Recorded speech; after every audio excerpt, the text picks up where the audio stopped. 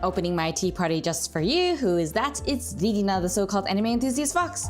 It's time for the Warp Train Intervallo stream, which I have been looking forward to.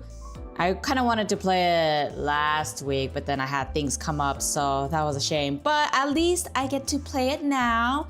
So we're getting there, we're getting there. But first, hello Jerome, welcome Kido. Hi Watsak, hi Relia. Hi Dragnarok, welcome to the stream. Sound is good? Perfect. I'm glad to hear that. Now, I do want to say this. I will not have the members only live chat mode for the Intervallos, but instead I will have the ads on, but it'll be in a very conservative level, the lowest level, so hopefully it won't ruin your viewing experience while watching the stream. So I just wanted to put that out there, because usually I don't have any ads, but mostly because I just feel like, at least for the Intervallos, I'll be doing that. So hope you're okay with that. Anyways, let's get going. We have a long day today. We gotta get through this. Murder on the Warp Express. Oh, I'm so excited. I think they do a really good job of showing glimpses of the warp train without completely spoiling the experience. Oh, okay, that makes me pretty excited about that. Hi Papendeka, welcome to the stream. I will have a pull out soon. I think maybe this weekend or next week. It's not as long as the last Intervallo. Whew, that's a relief. But in any case, I will have a pull out that'll help decide if I'm going to play, let's see, Library of Ruina or Lobotomy Corporation on Fridays while we're waiting for the next story part to appear or to be released on Limbus Company. So please keep that in mind. I will have that out, so please be on the lookout for that. And also, I am stalling my writing of the script for the Limbus Company video essay podcast episodes that I have planned, mostly because I am moving next week, so there will be no stream next week because of that. And after that, I usually am extremely tired and exhausted, so I need time to recover from that too. In any case, now that I have finally told you guys all the news and whatever, let us get started. First class.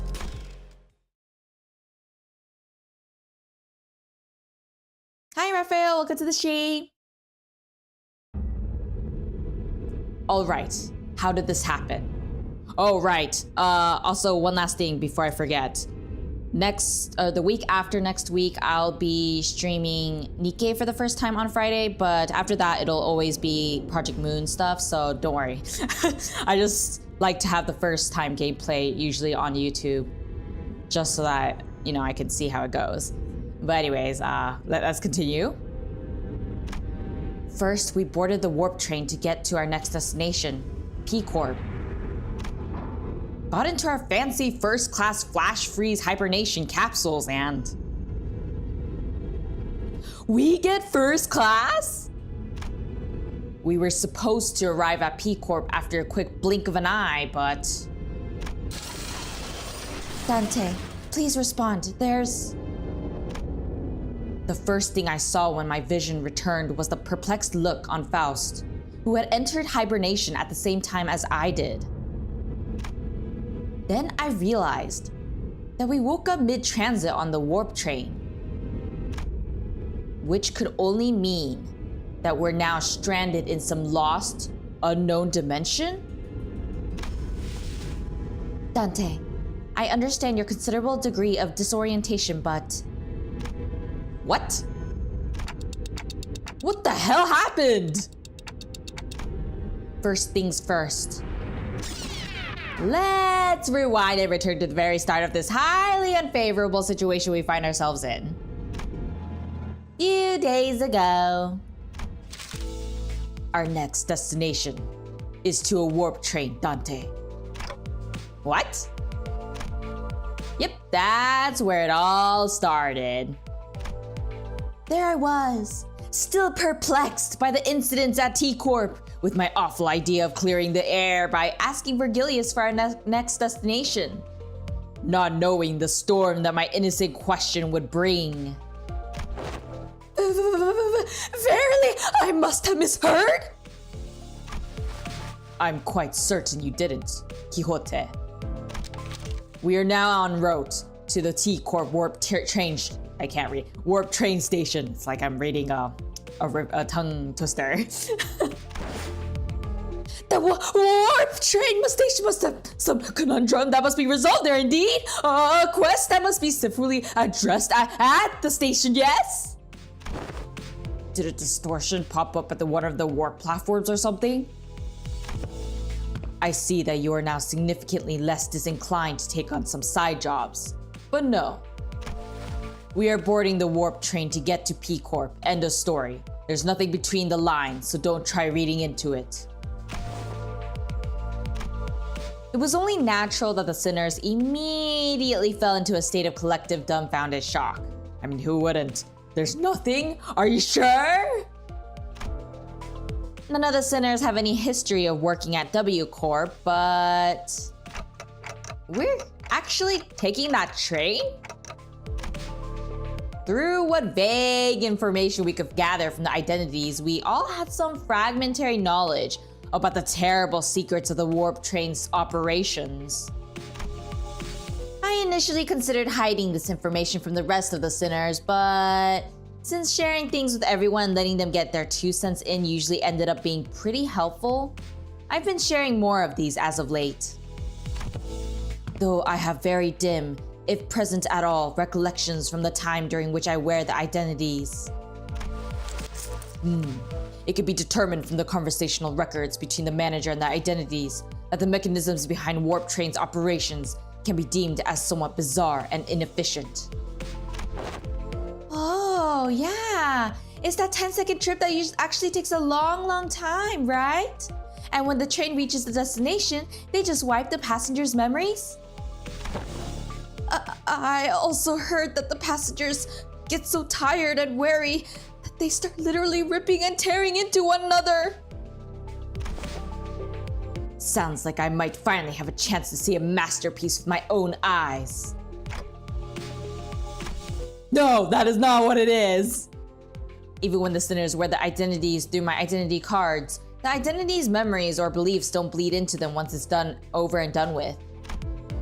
I remember when Faust explained that, due to the risks associated with embracing such influences, there was a filtering process to intentionally block them from reaching the sinners.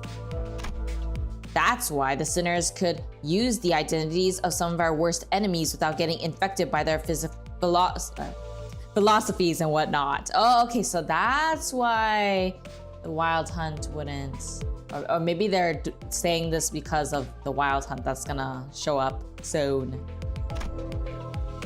But it also meant that they couldn't retain any new information that each identity had to offer. That's why I keep a record of some things that sound particularly important and sometimes share it with the rest of the sinners. My voice doesn't really carry well past the window, so most of our communications are one-sided, but I had an abundance of W Corp identities, so it wasn't difficult to piece together the truth behind the trains. But,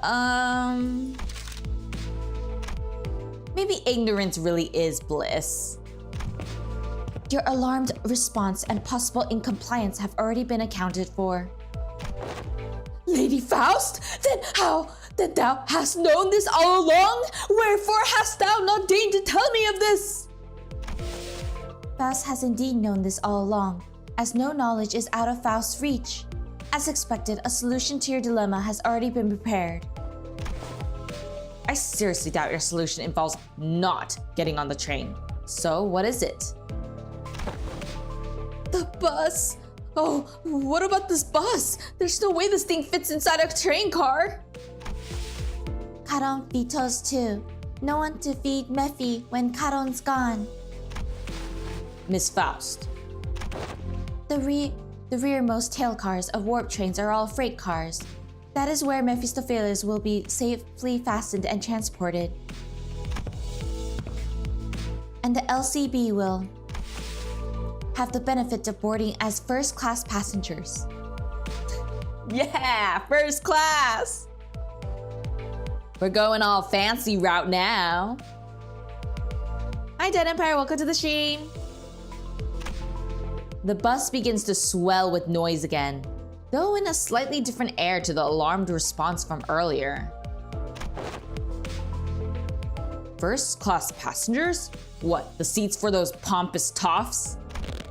Even on normal trains, you've got those sods whose proudest accomplishment in life is planting their arses in first class seats, while others are cramming themselves into freight cars because they haven't the cash for even an economy ticket. Hey, don't look at me. I've never been in one of those first class seats before either. Isn't the ticket for a first class seat like as expensive as 3 to 4 months salary of a first year wing employee? Can our budget really handle getting a ticket for all of us? The company's budget is not a subject that warrants your concern. I heard first class passengers get some cool bonus stuff like personalized private capsules or something, don't they? That is the promotional language, yes. They are flash freeze hibernation capsules to be precise. They have been designed to easily withstand the true amount of time it takes for the warp train to travel from point A to point B. The trip will be over in the blink of an eye for the passengers. The company's regard for our well-being is unfamiliar, yet welcome. To be provided such extravagance merely for our comfort, such occurrence is quite seldom. Right? I honestly thought they were going to slip just the guide and Karon into the first class seats and ship the rest of us in the economy cars. This seems like an unnecessary luxury. They should have saved their budget and given only the executive manager and their loyal advisor access to those seats. Let's not get ahead of ourselves. We're taking the train to get to our next mission, all right? We have to think about the unique nature of warp trains and prepare ourselves accordingly. Right? I know it's first class and all, but warp trains are just plain creepy. I knew you'd also be worried about. For example, economy passengers are going to have a hard time getting into a first class car. If they can even attempt to open it, I mean. Pretty sure the door separating the cars is ironclad. Ishmael, who'd been holding that first class promotional pamphlet in her hands for a while, was chattering on with fire in her eyes. She clearly wanted the first class. We won't even have to lift a finger. We just have to board the train, get into our capsules, shut our eyes, and snooze through the entire ride until all that mess in the other cars blows over. I heard they used to give out commemorative merch back when their finances were in the gutter and... oh. A true adventure is not without its hardships. Yet, even the most exalted of heroes cannot venture without respite. And in very rare occasions, the hero may even deign to select a first-class seat to rest in place of a quaint inn. Indeed, indeed. Seems like everyone was at least somewhat interested in the fabled first-class seats of warp trains. I could sense that there was a growing consensus among the sinners that even a warp train trip might be acceptable if it meant that they could ride in the first-class seats. I will board the train if I must. Hi, Pumpkinara. Welcome to the stream. Sorry, the live chat text is so tidy. Is first-class seating mandatory? I prefer the scenic route. Don't want to miss out on all the fun. Hercules pretended to not hear Ryoshu's question. Very well. Then I assume that we are all in agreement. Let's go. I have a matter of great import to discuss with thee. What is it? Out with the last. Beating around the bush ain't like you. Don Quixote carefully began, almost whispering in a low voice. That is... in the first-class seats? I have heard tell that we must board with our feet freed from our boots. Thought that claim hold water? Oh. Come on now, what kind of nonsense gossip is this coming from this time? 'Tis no gossip, forsooth I have overheard of from those who we have walked past here today, and When one of them inquired, "You know that you gotta go barefoot in first class, right?" the other responded with, "Of course, man, what am I, stupid?" Don't the travelers speak true, Ishmael? Don't ask me. I've never been on one of these either. I don't remember seeing anything like that on the pamphlet. Give me a second. I mustn't be separated from Rocinante, not even for a twinkle. I shan't toss Rocinante to the side next to such vulgarities like the ugly shoes of Sir Heathcliff. Don Quixote, what do you say? Oh, you little. I implore thee. Oh, illustrious red gaze. Prithee, grant me thy permission and allow me to board with Rocinante.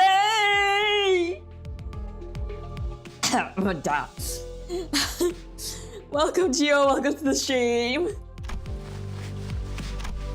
I expected Vergilius to answer with his usual exasperated rebuff.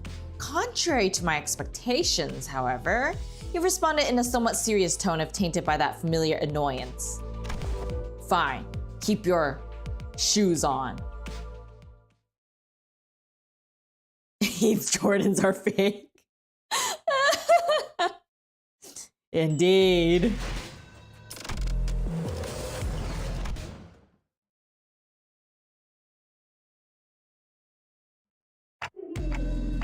This place is huge. That was my first impression of the warp train station. Oh, so this is... Don Quixote shouted vibrantly, immediately recovered from her previous apprehension of the sheer possibility that she might be separated from Rocinante. So each nest has one of these massive structures in them? I've got nothing. Oi, know anything about what they're asking? Hi, Dragon Tails, welcome to the stream. Heathcliff asked, gesturing towards Mirasol with his chin. Every warp train station has been built with the general design philosophy that draws from their respective nests' architectural idiosyncrasies. It can also be said that many critics in relevant fields praise the warp train stations as one of the many cultural cornerstones of the city. I have no idea when it happened, but Heathcliff started treating Mirasol like a walking encyclopedia from time to time. Meersalt! Young Meersalt! Lo, is that passenger over yonder one from the west? Incorrect. Leather-based clothing and metal armor are predominant fashion trends often visible in the outfits of the Western population. While that individual's clothes-based style is somewhat ubiquitously observed throughout the population of North and South, they are largely considered to be an Eastern fashion trend, rarely seen among Western. Prithee, slow thyself, for I must make a record of thy lectures. What wisdom dost thou have to impart regarding the fashion of the northern region? I have once espied in a magazine that they are garbed in puffy, loose-fitting outfits. Understandably so, given the colder climate of the region. Wait, how old is Don Quixote? I thought she was younger than Meersalt, but I guess not. I guess she's older. I know someone said it a long time ago when I first started, but I can't seem to remember. Does anyone know at the top of their heads? I think maybe she was like, what, 20? No. I remember someone saying that Sinclair was 24. And then I don't remember how old the others are actually. I just remember Sinclair being the youngest. An opportunity for a first-hand observation stands before you. Whoa! Ah! 3 seconds of screaming duet, one of utter fascination, the other of unmitigated frustration. What the shit? You nearly blew out my eardrums! You're the one to talk. Dude, I've got an audible frequency range expansion implanted in my eardrums! Holy shit, man! Now get the hell out of my way! You're blocking the walkway like a ragtag band of hicks who've never, ever seen a warp train before! Damn it, I take the train all the way here for an expedition only to lose my target, and now these assholes are trying to blow out my eardrums! Great, just great! I love this! Guys, isn't that obvious that we've never been on a warp train before? And the round trip ticket fee came straight out of my damn pocket! Whoa. Watch out, big fella. Someone might get seriously hurt if you keep swinging those 4 arms around, each holding a weapon to boot. Prithee, wilt thou stand still for but a moment to satisfy a few inquiries of mine regarding thy outfit? Oh, yes, yes. Stand in absolute stillness for 5 minutes and I... Seriously? Fixer, with a particularly impressive set of prosthetic arms, spent a few minutes venting several of his numerous grievances at us before storming off to a different platform. Oh, poor person. I guess they just did not have a good day today. Indeed. 'Tis grand, the city of sundry odd personalities. I'm pretty sure he was thinking the same thing.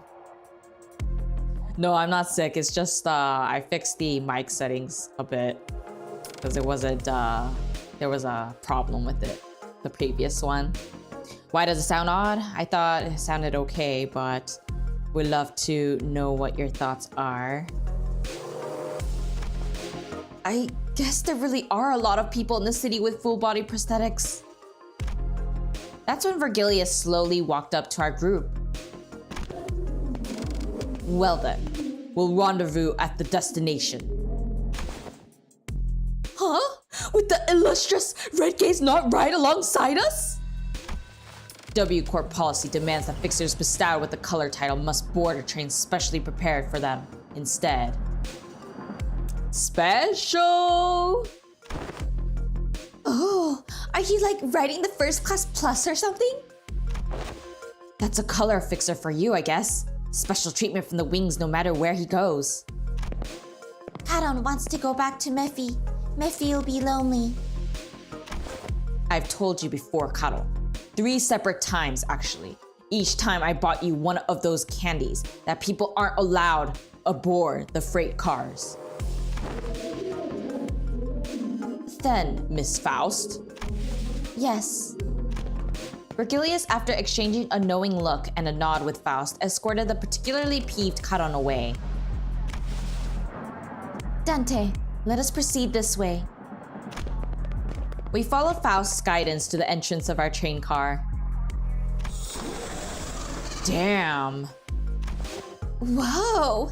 Hey, our colors are starting to come back. Oh! Oh!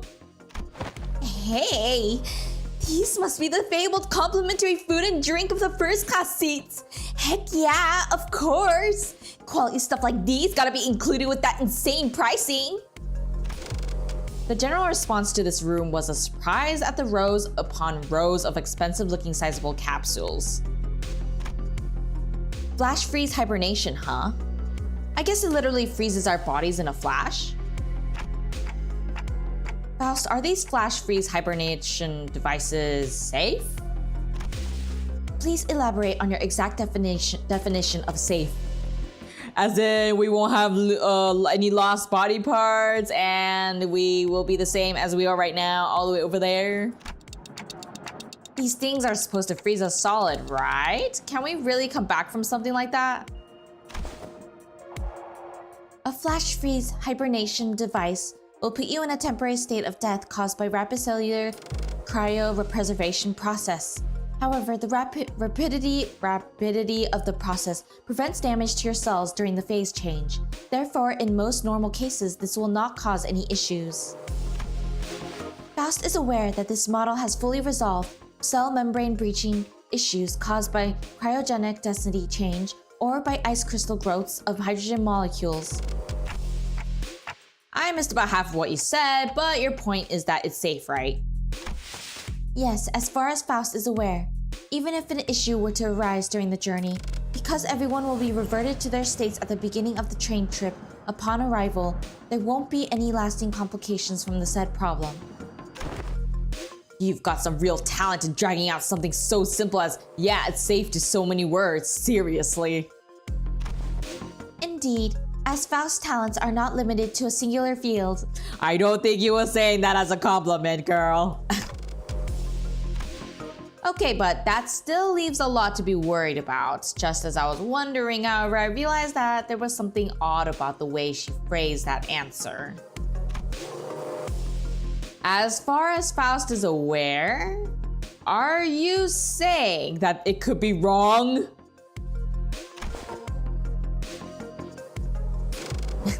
that looks cool.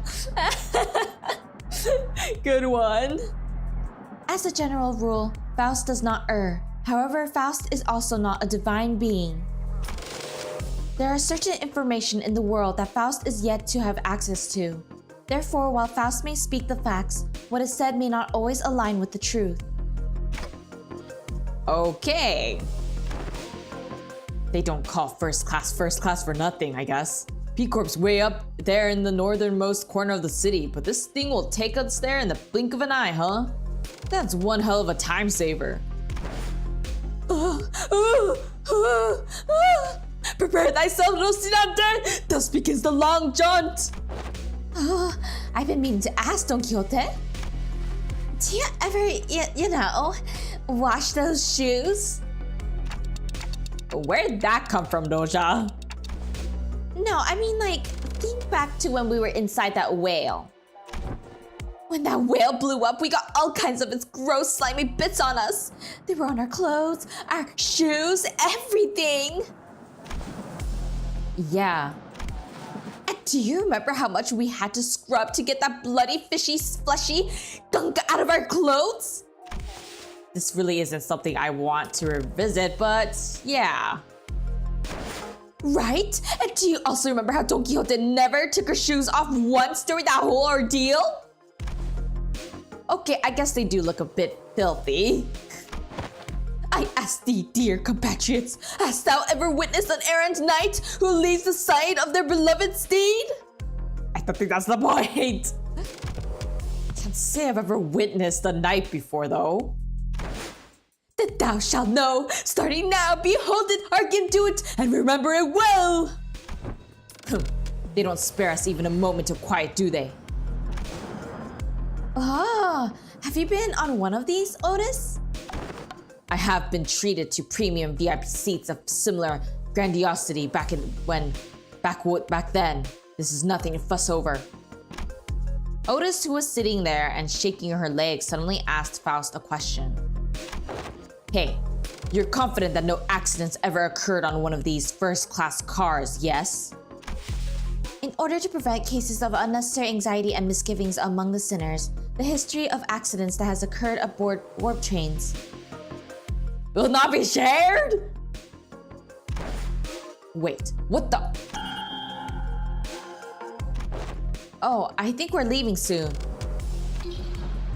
This is for warp train PW612, bound for P Corp. Boarding period is ending soon. The sinners, who were either leisurely enjoying their complimentary snacks or taking a look around the first-class car, suddenly became a lot busier. Then, let us hurry and enter our capsules before it is too late. Oh no, why isn't this?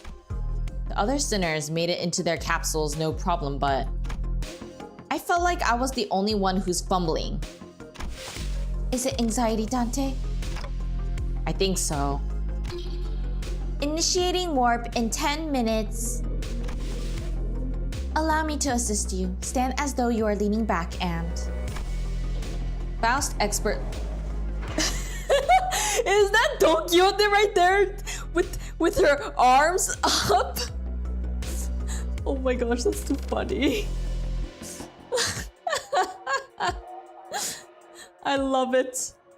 Oh, I'm so glad they put her in the front right there. Faust expertly guided me into the capsule as though she'd done something like this before, then pressed the button inside the capsule that closed the hatch. Do not worry too much. We will meet again in but a moment, Dante. I thought I heard a brief sigh, but the hatch shut tightly before I could ask her anything. Initiating warp. Please confirm that your seatbelts are firmly fastened. The last thing I saw before my capsule began to fill with gas was Faust climbing into her own capsule opposite of mine. I had no idea then what she really meant by "we will meet again in but a moment." Dante, you must wake up, Dante.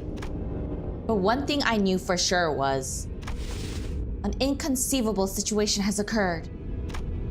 That something had seriously gone wrong. If you're enjoying the stream so far, make sure to give this a like and subscribe if you haven't done so already. I wonder who's the one that ends up perishing though. We're here already? Wow, I guess that wasn't an exaggeration at all. It all really happened in the blink of an eye. As always, Faust was giving me her usual look, which was a complete lack of any emotive expression. Which I suppose is why it didn't immediately register that something had gone awry. No, we are not yet at our destination. Huh? When I finally came to, and after I had some time to digest that odd reply, I looked up at her face once again. And realized that her expression was more antsy than usual by a microscopically minuscule degree. So this train is still running? Yes. Then where are we? I believe we are currently stranded in an unidentified dimension.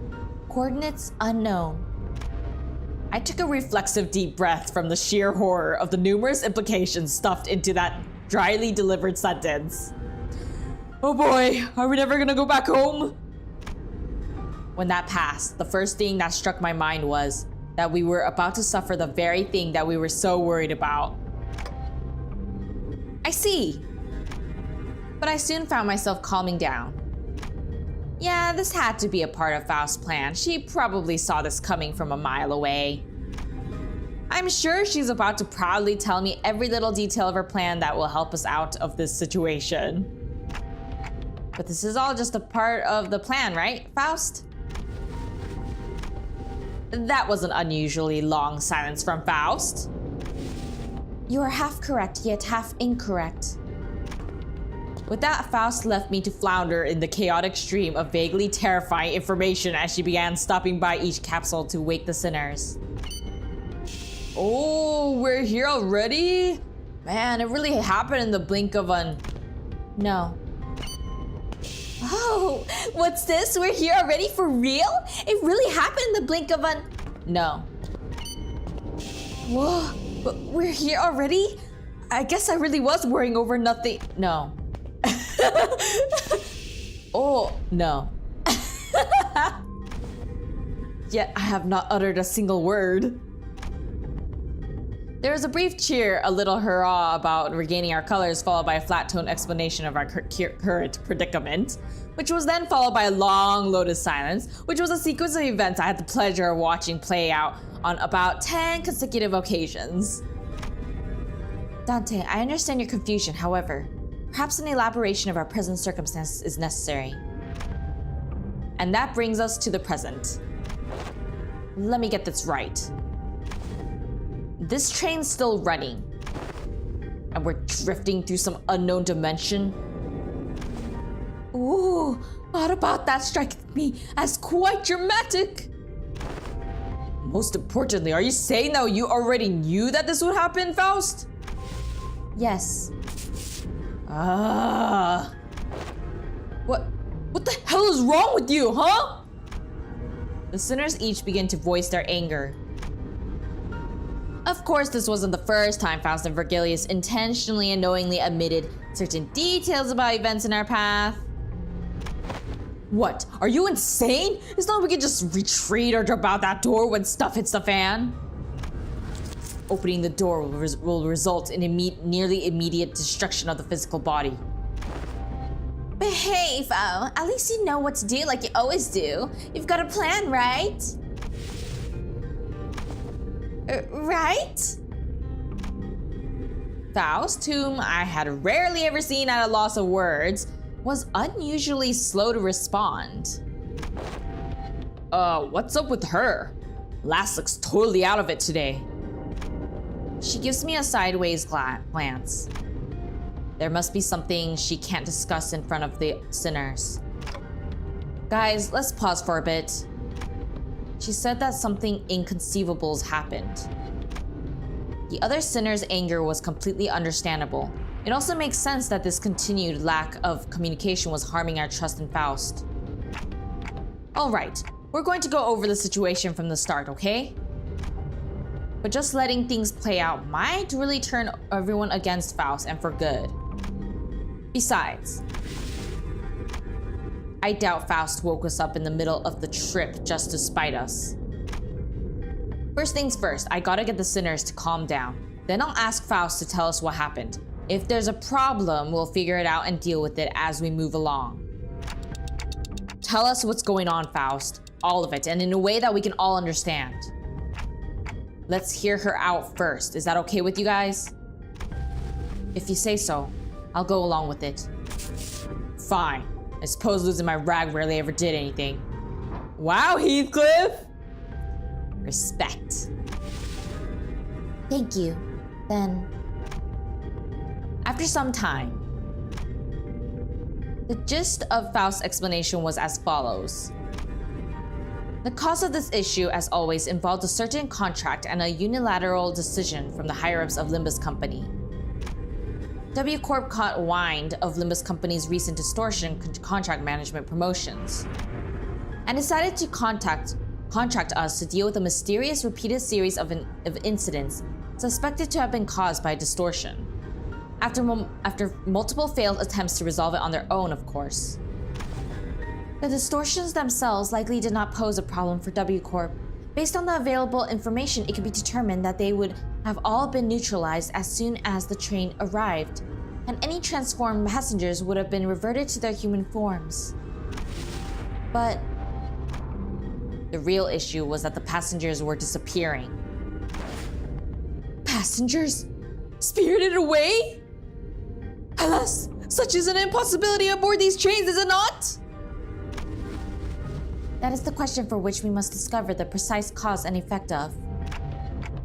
Did W Corp share anything to get us started? That appears to be the most prominent cause of this misunderstanding. She explained that W Corp refused to share anything about the trains because they were concerned about maintaining the secrets of their singularity. Maybe that's exactly why they sought out an upstart business like Limbus Company to deal with this, now that I think about it. We wouldn't even know where to start if we didn't have access to the information that the identity cards had to offer. Faust produced what appeared to be a key card with W Corp logo on it before continuing with their explanations. However, we were given this master key card that can open and close the hibernation capsules at will. We may return to our respective capsules as soon as the contract is fulfilled and safely complete the rest of our journey as we had planned from the beginning. Those bloody wings! Every single one of them's been absolutely barmy! You're not wrong about that. I think it's a bit unkind of them to ask us to finish the puzzle without all the important pieces. Agreed. At least at T-Corp, their chief executive director tagged along as our assistant, not to mention kindly explaining so many new things to us. It sounds like Miss Faust was stuck between a rock and a hard place herself. Some sinners grew more receptive after her explanations, albeit with a sigh. Ugh, would have appreciated if you at least gave us a hint. Yeah, I understand where you're coming from, but it's not like there's someone out there monitoring your every move and every word, right? That is... But not everyone was willing to let this go without saying their piece. Next time, I will take your inputs into account. And that's everything I can do for her. It's an undeniable truth that Faust has disappointed the sinners with what she's done. But she is Faust after all. I'm sure she has backup plans to get us out of this situation. So what's next on our agenda? Yeah, what's done is done, right? Besides, it's not like we gotta rot away for thousands of years inside this metal box. That is something I must first discuss with Dante. Discuss? But discussing things with other people is very unlike Faust. What are we discussing, Faust? We must converse in a lower volume, Dante.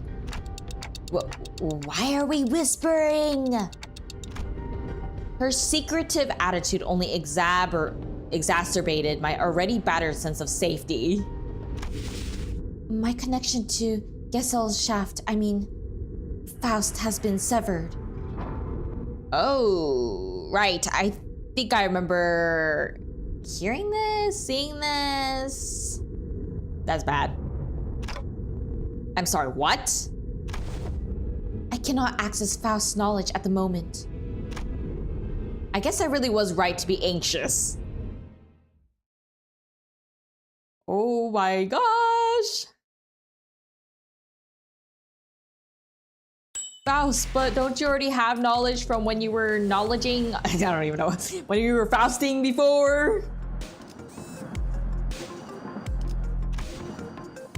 See, these are the ones I've built so far. I just need to make these into 45.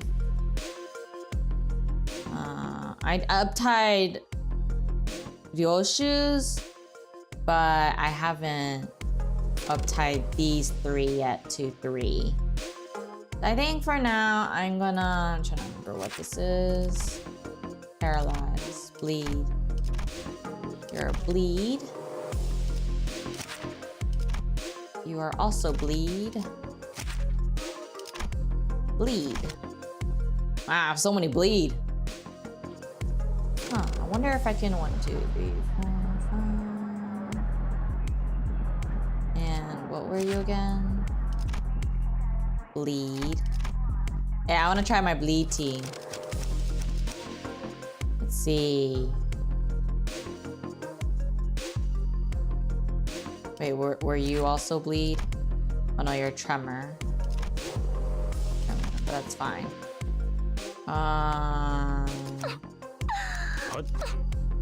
검은 의뢰가 들어왔나요? Who else was bleed? Guess I'll just always do deploy backup. Oh, cool. 출발하지. What the? There we go. 오늘은 시간을 얼마나 Oh, 더 Dawn is okay. Let me do that one. Oh, no. Did I? There we go. There, and then backup will be. 오늘은 일인가요? 금방 가지. There we go. That should be good. 다음 오창까지는 돌아오겠습니다. Also, how is my voice, everyone? Is it fine? What do you mean you can't? I mean it in the most literal sense. My access to Faust's input and information, which has always been readily available, is completely severed. Voice is good? Okay, good. Phew, what a relief. Oh, what if everything about the situation is something you don't have access to yet, like you said last time? Voice is good, it's good as it is. Phew, relief, thank you. One cannot completely dismiss that possibility, but even that is uncertain. Every answer Faust has given me was always full of confidence and methodical expertise. I don't think she's ever said a sentence that was this full of speculation and doubt. Then, Faust, you are... Yes. At this moment, I am limited to operating only with my knowledge. I cannot discern the cause of this disconnection. More than enough precautions have likely been taken in case of interdimensional travel. But perhaps Faust did not take into account on occasion in which we may have to access an unidentified dimension such as this. Or even if it was taken into account, this particular dimension may not yet have been subject to cross-observation. If that is not the case, then No, never mind. Oh my gosh. Seeing Faust this nervous makes me nervous. There was nothing that suggested that my connection to Faust would be lost, not even as we boarded the train. To be honest, this is a rather disagreeable situation for me. All right, for now, it is time to panic. Now that changes everything. I recalled the last thing I saw before the hatch on the capsule closed, when Faust told me not to worry too much. Okay, this is just a minor setback, nothing we can't beat, right? We got this. I began to mutter like I was trying to convince myself. As the manager, my job is to calm everyone down and set their sides on the future, just as Faust did for me immediately before the hatch closed. But honestly, panic time! If you're right about why you were disconnected, then that problem will solve itself once we're off the train. And if we do ever run out of options, I'll just turn the clock and see what happens. Don't stress yourself too much. We still have a lot to work with. Your knowledge, my clock, and the sinners, and I could feel my confidence taking a hit with every word that came out of my metaphorical mouth. But that seemed to be enough for Faust. She nodded. Oh, thank goodness. I'm glad, Dante, that you're confident, or at least acting confident. Understood. And to the sinners, the fact that we are currently confined to a warp train in operation must be a source of enough stress. I believe that sharing Faust's current state with them would add an unnecessary source of tension. What, so wrecking this door ain't gonna do anything? We're all going to bite it once it opens? How many times do I tell you that you're not even strong enough to break this door down? A billion years in this box. Yeah, good idea. So what now? Do we have to take a searching sweep around each car or something? In the grand scheme of things, yes. Faust cleared the air with a cough before continuing. By A-Corp standard timescale, approximately 3 days have passed since our departure. 3 days?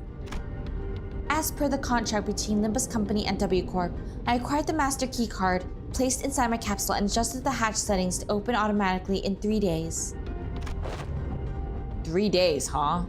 Hi there, Yuji. Welcome to the stream. Let me drink some water.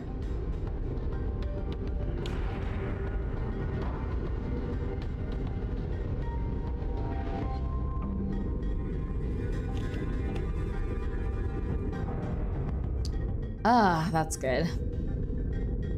Wait, so basically to the people inside the warp trains, it feels like a blink of an eye, but in reality so a significant amount of time has passed then. I wonder how their bodies are okay then. Oh, it's because they were oh, then that means the economy. Oh. Okay. I feel like I just blinked and I guess that's hibernation for you. As you were all informed prior to boarding, there is no way for the economy class passengers to enter the first class car. That is why this place has remained untouched. Hi, Young Water, welcome to the stream. First time on W train? Yes. However, cross-referencing my own deductions and W-Corp's rather fragmentary explanations, I can assume that the situation is currently under progress in the economy class cars. The part where they thrash the shite out of one another, tearing their limbs off, all that mess? No, I doubt that. I don't think it gets that bad in just 3 days. Besides, that's supposed to be business as usual for W-Corp, right? There must be something else that's out of the ordinary that they want us to deal with. Precisely. In my opinion, it is... Oh! I hold that thought for about a moment!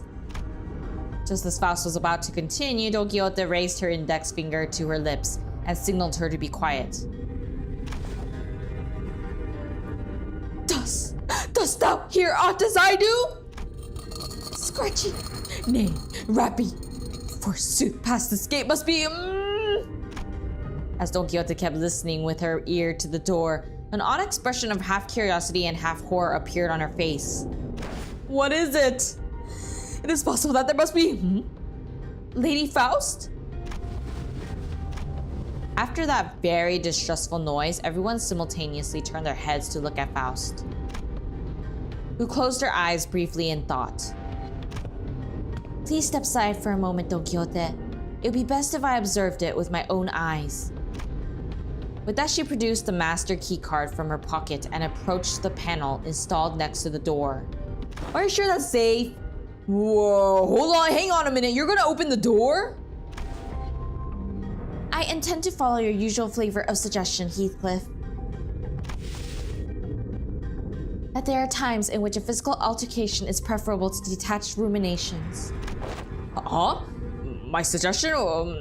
Well, I ain't gonna disagree with you there, but what's gotten into you, lass? After all, how could I deduce anything without seeing it myself? After a brief mechanical beat. What was that? Hideous creature suddenly crashed through the open door and charged wildly in our direction. Please don't look so disgusting, please.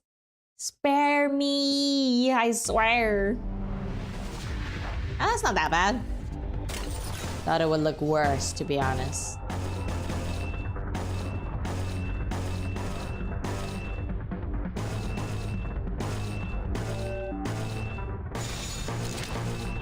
정화.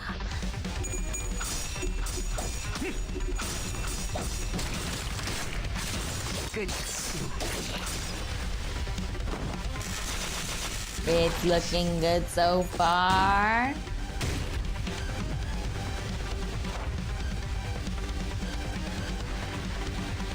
Okay, let's see. 4. 63, 16. 정화.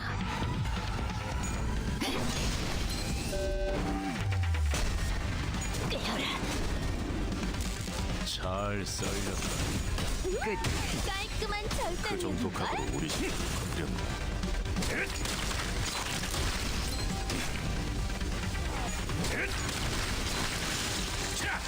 Down.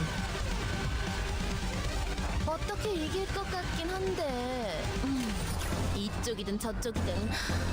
고기가 너무 상해서. 상품 가치가 없네.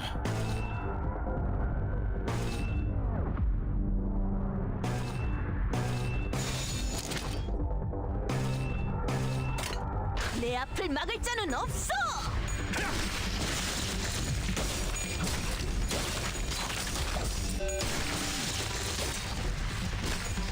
This music is good. 그래서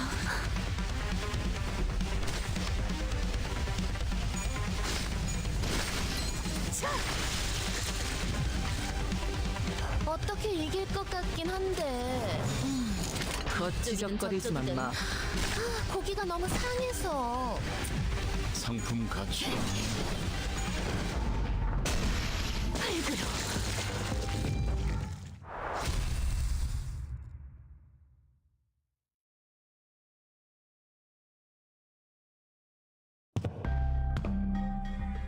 Lady Faust, however similar in appearance they may have been to the passengers. Verily, 'tis as though they were in a complete want of sense. Like people palladified by the whale. Don Quixote hesitated until the last second to raise her weapon against them. She hung her head mournfully. Normally, Faust would have told her more information about those monsters before the fight began. And she would not have been burdened by the sheer thought of bringing harm to the innocent. Faust began searching for the area, closely observing various bodies in the general area for information. You appear particularly inquisitive today, Miss Faust. Huh, yeah, aren't you usually the one who has all the answers while we're racking our brains trying to come up with something? The sinners were starting to feel that there's something off about Faust's behavior. They might even soon realize that there's something wrong with Faust. Don Quixote. They're not dead. Huh? Observe closer. The parts are all tethered to one another by something, are they not? Oh! It appears that the flow of time has ceased in this space. There it follows that the connections that tether bodies to life and away from death remain intact. To my relief, Faust managed to correctly figure out what's going on like her usual self, even if it took her slightly longer than it usually does. Hey, what'd I say? We got this! Huh? What was that about? Oh, nothing. But I'd forgotten that not all sinners were content with nodding along to whatever information Faust told them. The flow of time is seized aboard a warp train, is it? Let me go to the bathroom real quick, and I need to grab some coffee because I am dying without caffeine.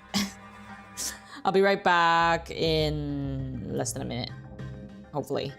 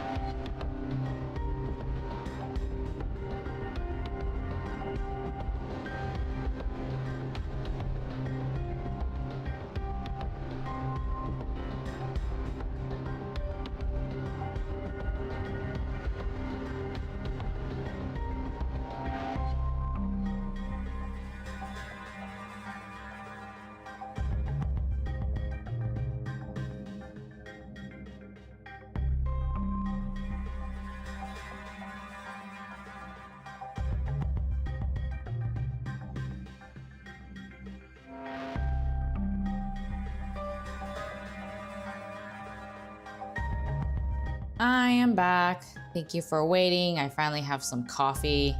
Forgot to drink it before the stream, so I thought I was gonna die.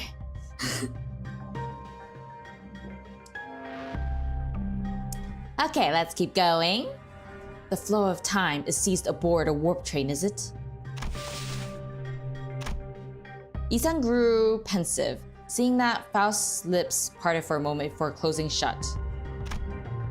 I was starting to get a good read of her expressions. That was an unmistakable look of regret, however short-lived.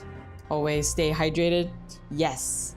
I have 3 water bottles to keep me going.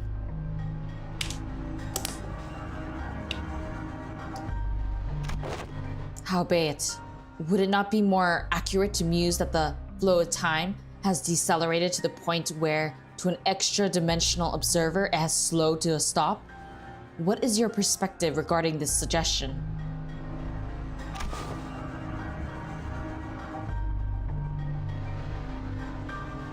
Yes, that is a most rational suggestion, Yi-sang.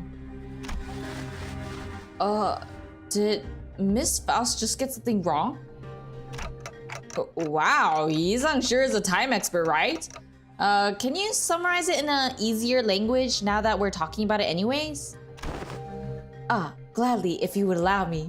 Oh, he looks so happy! Yi-sang began to elaborate with gentle enthusiasm. He's such a good person. That was close. To speak in brevity, it could be said that the death is not an element aboard this train. And? Can you maybe speak in a little less brevity? To elaborate. Verily, this one's heart beats still! Don Quixote lowers her head and listens closely to what appeared to be a dismembered torso and shouts with relief. Yi-sang happy equals you not happy. Yes, it does make me happy when he's happy. Their state is akin to an unassembled jigsaw puzzle, merely immobilized and separated. Though their corpus has been sundered, the concept of death is at a state of, for all intents and purposes, eternal delay aboard this train, existence in continuance of moratorium. Forced, they are to be tethered upon the thinnest yet tenacious thread of life. I'll understand what hath been said here, yet they are not dead all the same, If their severed parts are all connected, then it can be said that no matter how entangled their bodies become, it is not impossible to eventually gather their parts together to form a single passenger. Thus, naturally we can determine how and why the Profession W Corp cleanup agent has come to be. Hi Hongski, welcome to the stream. I see, because someone will have to categorize and reconstruct these puzzles once the journey is over. It's really baffling to me that a job like that even exists. Ever seen a wing that wasn't baffling in every sense of that word? True, he has a point there. Still, I guess that means that as long as the train arrives at the station, they'll all be put back together like nothing happened. From what I learned through the W Corp identities, their main job was to gather chunks of flesh together to bring them back to their original shapes before they boarded the trains. It's a lot more visceral when I have to look at it in person. And honestly, that's kind of scary. That is quite the auspicious news among ill tidings indeed. It soon clicked to me what Faust was, though, with some awkward effort trying to do as I watched Don Quixote sigh with relief. Maybe Faust was trying to cheer Don Quixote up in her own way. The other Faust would not find it even necessary to do something like that. Dante. Huh? Well, what's up?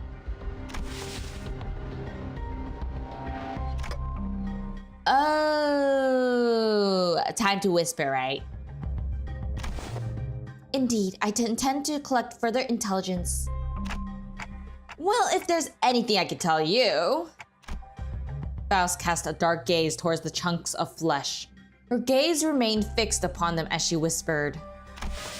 Are they distortions or abnormalities?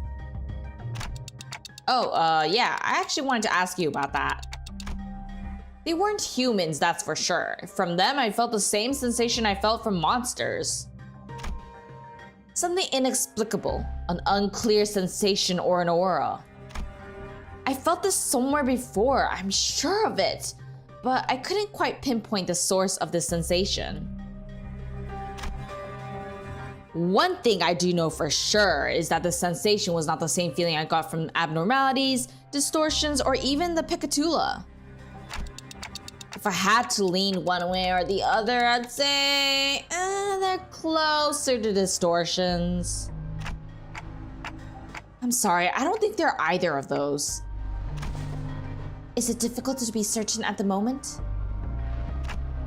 Again, I'm not sure how I can explain this, but they're very, very similar to distortions, but also different. If you had to ask then, I'm gonna guess Faust doesn't know. Faust may know, but I at this moment have no way of knowing.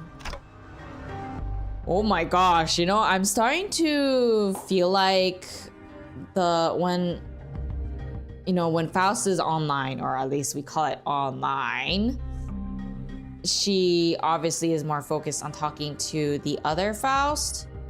But then when she doesn't have that connection with her, I guess their mirror selves, she's a lot more focused on the now and a lot more,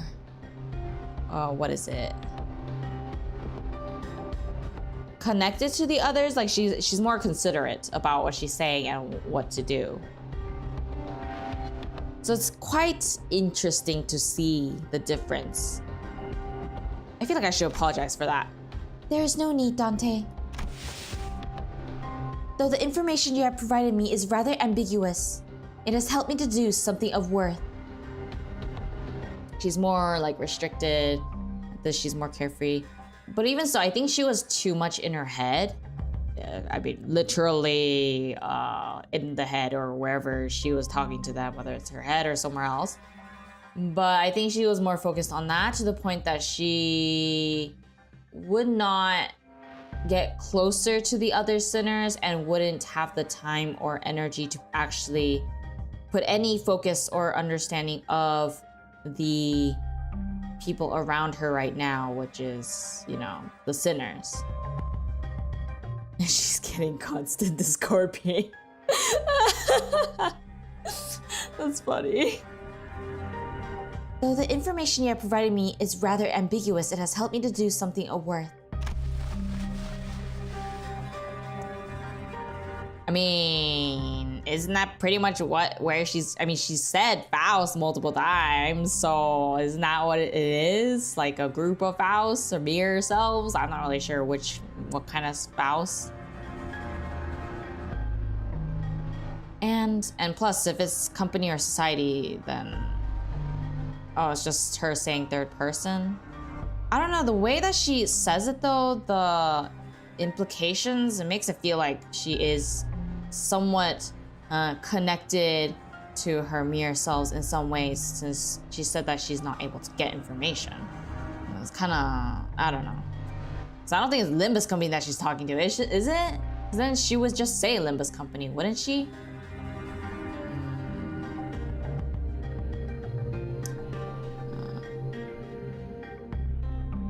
Oh, it was established in all of her IDs. She talks about other versions of herself.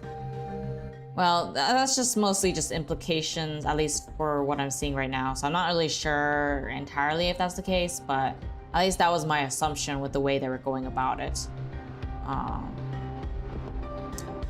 And collecting intelligence myself and creating deductions based on sparse information is quite... She paused, holding a bloody, slimy chunk of flesh in her hands. Did she just smile to herself with gore in her hands? No, you were just saying things, Heathcliff. Whew, finally, the awakening has begun. No, what are you talking about, Yoshi? It's not an awakening.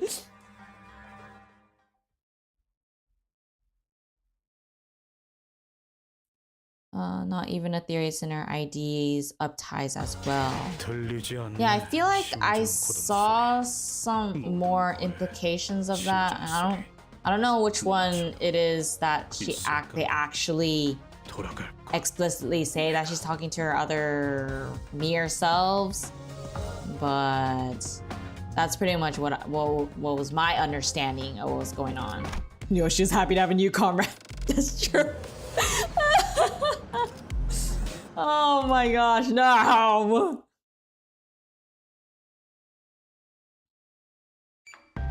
After a round of intelligence gathering from Faust, we open the door to the next cabin, only to be greeted by a loud commotion. Yeah, I noticed that Faust doesn't always talk in third person, which makes it even more confusing sometimes. So that's also why I feel like she is probably connected to her mirror selves in some ways, and that's why she has so much information about the other areas. Because I don't think, but if it is Limbus company higher-ups, then I guess I'm not really sure how they talk then in that case. Multi-crack Faust talks about the Giza shaft in her uptight story. Oh. Okay. I do wonder... This is quite an interesting detail about Faust. It sounds like there are other survivors. Passengers in danger! Worry not, for I have arrived. Whoa, don't come any closer. Who the hell are you guys? A four-armed woman suddenly jumped into our path. She appeared without warning. Faust stumbled a little inadvertently, slapped by the figure's swinging arms as she pushed us away. Right, like you gave me any warning before you practically kicked that door open. Would you mind moving that huge sword out of our faces? It's a bit threatening. Threatening? I'm just trying to protect those civilians in this car. Also, is that a bioprosthetic? Must be an old timer, huh? I thought those things went out of style forever ago. Oh, you want to see what this old timer's got left in him? Thou art from the north, verily thy garb is that of northerners, no? This really ain't the time, lass. Anyways, it looks like we're in the same mess here. Make way for us, yeah? She seemed to be sizing us up for a moment. Nah, how do I trust you? Got any proof that you ain't bitten? I'm not gonna let all my efforts protecting this place go to waste. Bitten? The bloody hell are you talking about? Weird, you look completely lost. If you're in one of the economy cars, I'm sure you've seen... Hold on. Are you all from the first class car? Yeah, we just woke up from our capsules. But none of you look very... I mean, aren't first class seats supposed to be... Well, why didn't you say so from the get-go?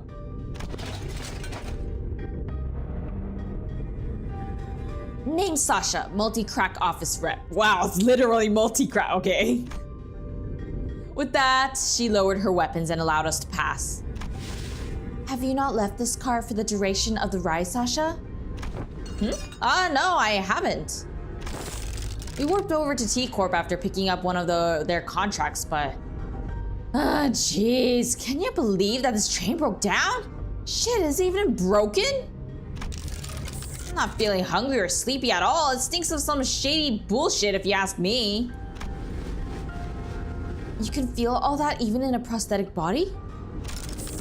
Man, how could I live without my favorite hobby, drifting into a sweet nap after a pleasant meal? So I made sure to get high quality parts for him so I could still feel hungry and sleepy. Hasn't something else of note also occurred? You bet your ass did something else of note to go down. I almost bit my tongue. How distracting. Is it hard for you to speak without being so hyper? Or at least stop swinging your arms around like that.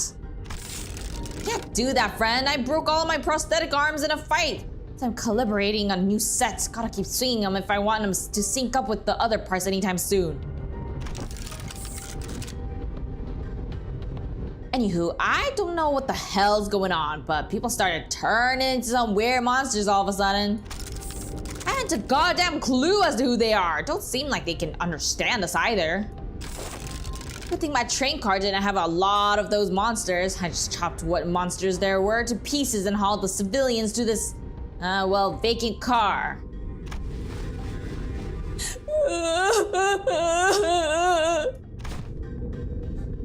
(3201) red colors, 3202 red colors. You have decided to protect them despite the potential risk that they may transform as well. But of course, 'tis expected duty of any valorous fixer to stand guard in the front lines against evil to protect the weak.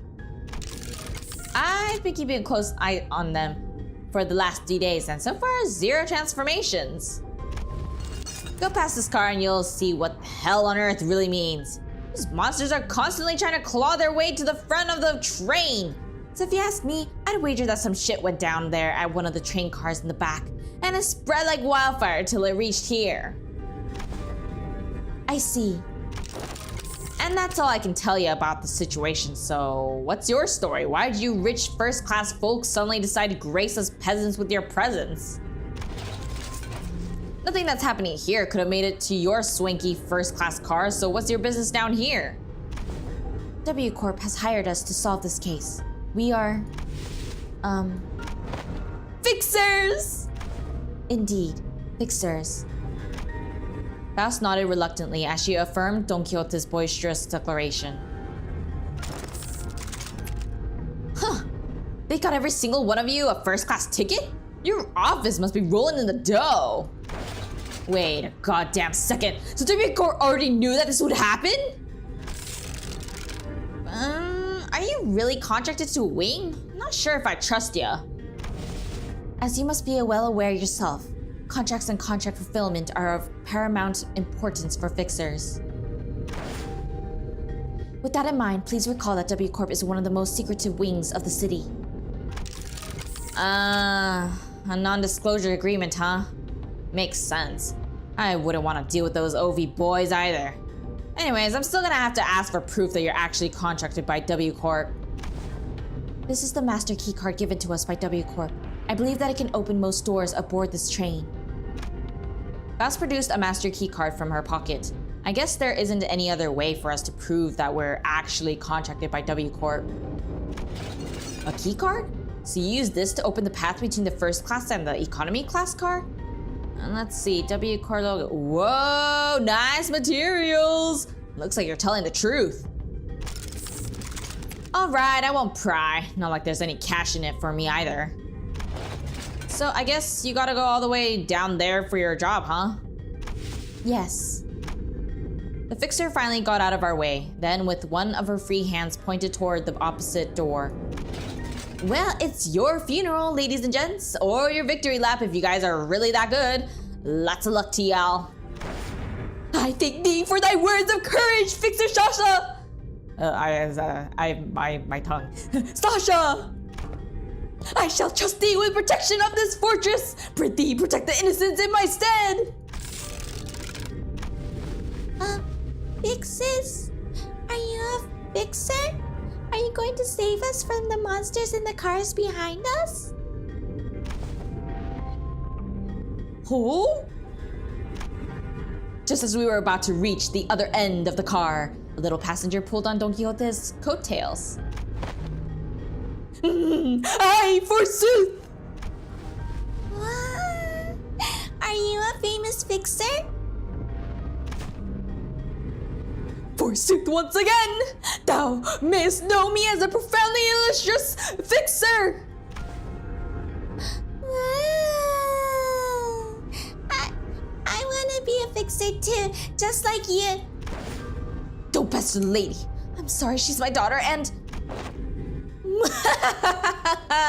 Worry not thyself, 'tis no bother at all. Thou must dream of becoming a fixer thyself, little squire. It is fortunate that someone like yourself is aboard the train. Your presence ensured that child's survival. What you talking about all of a sudden?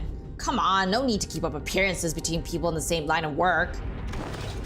I'm just here to collect some sweet emergency contract fees from each and every one of them. Are you two on something or what? I see. I don't think Don Quixote needs to hear what she just said. Didn't know you could be like that, Faust. Be like, what? You knew there was no way the fixer was actually there to protect them out of pure goodwill, but you decided to go along with Don Quixote's delusions anyways. Am I right?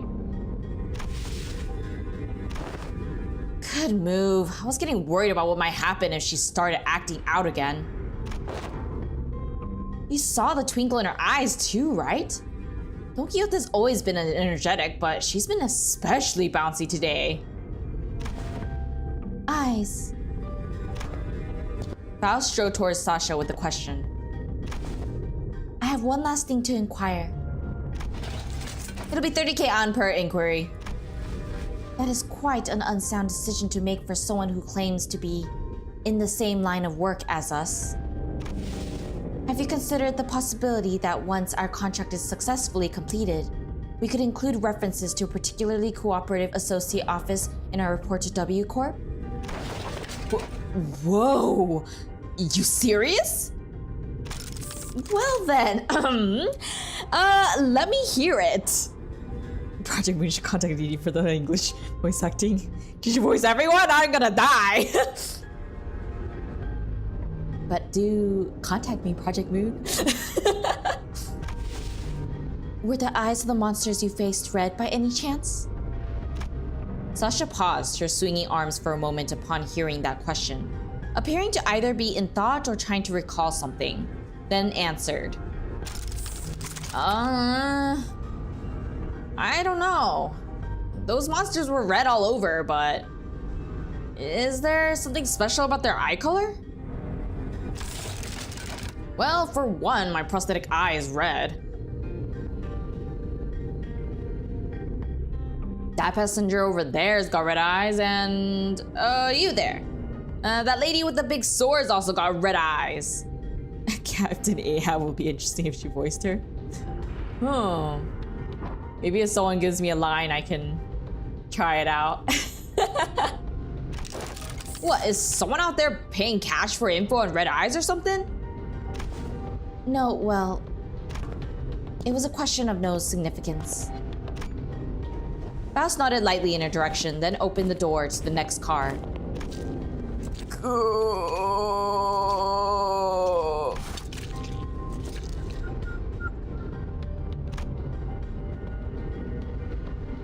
Okay, that one? Let me see. She had a pretty rough voice, and it was pretty low. And it was kind of crazy. The fault lies with you, Ishmael. I'm trying to remember. Sorry, give me a second. The fault lies with you, Ishmael! No, that seems kind of wrong. I would need to re-listen to the Korean. I'll see if I can listen to it after. Need to sound more hack. The fault lies with you, Ishmael. The fault lies with you, Ishmael. I'm gonna destroy my I'm gonna destroy my throat.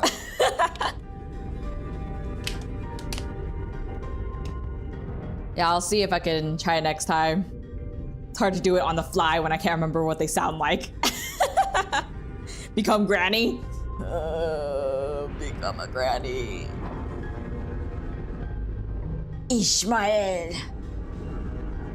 Ishmael. I feel like it sounds wrong though. I really need to listen to it and then be able to do it. It was just as we had feared. The scene that appeared before us looked like it came straight out of a painting of hell.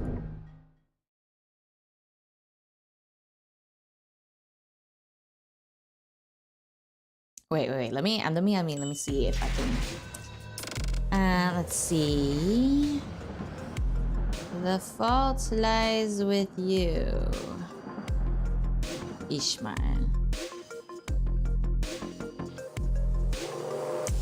Let's see. I don't think anyone has really. Oh wait, maybe this one. Give me a second. Okay, maybe not that one. Actually, let me see if I can. Now I'm curious. First, let me gather this. see, that was Kanto.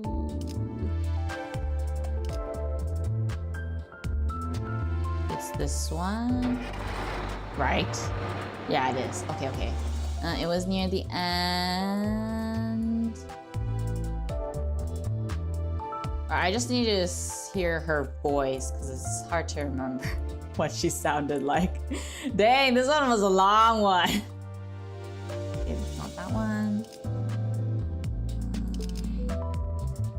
Into the dark. Was it that? Pallid whale. Let me look at it real quick. That one. Okay, okay, keep going. 이 앞에 해무가 열 전설이시고. 네. 그때는 저건 하나가 등대 How long is this again? In the dungeon? 어떤 Oh, wait, let me skip it. Okay, let me actually. Which one is? Oh yeah, theater. Now let me go there. That's so much easier. I forgot that existed. Okay, so it was main story, evil defining, calamity.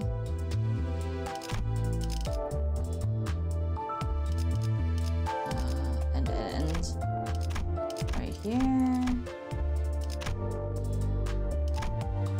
59, 60, I guess 59. Let me see. 보이나? 이것이 심장이다. Okay. 그딴 식으로 그래. 그런데 Come on, to say the line.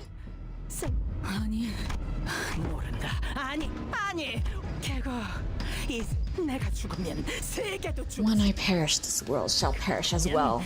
내 삶과 존재 방식이야말로 세계 그 자체다. 내가 정한 거야. My throat's gonna die. 살아가주지도 않아. Okay. 누구라도 부러지지 않는 가치관을 가지고 있나? 내겐 선과 악이 선명하다. 누구보다 잘. She kind of has like a similar voice to like Otis tone, I guess, but older. 그렇게 만들었으니까. Okay. 나는 결코 부러지지 않아. 흔들리지 않. 난 절대. Okay. 그렇다면 나임 좋아. 부딪혀와 봐라. 누구의 악이 그토록 억세고. That's definitely not it. I should have just done the last one. Come on, maybe it's should I just do the last one? That's true. I gotta admire for that. I'm just gonna do the last one. I clicked on the last one, right? 나를 찔렀어야 해. 그 작사는 나를 켜놓았어야 해. Why did I choose the last one? 내가 왜? You should have stabbed me! That harpoon should have pierced my heart! Ow! Why were you the one to? We must find the pallid whale! Anyways. I guess it wasn't that one.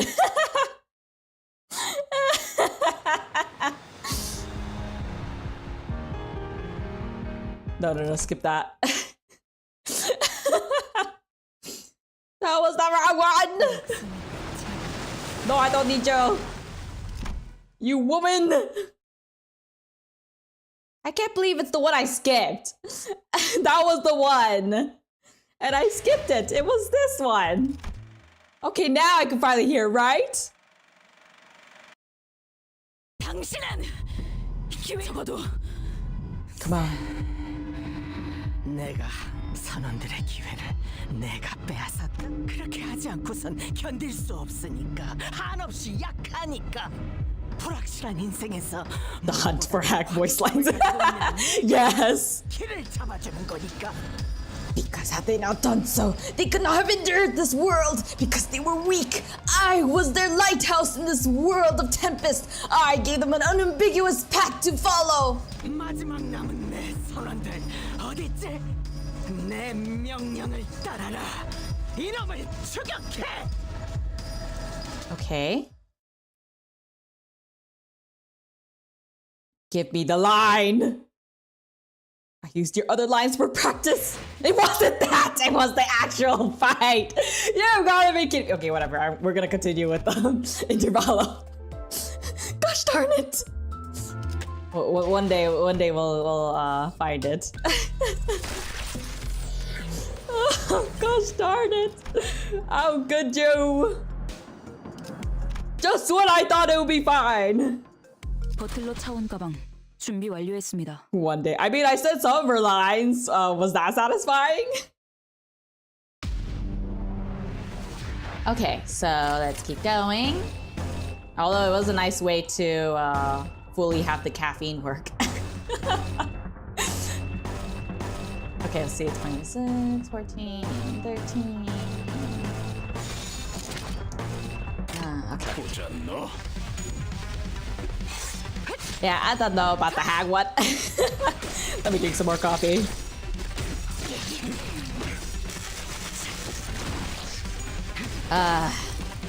Caffeine, how great.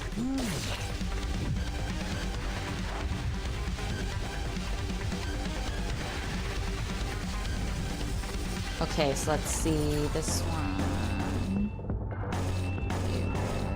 Struggle neutral should be good. This one's good. 보잖아. The fault lies with you, Ishmael! No, this has to be more heavy. 늘어졌네 저거. 멋져. Yeah, I'll have to look at it offline. I'll send a recording of it in the server or something. 저러다 죽을 텐데. Okay, let's see, 87.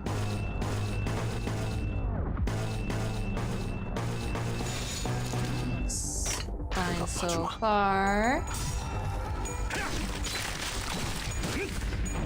Looking good, looking good.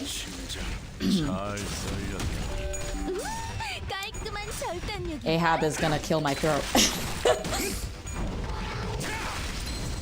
살코기 바를 땐 칼을, 뼈를 자를 땐 톱이지. 동감이야 피해라. Come on. There you go. 어떻게 이길 것 같긴 한데. 이쪽이든 Okay, let's see, 저쪽이든 51. 고기가 너무 상해서. 상품 가치가 없네. 18, 35. 정화.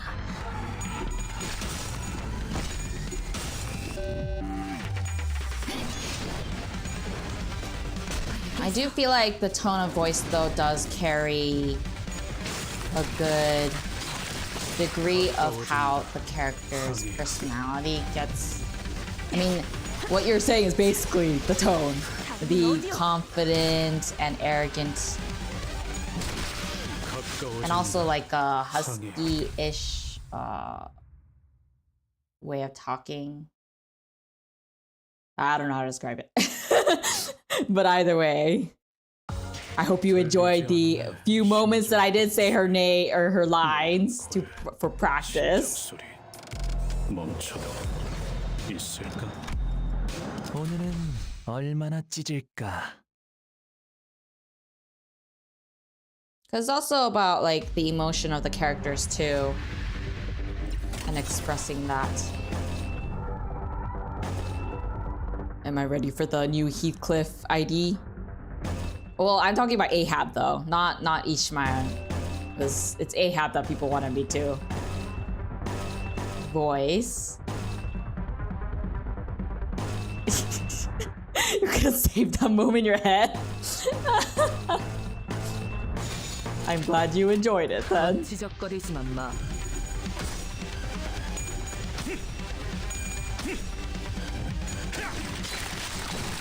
Although the thing that does help is if I'm actually playing the whole thing, because then I get influenced and then I have a better understanding of their personality and then 칼은 다 pull it 자라났지? out of me. 준비 완료. Dominating.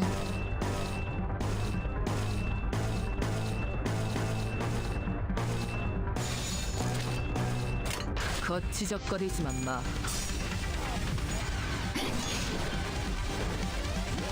알겠어. 잘 썰렸다. 깔끔한 절단력인걸?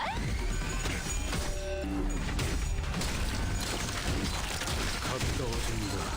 항해의 끝. 지금이 기회인 것 같소. Okay, it seems like we're finally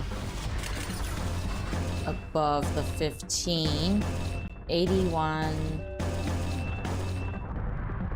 That's 31. 26.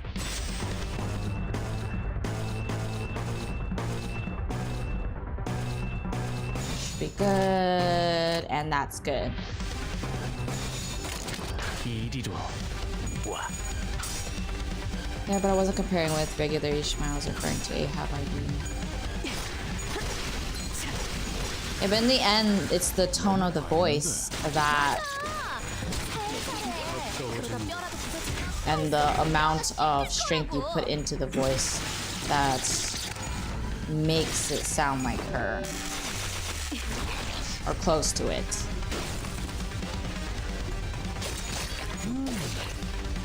At least that's how I personally mimic the others when voicing. 49, 311, 25, 12, 17, 11. 내 앞을 막을 자는 없어. How much lunacy do I think it's like around 3k-ish. I mean, honestly, all I'm gonna do is do like a few pulls, and then if I don't get him, then it's fine. Finally, the coins are flipping. 어떻게 이길 것 같긴 한데. Okay, let's see. 이쪽이든 저쪽이든 고기가 너무 상해서. 상품 가치가 없네. Looking good.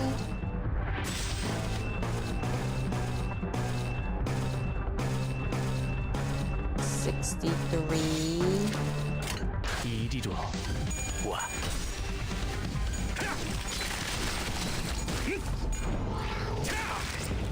You don't have to give me your lunacy, save it for when you do go back to playing Limbus Company later. Random reminder that Dante is Italian. Nice.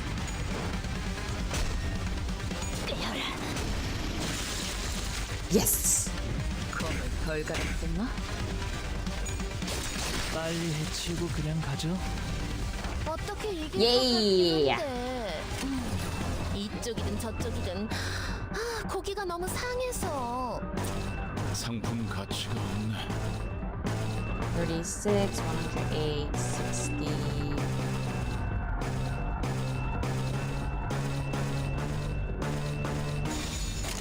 응답하주마.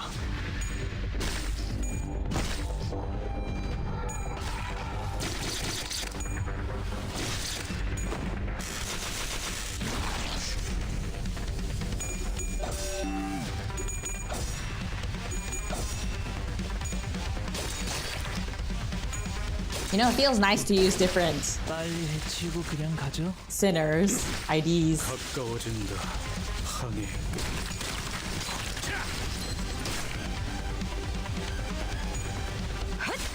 끝. 끝이.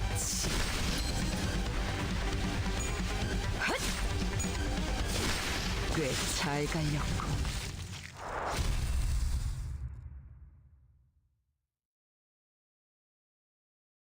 They're showing the thing that I looked at.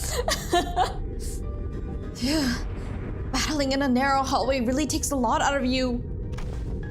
Too bad. Making big movements when there's not a lot of room to move around in takes more energy than you might think, especially for people like us who use longer weapons. These enemies weren't much harder than the ones we'd fought earlier, but it was inevitable that their sheer number would eventually wear down the sinners. What are these things, Faust? Yeah, I've been wondering that too. Why are you so tight-lipped all of a sudden? Those entities are... Those entities are? What do you think those entities are? Huh? Didn't I just ask you the same question? Oh no, are you giving us the chance to come up with our own answers first? Of course, Faust did not confirm nor deny his question, but Sinclair was perfectly capable of interpreting her silence in his own fashion. There were some things I learned after fighting them, I think. Those monsters aren't mad at us, nor do they want to attack us because we're an obstacle. That's not why they're attacking us. Quite! Tis apparent that they hunger for aught, charging anyone anything in a desperate quest of it! Right, that's strange though. I thought hunger or thirst wasn't a thing aboard these trains. It could be determined from the entity's attack patterns that their offensives were not based on rational thought. Their source of this behavior can only be traced back to primal aggressiveness. Yes, and? Was there anything else? Anything else? Oh yeah. I think they all had red eyes. Their bodies wreathed in blankets of red. I smelled blood, so that's likely what they're made of.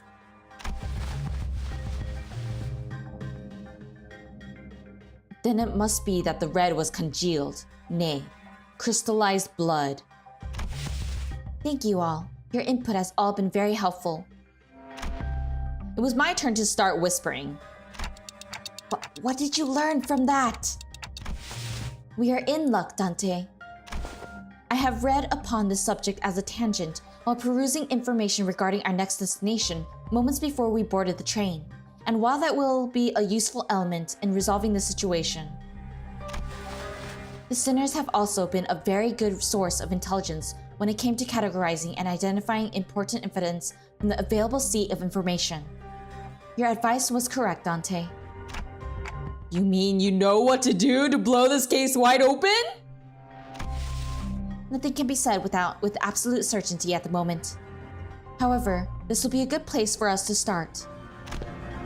Without Faust turned around and faced the rest of the sinners. I will now present before you a solution to this predicament. Huh? Is there something else we gotta do other than beating the crap out of whatever's in our way? That will not change, no. However, what I am about to share will give you a better understanding of the purpose behind W Corp's contract and provide us with the possible means of finding the method by which we may complete it. It is very likely that the entity behind the incidents on this train, and by extension, every incident of the same nature, has occurred in previous warp train trips, is a blood fiend. A blood fiend, huh? What is a blood fiend? 들리지 않네 심장 고동 소리. 모든 고래 심장. 파우스트가 나설 만한 곳이어야 할 겁니다.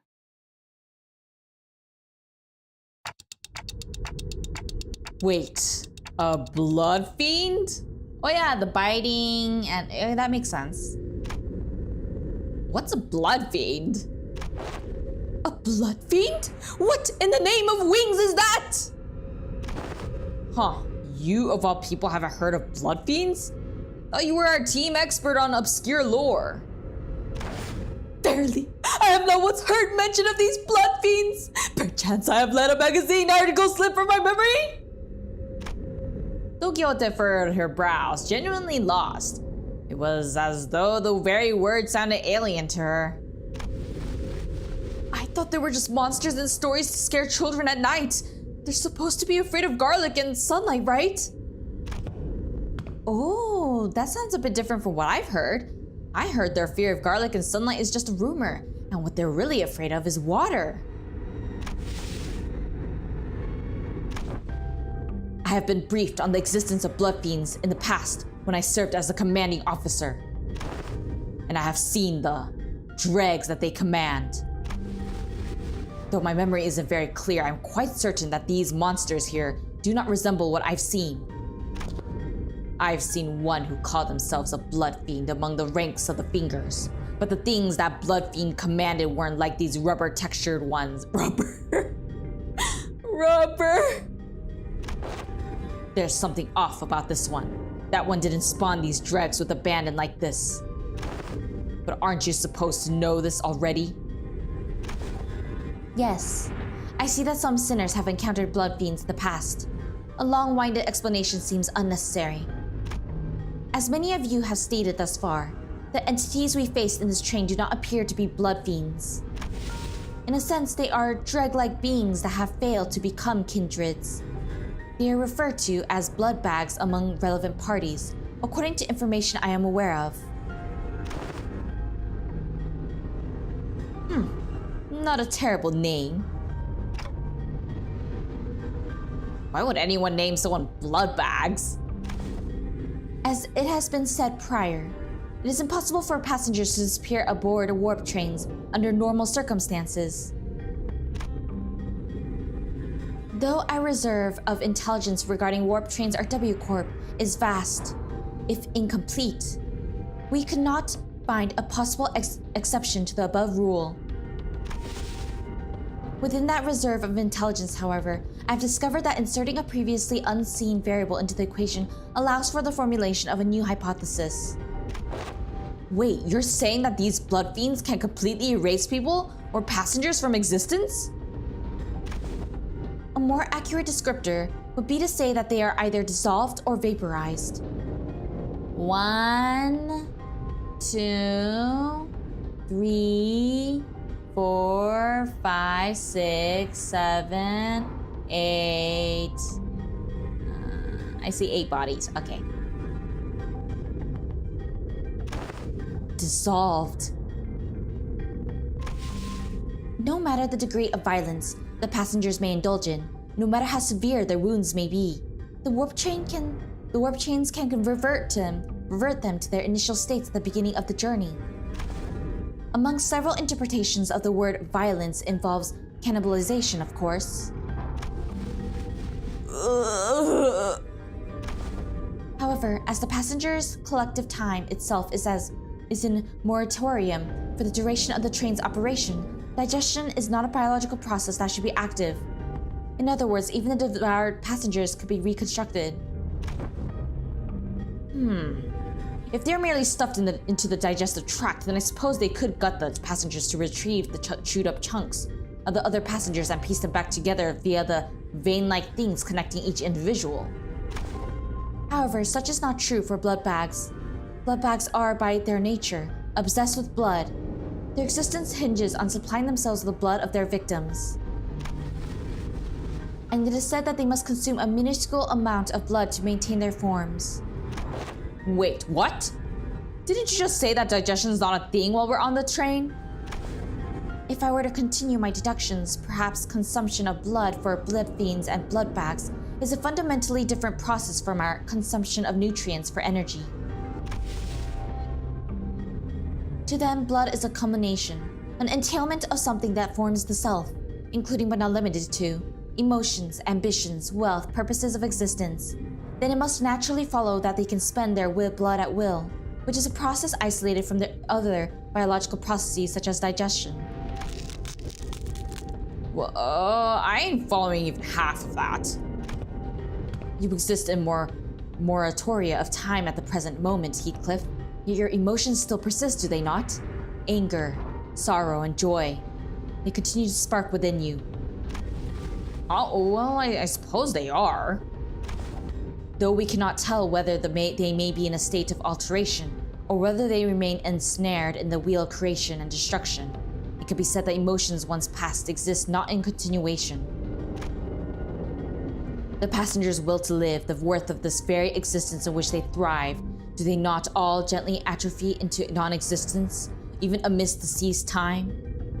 Miss Faust seeks to illustrate the similarity between how emotions are to themselves and how blood is to blood fiends. Gotcha. So that's why she said their blood is vaporized, huh? If that's the case, then the very blood that's supposed to bind these chunks of flesh together will also evaporate, which means that they can't be pieced back together. That's terrible and horrifying. There is no incongruence in that logic. Everyone fell silent for a moment. That was way too much information to process at once. We didn't even know what to make of them either. I would like to ask a few questions if you permit me. Isang was the first to break the silence. Could it be said that blood bags are direct creations of blood fiends? If such is the case, then by which method do they? That information is inaccessible at the moment. Faust replies, avoiding Isang's gaze. There isn't anything I could do about this. The sinners will only get more stressed if they find out what's going on with Faust, and that's something we both want to avoid. Inaccessible. Ah, indeed. Now I recall what you have said in the past. This is only a speculation, however. I assume that a form of direct physical contact is needed to turn an individual into a blood bag. If such were not the case, then we, who are likely the greatest obstacles to this entity's goal at the moment, would have been the first ones to be turned. Indeed. In that case, that villain of a blood fiend must be hiding out somewhere aboard this train! Indeed.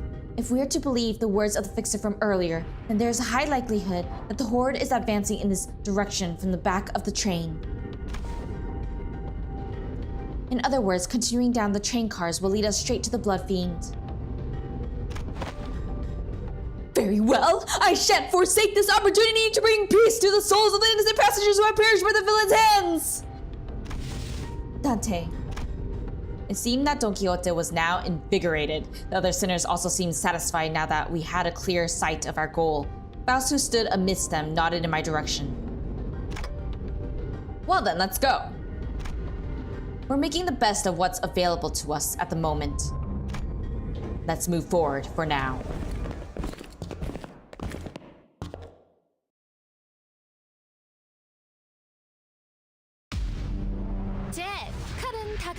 Cool, time to get rid of them.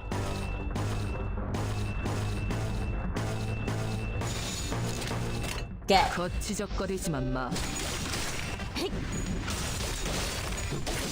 So far, we're getting small hints. 저기 봐. 쟤네들이 걸어 다니고 있네. 쟤들이 다 해치우면 편하게 들고 올 수 있겠어.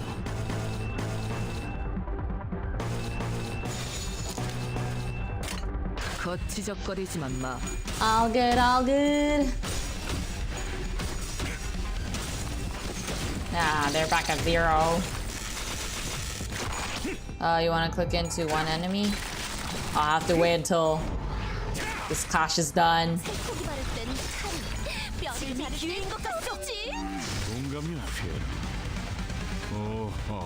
Okay. What did you want me to click? Skill? We're all bleeding. Everyone's bleeding. Yay for bleed.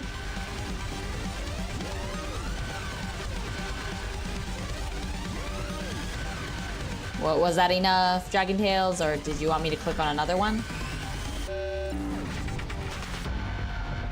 I think there's multiple types, so that's feral. That one's craving, violent, aggressive. I'll keep going. Hopefully, that was enough. Okay, so favored, dominating.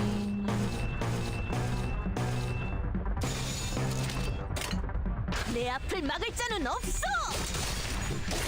I love how becoming a blood bag gives you long, unkept black hair. That's true. Okay, now it's good. Thanks. Okay, whew, that's good.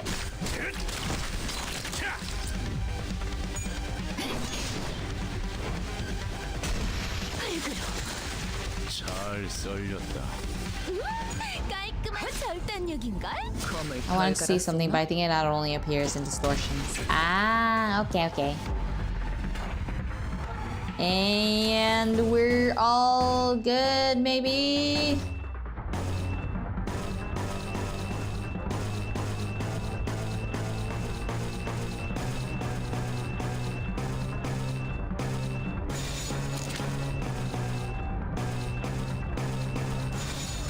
정화.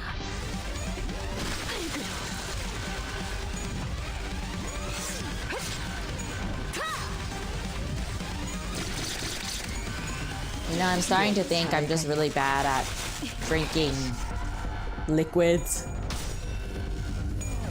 I just spilled some coffee on me.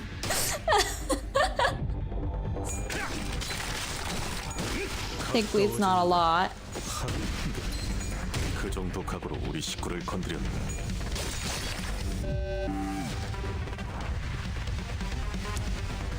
Okay, let's see. Should be good.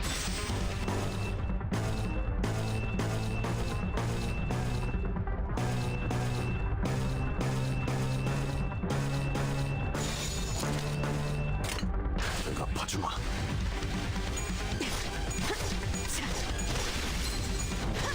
다음은 어디요? You know, I don't know how many people here have moved to new places, but it sure doesn't get easier. So exhausting. I hope I don't have to move for a long while after this.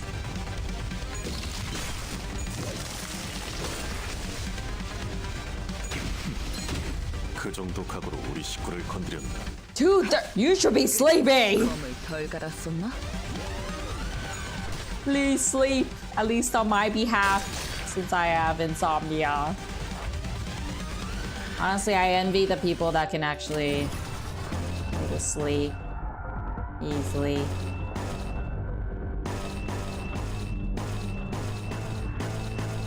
Okay, 54. Or at least I envy the people who can't dream. Since if you are able to remember your dreams, then you technically have insomnia. All of you people! Why are you not sleeping? Oh boy. What is my favorite enemy in style? I think out of all of the main enemies, like the ones from the Kantos, the Kanto bosses, design-wise, I actually really like Ahab, even though I hate her the most, more than Cromer. I mean, I don't like Cromer either, but still. So I guess, yeah, I think Ahab is the one that has the most, unique? No, not unique. Distinctive designs. Like, it's really hard to forget how they look. Or how she looks. Like the other ones I can like vaguely remember how they look, but Ahab I can remember very, very well for some reason.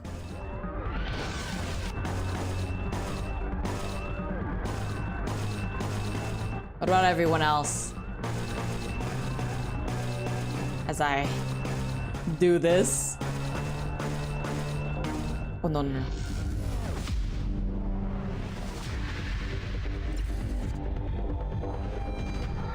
I had to sneeze.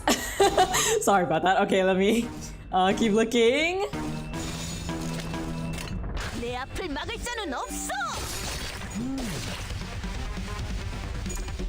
Let's see. I just had a dream 1 week ago. The one before that was like 2 years ago. Really? I can remember my dreams every day, so it feels like even if I'm like physically looking like I'm sleeping for 8 hours, it feels like I only slept for like 1 hour.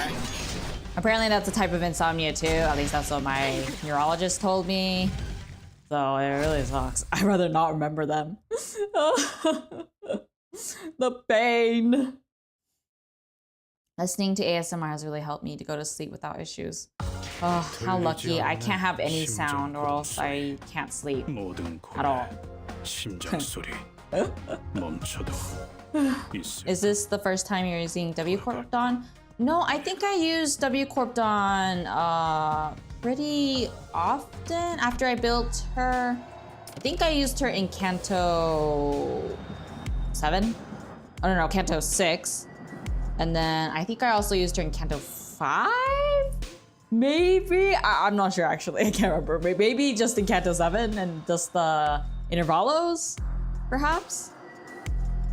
She was a well-developed villain, more developed than Cromer. I did, the thing is that if it's just based on appearance though, I still think it's Ahab, mostly because, what was it?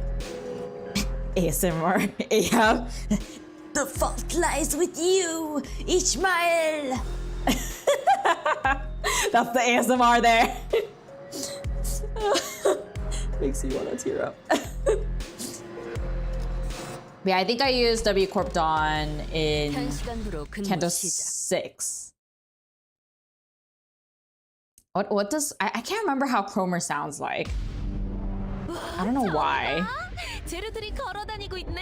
But Ahab was the most like 주면 everything about Ahab was extremely distinct, and so it's like really easy to remember how I was about to say ASMR Ahab. No, I meant Ahab's appearance looks.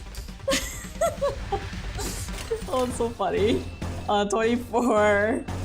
I'm gonna call Ahab ASMR Ahab from now on.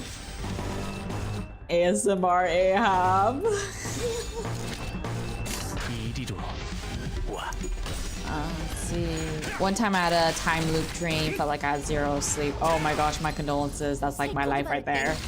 And then like at one point it feels like I only had like 2 hours of sleep for the week, and then that's when I actually finally get really good sleep and have no dreams whatsoever because I'm so tired. 아이쿠, 방심했나 봐. It gets really exhausting after a while. 저러다 죽을 텐데. That's also why I always try not to be online all the time nowadays. I mean, I am online for most of the time, but at least I don't try to do anything that might potentially cause me to wake up or not be able to sleep because it gets really exhausting.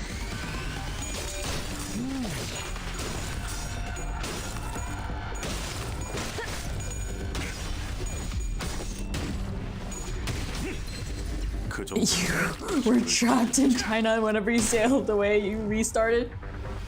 My condolences. That sounds horrible. Trying to escape from a place or just leave a place and you end up in the same area. That's whew. Bang.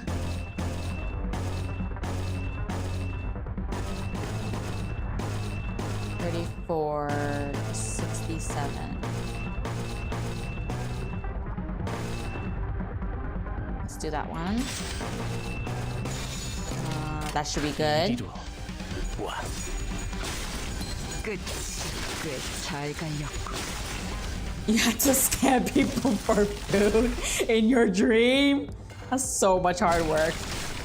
I guess the only good thing about my insomnia is that I can lucid dream, so I can at least do stuff. But I can't choose where I am. Usually my dreams consist of escaping from an evil organization and protecting someone that the evil organization is after, so we're like running away basically all the time for the entire dream.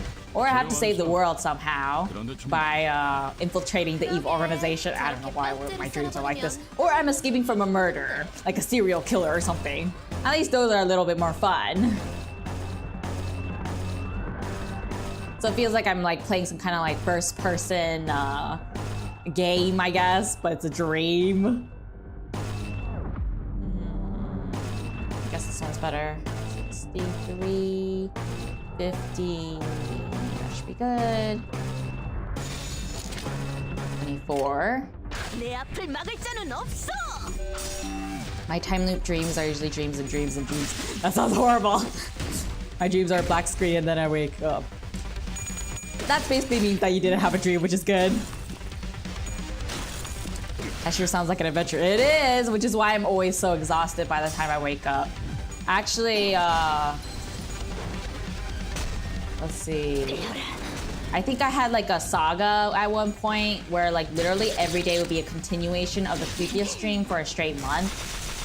I could have written a novel about it, honestly. Anytime I ever have a lucid dream, it's just me falling in love with someone or the world is a wasteland. that sounds a lot better than mine, honestly. Let's see. 22. Okay, so 58. 4. 42. 거치적거리지만 마. I'm in some, this talk of dreams reminds me of this Twitter post about a guy who had a friend who can exit his dream by imagining the StarCraft menu pressing exit or something. You know what? I should do that. But then if I do that and I wake up too early, then I won't be able to fall back asleep. I'm insomniac, but I haven't dreamed this so long. So how do it always ends up as a nightmare? Oh, my condolences. I assume your insomnia is the type where you can't fall asleep, or is it the type where you can fall asleep easily, but when you wake up, you can't fall back asleep? Or stay asleep for too long? I had a time loop dream that took place in my bedroom where I felt like I couldn't breathe and just had to get out. Just felt in danger, and every time I made it to the door, I woke up in my bed. That sucks. My dreams are usually what I watch on YouTube. Watching that burpees video was a mistake. Oh, that's funny. You guys have some wild dreams. Let's see, 410. Good. 60, 35. Good. 21. It's the latter most of the time. Oh, my condolences. I know how hard it is. Also, I wonder what reaction the new ID versus the boss or King Heathcliff. Oh yeah, that's true. That would be an interesting thing to see. If I were to still feel sleepy after waking up, it's probably because of college and overloaded work. My condolences that you have to suffer with insomnia and all that. It does not make it easier. Is pointing out a particular ID mechanics consider backseating? I don't think so. I think it should be okay. Let's see. Post. That should be good.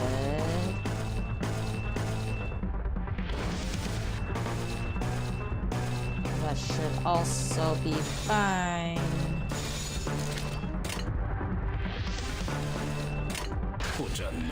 There we go.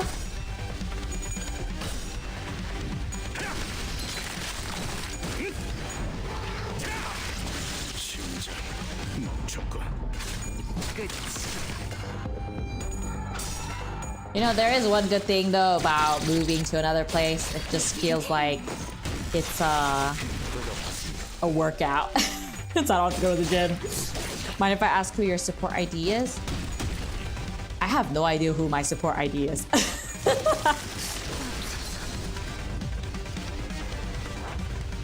I think it's who is it? I think it's Sinclair maybe? I have no idea actually. I also dream of VTuber trauma weirdly enough. Scared to talk about it. That's funny. I mean that must suck.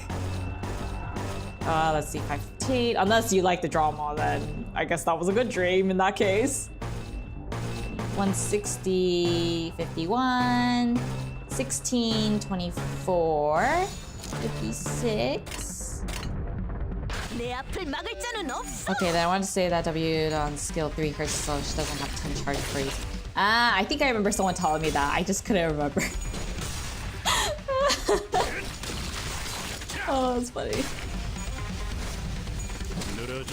Should probably be using a support ID. Too lazy. It should be fine. No, not good job. Oh, okay. My condolences for that kind of dream. I think it should be okay. I mean, look, they're almost already dead. Why would I need a support ID when everyone's already level 40 to 45? Let's see, 68, 78, 81. 35, 81, 63. 내 앞을 막을 자는 없어. 빨리 해치우고 Too lazy? 가죠? Yes. I'm too lazy.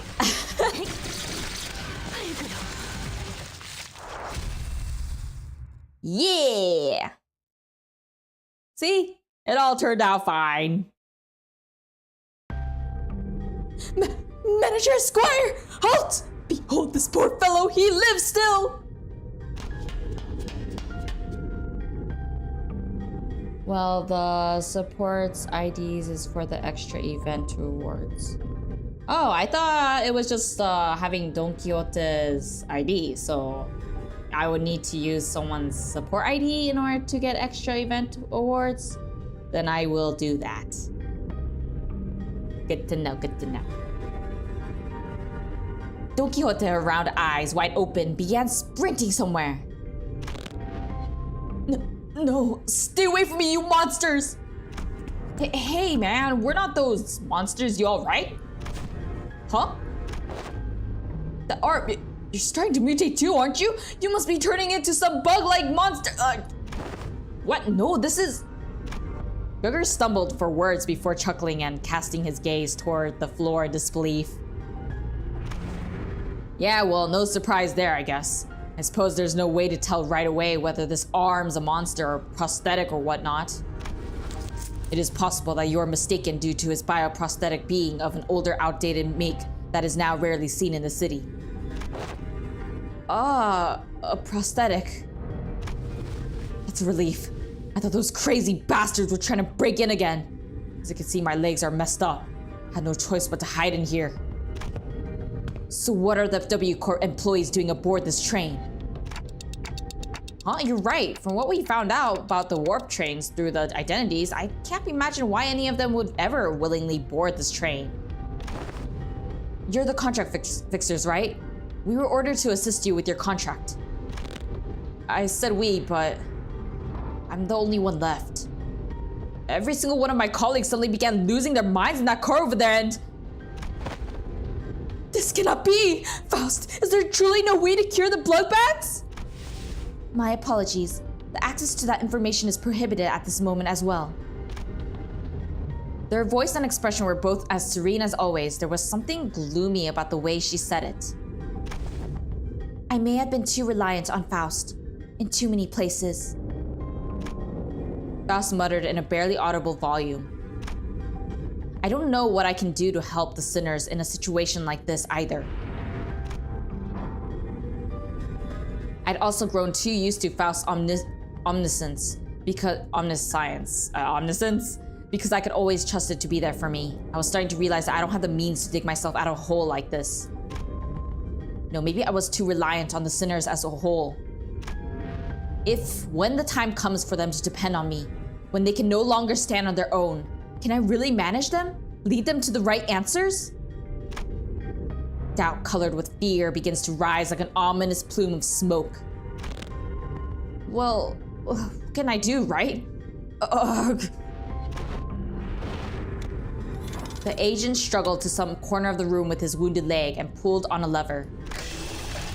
They made good use of the space. And the wall behind what had initially appeared to be a folding chair for employees spun open. Oh, what in the name of wings is this? Perchance thou hast hidden here a weapon most powerful, a weapon most feared by the blood fiends? That holds some resemblance to a capsule we saw in the first-class car. But why would that thing be here? The cleanup agent slumped into the pod that appeared in the wall. Finally. What is it that thou seekest to do? W Corp prepared a small hibernation pod for employees in case of these emergencies. Verily, then, huh? Good luck with the rest of the mission. Are you serious? You came here for no reason, huh?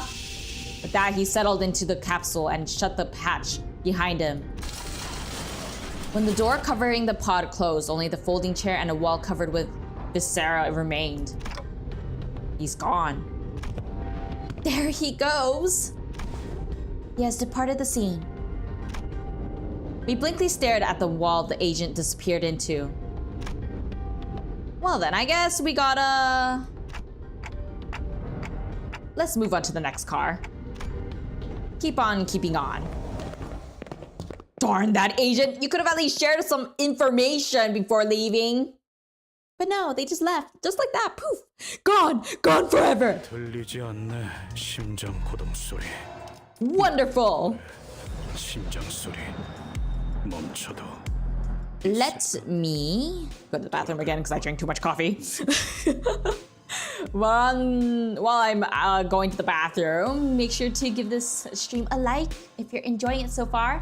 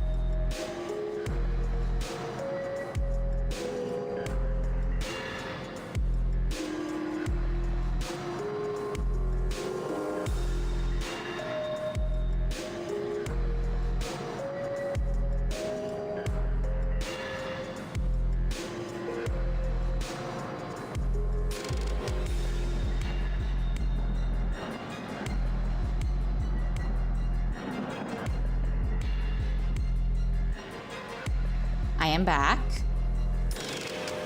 Let's continue. Think we're past halfway now.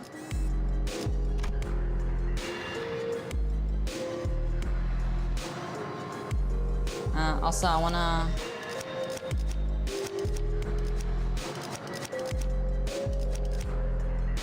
일인가요? 불청객을 맞이할 청소 시간이네요. 일인가요?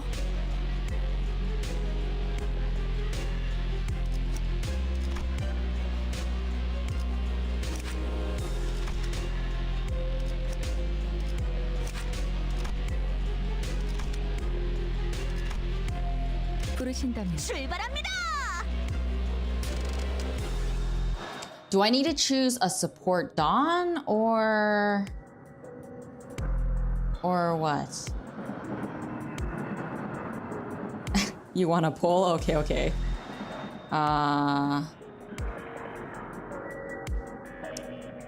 Let's see. Wolf or horse? Horse. There. Enjoy the pull.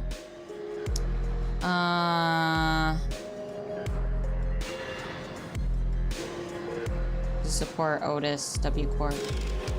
So basically, for the actual event rewards, it could be any support ID. Just want to double check with that.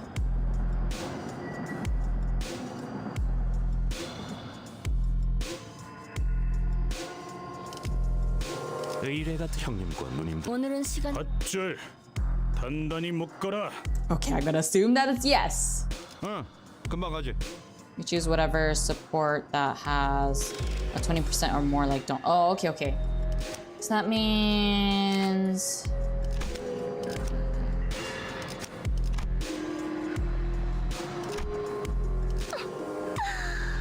망치를 쥐고 I didn't.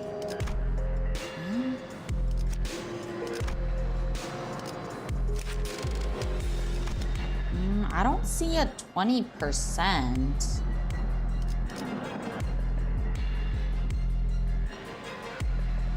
I don't see a percent though. Let me uncheck. W Corp multi. Yeah, I don't see a percent.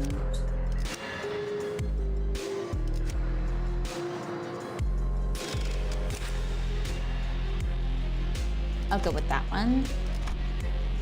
Oh, okay, there we go. Oh, so it just has it appear on here. Got it. Okay, that's why I was confused. Okay, so I'm gonna go with these. 어쩔 단단히 묶어라. And 검은 갈아뒀다. charge.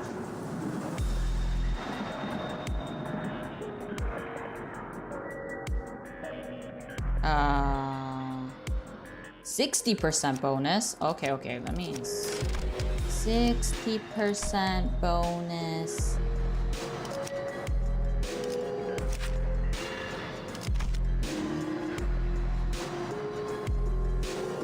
Is that the new one? I can't tell if that's the new one, but let's see. Oh yeah, 60%. There we go. 망치를 오늘은 시간을 형님과 누님들을 위해 정답. 의뢰가 들어왔나요? Okay, so that should be good. I have a Faust that can give 20%, but it's not leveled up. It's not gonna work, so it's too late. Okay, so I think this is what I'll go for. That's good. 1, 2, 3, 4, 5, 6. Wait, yeah. We'll go with that. 몸을 풀어두죠. You're making coffee? Nice.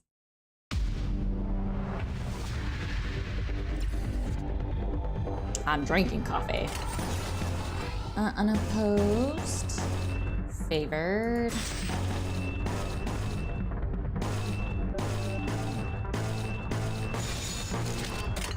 내 뒤로.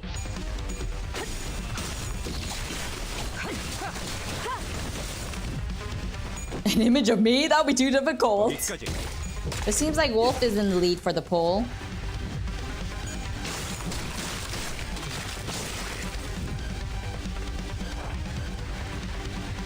I've decided not to sleep since it's out of here. I don't know if that's a good idea, but okay.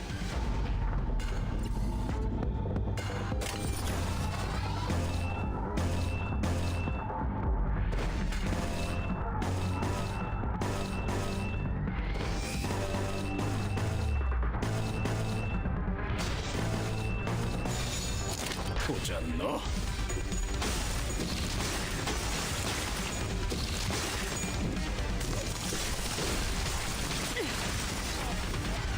와, 저기 봐. 재료들이 걸어다니고 있네. 쟤들이 다 해치우면 편하게 들고 올 수 있겠어. 내 앞을 막을 자는 없어. Come on. 이미 도달했다. That's better. 공간을 뭉갠다. Sparkly. 잘 Or maybe not sparkly. Sparky? 깔끔한 절상력인걸?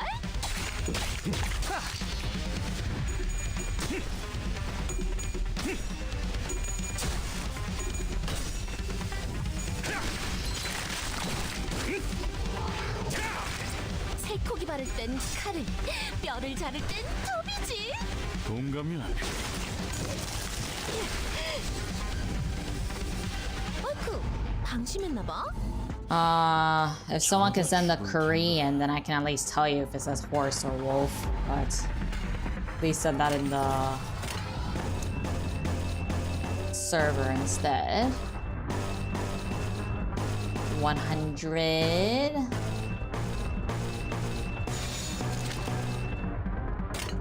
충전 기능 점검. 단숨에 정리.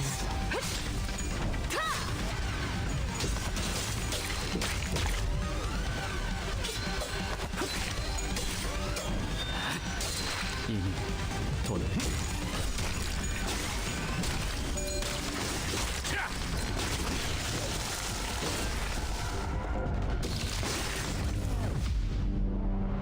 어떻게 이길 것 같긴 한데. 이쪽이든 저쪽이든. So far, looking good. 상품 가치가 없네.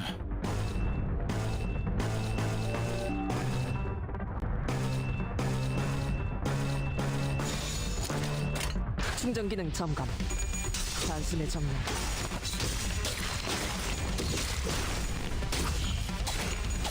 아직 모자라. 다음은 어디요? Yeah.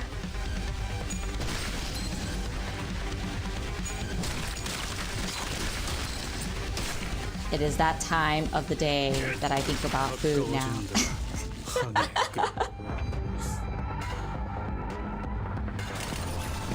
I can't wait to eat today.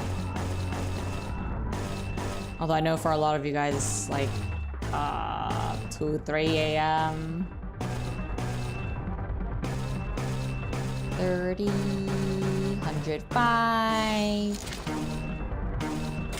There we go. 거치적거리지만 마. Do I have a blunt teeth? Ah, no!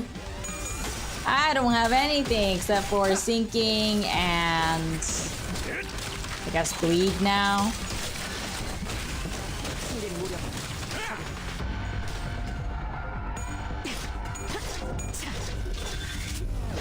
다음은 어디요? 끝이야. 어이쿠, 방심했나봐. 저러다 죽을 텐데.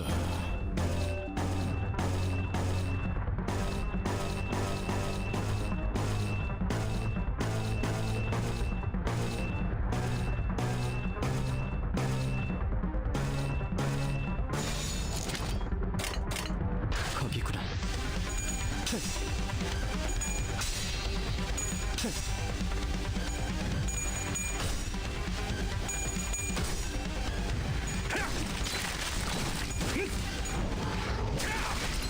It is 3 a.m. I think I should start sleeping before my mother dearest decides to wake up and check up on you. Yeah, you should probably sleep. That's very late. Or at least try to, since I know you said that you have insomnia. 너무 가 있는데. 맞아. 그러다 뼈라도 부서지면 팔 속에서 뼈가 씹힐 거라고. 꽤 잘 갈렸고. 제압 완료. 승객 보관 준비. Beautiful.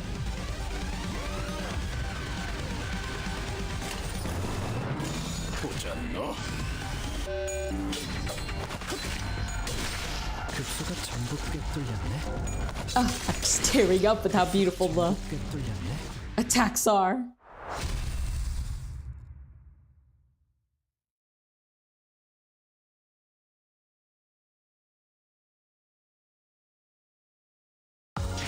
들리지 않네. 심장 고동 소리.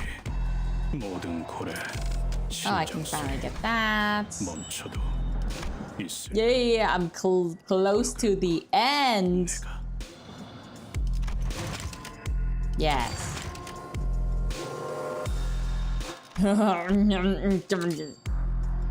Anyways. Saw nothing. Understood.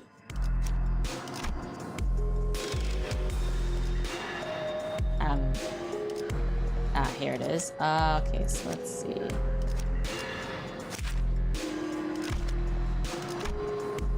Cool. We'll keep going like this.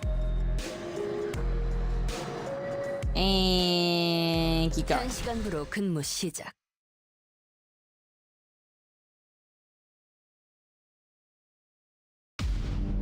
와, 저기 봐. 재료들이 걸어다니고 있네. It's okay, I think Polax has given up. I'm trying to convince me to not use them. It's all good. 거기구나. No, yes! Yes! Keep going, yeah! Go, Heathcliff! Yeah! I'm proud of you!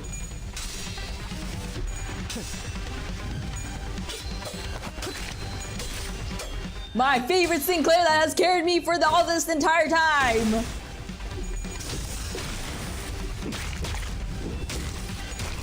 Gregor, why is your coin so bad? Lately, I feel like Gregor has been taking on the role of the old Heathcliff.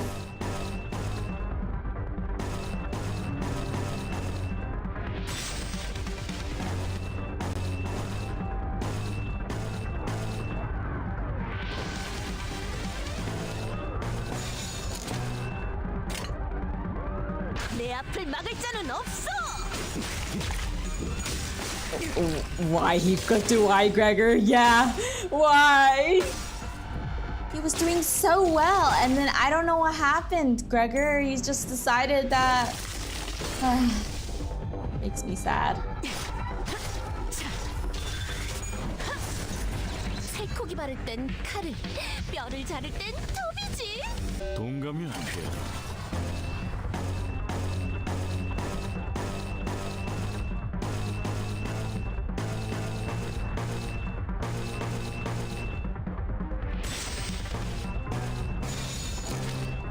거기구나. Gregor remembers Yuri. 거기까지. Yeah, you could do that. 승객 무력 확인. 자라.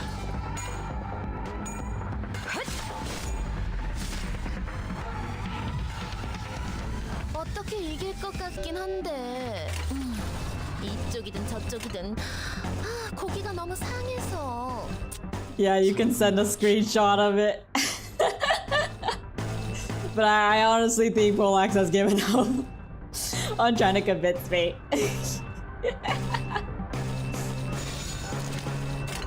거치적거리지 마. 가까워진다. 급수가 전부 꿰뚫렸네. No! Yeah, destroy them! 거기까지. Reclaim your spot, Gregor! 열렸다. 깔끔한 절단력인걸? 어이쿠, 방심했나봐. Ooh, I have an ego?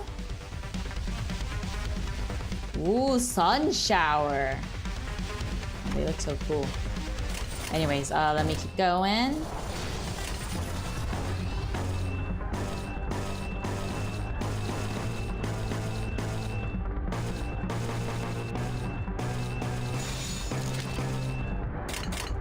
거치적거리지만 마. You thought of screenshot posting it to Twitter with no context, nothing. Now that would be something.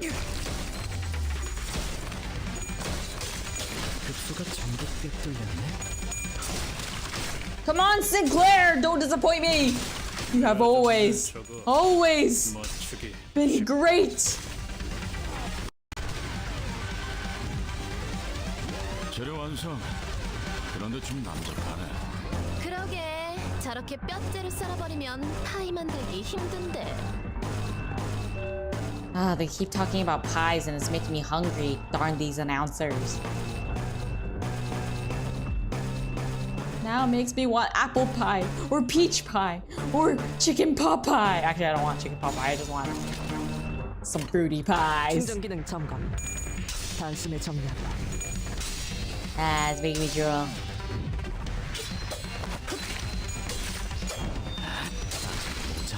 Beautiful, Sinclair. Beautiful. You're the only one that has never disappointed me throughout this entire game. Except maybe once. Maybe. No, that was Gregor.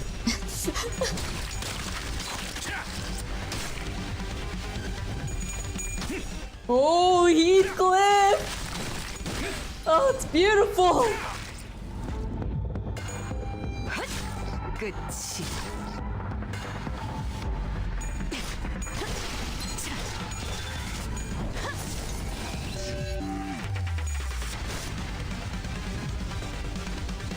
어떻게 이길 것 같긴 한데.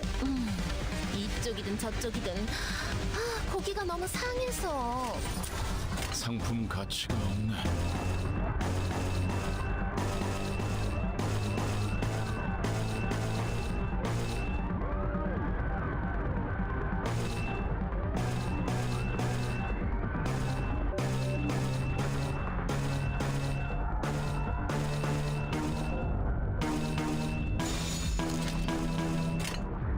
거기구나.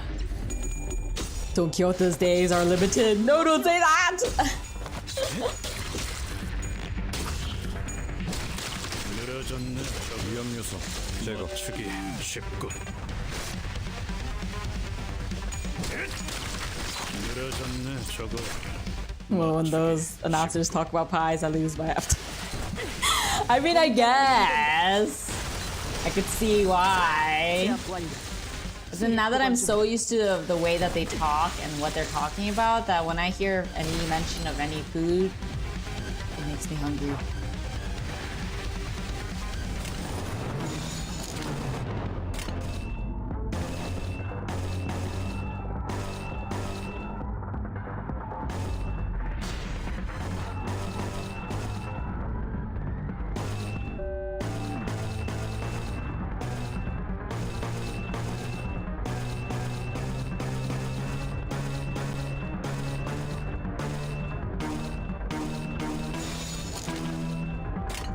거기구나. 급소가 전부 꿰뚫렸네.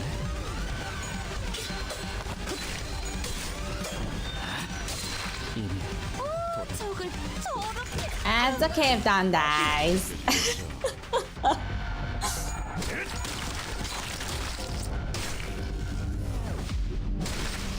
가까워진다. 항해의 끝. See, Don survived. It's all good.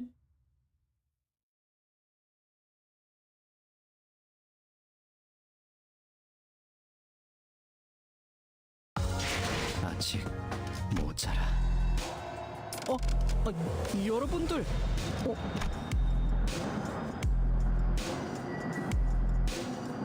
Okay, so should probably choose.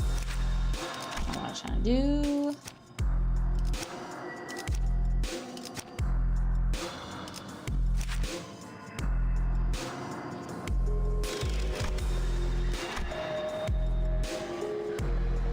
Perfect. She's done for. It's done over. Ah, you guys are great.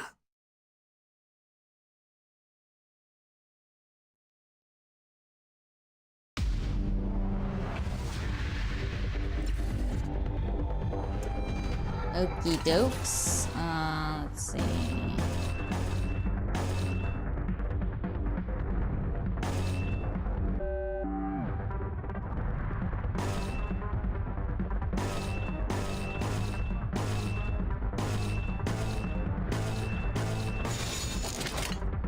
내 앞을 막을 자는 없어.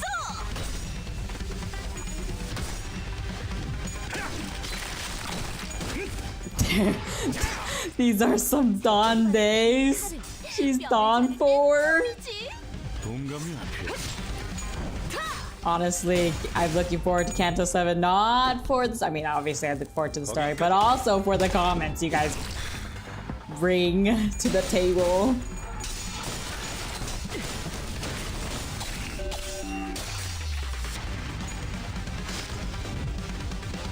잭, 칼은 다 갈아놨지? 준비 완료.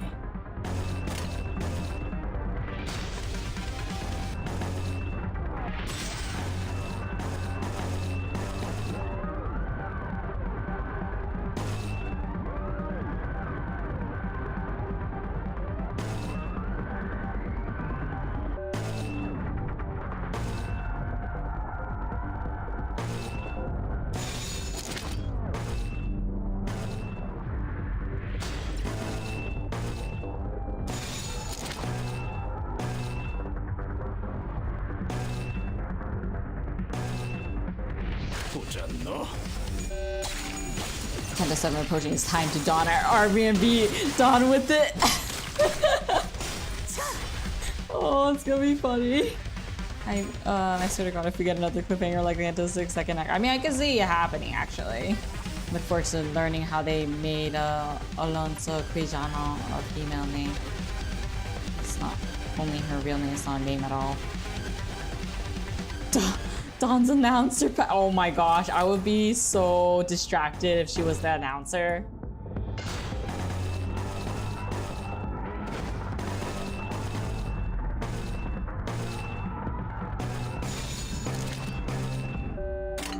보자 너.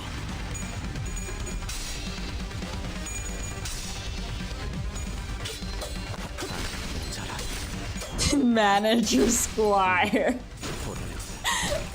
늘어졌네. 주기 쉽고. Hey, but maybe if they made her the announcer, then she might talk about some interesting lore 다음은 어디요? and about fixers. 깔끔한 절단율인걸? 재료 완성. 그런데 좀 남잡하네. 그러게 저렇게 뼈째로 썰어버리면 파이 만들기 힘든데.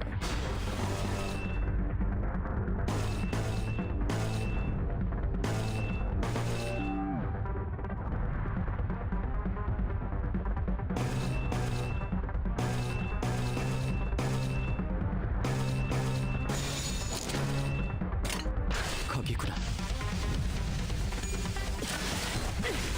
공간을 뭉갠다. Yoshi announcer is just her speaking in Yoshinese. IA. Okay, Manager Squire. Enemies are goodness gracious. Is it the black red mist? I could totally hear it. That would be hilarious. Oh, what if they made like a announcer pack of all the sinners? 이쪽이든 저쪽이든 고기가 너무 상해서. 상품 가치가 없네. Or it would be like this where there's two people and they're all paired.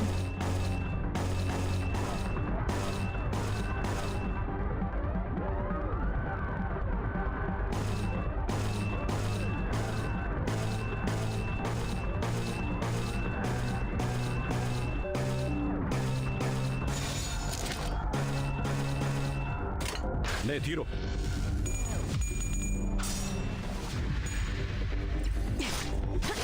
다음은 어디요?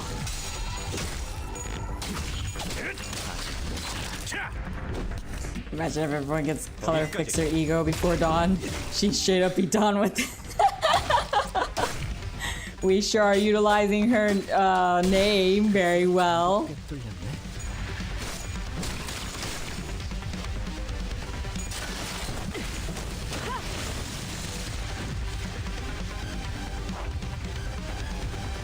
You know, I am glad that they only have one wave. It's quite nice. 20.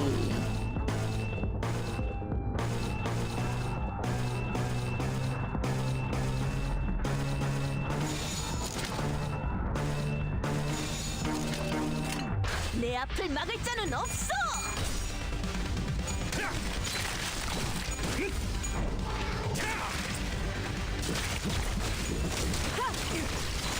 가까워진다. 항의 끝. If I was the announcer, I'll be saying, yeah, you got it. Cool. Move on.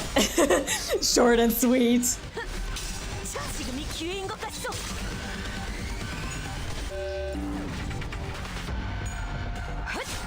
끝이.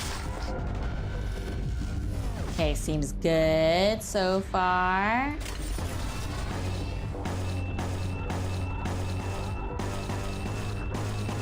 $58.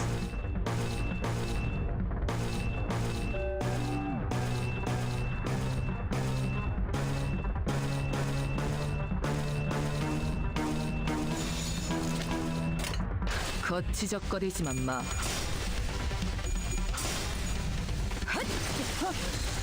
Oh, don't mind it. Nothing happened here. Yeah, that sounds like something I would say. Short and sweet, short like Yoshi and sweet like Doja. Honestly, I would want Doja as an announcer. I feel like it would be a lot of fun. Like, it wouldn't be like so much energy like Don Quixote's, but at the same time, it'd be fun.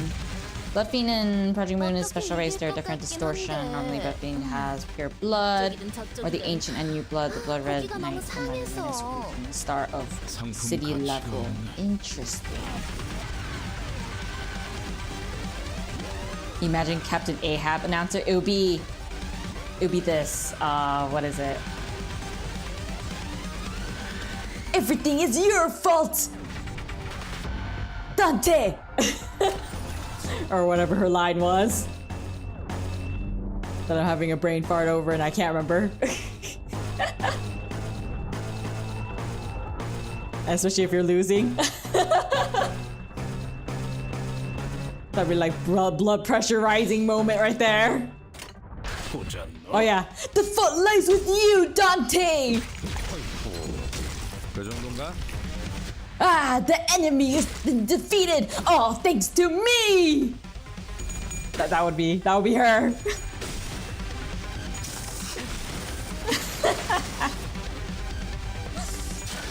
That'd be so hilarious. 제압 완료. 승객 복원 준비. 지금이 기회인 것 같소. Oh, it would be. Oh, what is the word? Like if you were close to winning and you're about to win, then she would say, what was it? You were only able to win this thanks to all of my efforts! Or something along those lines. Something caught my attention from the corner of my eye after another round of brutal combat. Huh? What's this now? We were on the final car adjacent to the freight car when we discovered that odd box with the T-Corp logo on it. Ah, 'tis the emblem of T-Corp! It appears that the wall covering it was, in the fierceness of our battle, broken. Didn't that chief executive guy, Hubert, right? Didn't he offhandedly mention something about partnering with other wings? I guess they were in cahoots with W Corp too. Such collaborations are not limited to T Corp. It is oft the case that a wing may work with another. It is only on rare occasions that they urgently request the assistance of less significant, lesser-known corporations, such as our own Limbus company. Their choice appears to be quite irregular. Sounds like W Corp's heydays are long behind them. Just like this wall that's falling apart, revealing what's behind. Oh, speaking of falling apart, this room sure got messed up, huh? It was difficult for me to ignore how Doja hurriedly swerved to a different subject as though she'd made a mistake. Even the tone of her voice shifted like she was catching herself. Kanon announcer tells you she's gonna leave you behind if you don't hurry up. Kanon is going to leave. You're taking too long. Miffy needs more food. The various destroyed prosthetic parts covered in human remains indicate that this train car was boarded by several prosthetic-equipped fixers. I can't think about that right now. Let's deal with the task at hand first. Maybe these people are from the same office as that guy we met at the platform. Remember, he said he was warped over to T-Corp on an expedition. Look, it's almost like they're all wearing standardized sets of prosthetics. Same make, same model, everything. I believe I have read articles stating that certain offices do exclusively hire fixers with prosthetics. Wait, We were walking through the bloody train car when we suddenly heard Sinclair's voice crack, as though we saw something awful.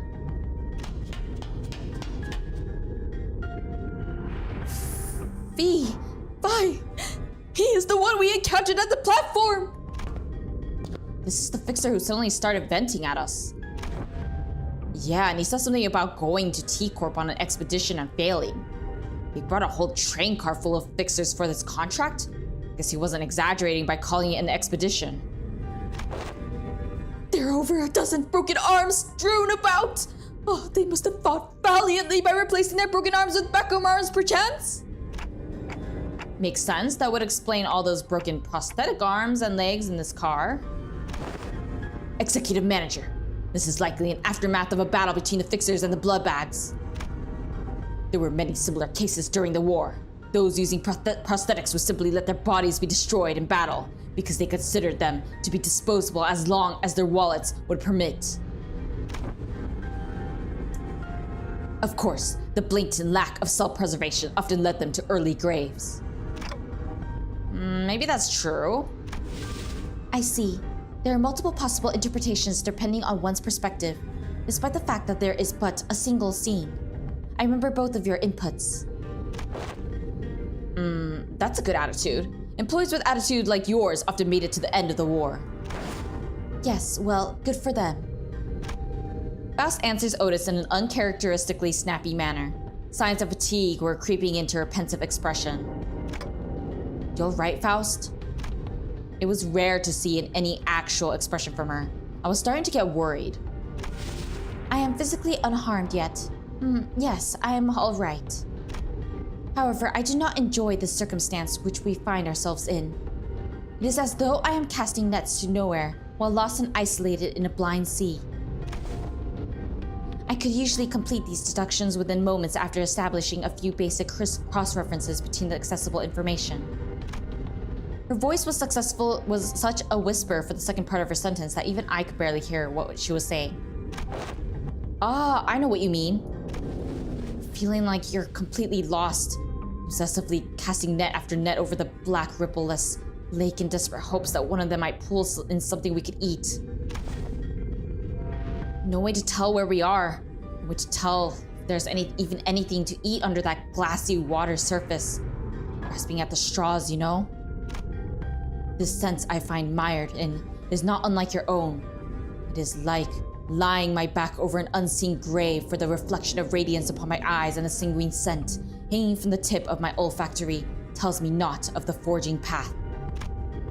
It seemed that Ishmael and Yisang picked up on the first part of her sentence. However, they walked up to her and shared a few words of consolation. By the way, I don't ever recall you talking like that, Faust. I don't know what it is, but I feel like there's something different about you today somehow. That is... Oh, I mean, I don't hate it. I'm actually glad to learn that you had a softer side. this unseen side of yours. It is unfamiliar, yet quite fresh. Friendship right here, right here. Oh, I love it so much. Is that so? Faust's reply was curt. She closed her eyes. As per the information provided by the pamphlet at the platform, it is likely that this train is composed of 12 passenger cars and 1 freight car. Because we are on the 11th car at the moment, that leaves a single car between us and the freight car in which Mephistopheles is secured.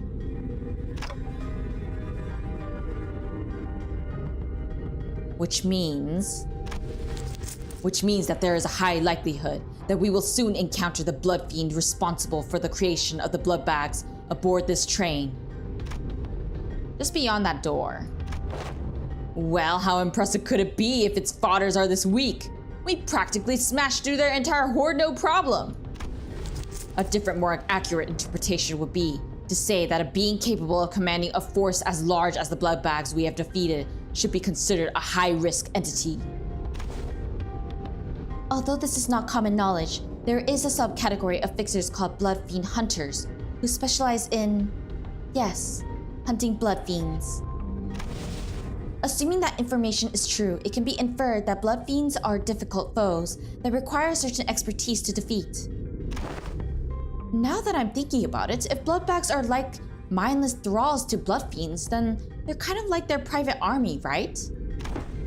A being of power who can create a force of their own without concern for lowered morale or desertion. Wartime or not, they will always make for formidable foes. I was about to say enemies. The sinners each exchange various opinions with one another, possible strategies, estimations of the blood fiend's strength, and all of a sudden, beyond this indecisive idleness, our quest to defeat the villain who hath brought such pain and misery upon this train, is it not? It may be vaporizing the lifeblood of this innocent as we speak. Mighty or feeble, I care not. I swear upon my honor that I shall smite this foe and let my hand of justice be the judge of their fate. Let us hasten now. Don Quixote's sudden outburst immediately put a stop to the chatter. She's not wrong. Besides, we have to deal with the blood fiend to complete our contract. With that, I opened the door leading to the final car of this train.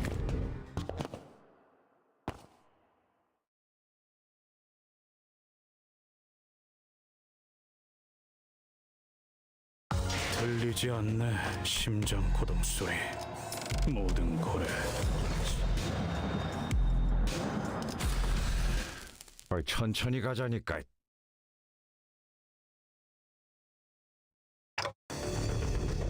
This room. What is that look on thy faces? Thou standest in the audience of the prince. Where are thy obsequious smiles? He must be the blood fiend who caused this outbreak. He is our target. Fall to thy knees and grovel before royalty. Who the hell are you to make those demands? I shall impart this upon thee only once, so listen well. Thou mayst address me as Prince Cassetti, the 6th kindred, or the kindred of the 6th generation, the rightful prince and refuge from his family. Art thou the villain who hath brought such destruction and massacre upon this vessel? Thou art a chatty one, so rudely before your prince. Yet I am feeling generous, for I am quite sated at the moment. As thou must have seen on thy journey here, this place is a hall of banquet, or a feast most majestic.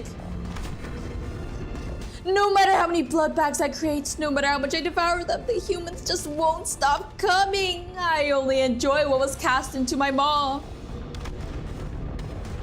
He dons a mask for the purpose of merrymaking. If we're really going to exchange pleasantries, why don't you take that mask off? Or are you unfamiliar with the basic etiquette? Oh, this mask? Well, come off. Can't take it off, shouldn't take it off. There's no prince without the mask. We're so ugly behind the mask, so we all decided hide. How repulsive we become. But once I've drunk your blood full, Then it'll all go back to how it used to be. only then can I unmask myself. Who stitched that mask to your face skin? Not a half bad job. Of course, excellent. Because this mask was crafted by none other than the great, the eminent, the barber himself, whose name I dare not even speak. But it hurts so much. No, I'm smiling. Look how hard I'm smiling and laughing. Yes, I am the prince. That's what I am. He's a bloody loon in it. All right, done with the giggles then. Get ready for the beating of your life. I enjoy things like you and your friends. Don't cry, bawling and bowing and sniveling on the ground for your lives. Lunge at me instead. The aggression, the boiling blood. Oh, how I love the fire. What are you, daft? Look around. There are 13 of us and only one of you. Do not let your guard down, Heathcliff. This entity has managed to turn countless passengers of this train into his blood bags. I ain't letting my guard down, but we blasted through so many blood bags we couldn't even keep count, didn't we? Couldn't even keep count? Oh, no. But the count is so important. I have to keep count of our visitors. Oh, yes, of course. I do remember to keep count of our dearest visitors. Yes, sir, I do. You have no idea how powerful I am. And I shall not relinquish my throne to thee from this budding kingdom. All I have to do is sit here and do nothing, and the blood bags present themselves before me. There's no paradise like this out there. You have no idea what I did to create this place. Oh, how elated my forebear kindreds would be. Should they be here to witness what I have created, this cornucopia of abundance, this pleasure. Oh, this freedom. But this kingdom is mine. I'm not made it. I'm not giving it away. Nope. This is rather curious. It appears that this blood fiend leaves this car only on rare occasions. Yet we have seen signs of his insidious influence throughout every car we have visited so far. What he meant by how the blood bags present themselves before him has to be... Hold on a minute! A figure suddenly and frantically charged into this car. It was Sasha, the fixer we ran into one of the earlier cars. Cassetti shrinks into his throne at the sudden burst, terror apparent in his face. Ah, it is thee, hast thou truly journeyed here to assist us in our quest? The villain is the blood fiend responsible for the tragedies that have transpired aboard this train. No, it's probably this one that's an evil one. Help us slay that cur and eventually lead the passengers thou hast predicted thus far out of this train. Blood fiends. What if there was more than a single blood fiend on board? One still capable of rational thought. Damn, you actually made it all the way back here? I guess the wings don't give out contracts to just anyone. I used to fight to my damnest too, till I was the last one standing. What's she talking about? But where did that leave me? In the end, I stood alone with nothing but a single one of these 4 arms left. Kind of funny how the perspective of life can just completely flip when you're really, really in the shit. I think my last thoughts were, man, I don't want to die. So I fell on my knees and pleaded. I told him that. Don Quixote, watch out! I'd do anything to live. Blood rapidly crystallized around Sasha like a suit of armor as she swung her great sword at the sinner, striking them even before Faust finished her sentence. Ugh! What did I say? I commanded you to give me a warning before jumping in like that! Don't you know how loud your stupid arms are? I thought the family had come for me. I'm sorry, Lord Cassetti. I allow you to introduce my kindred to thee, to be the first of many, since my escape for the kingdom I intend to build. I kindred, my loyal squire, who shall be at my side as I build a dynasty of my own, my family.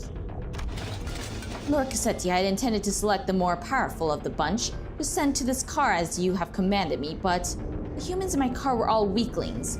So I present before you this group from the first class car. Kindred. Are you even aware of the exact nature of a kindred? Nah, but I can tell you this. When I accepted my lord's blood into my veins, it was as though I was reborn. I see. A blood fiend's kindred is like a sub-entity of the blood fiend, similar in concept to sub-entities created by distortions or abnormalities. It must have been desperation that drove you to accept that proposition without hesitation, despite the lack of relevant information. Maybe that's probably what was going through my head before I became a kindred. Thou hast been in cohorts with this villain all this time as his lackey.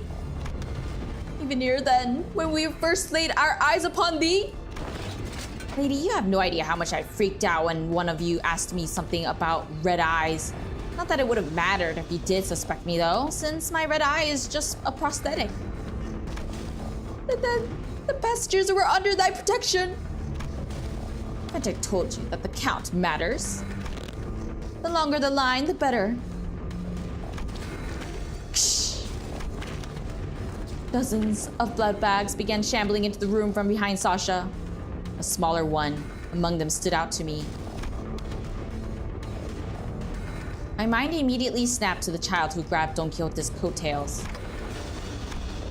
I knew that the passengers were dead the moment we realized Sasha was a blood fiend. This, I really, really hope that I wouldn't have to face this reality. Not like this. There was a child. Yep, little Run wanted to be a fixer if she got to grow up. Good thing she won't, though. I can tell you on good authority that living as a blood bag is way better than the drudgery that is the life of a fixer. Believe me, I'd know. Hold thy vile tongue! Dreaming of becoming a famous, respected fixer and an actor of justice, all just a stupid pipe dream that always ends in crushing disappointment or a really, really early grave. Silence! Silence! Don Quixote did not give Sasha time to finish her sentence. She was already charging full speed at her with her lance drawn.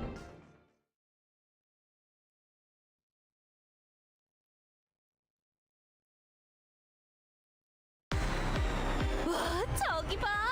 재료들이 걸어 다니고 있네. Let me grab a snack so that I don't pass out.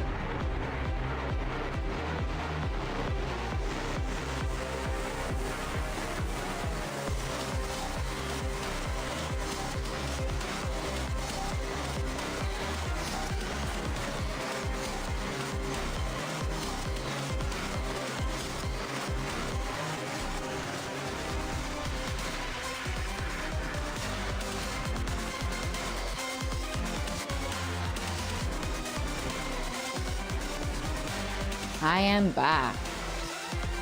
Thank you for waiting.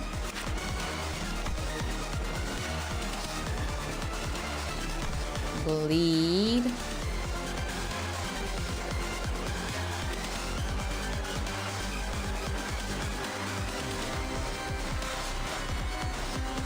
Okay, seems fine. Graving.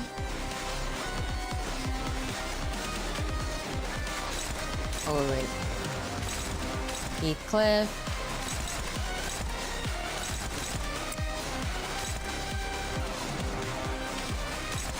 Neutral.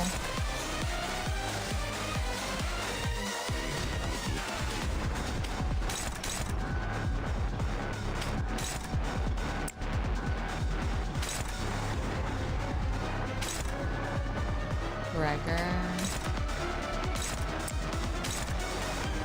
Otis.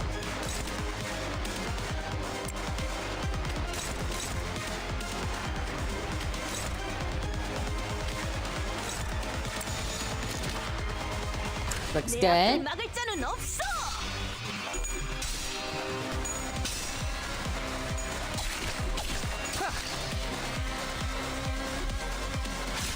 끝이.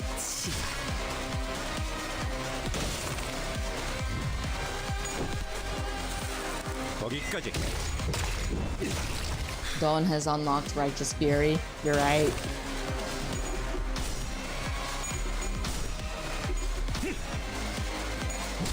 Oh, I just noticed that their HP was already pretty low.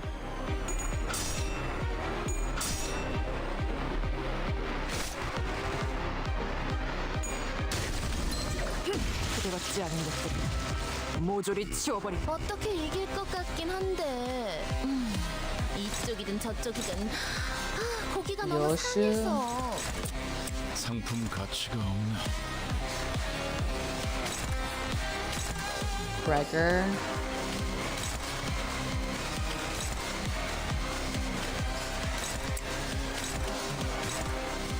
That one's also Gregor.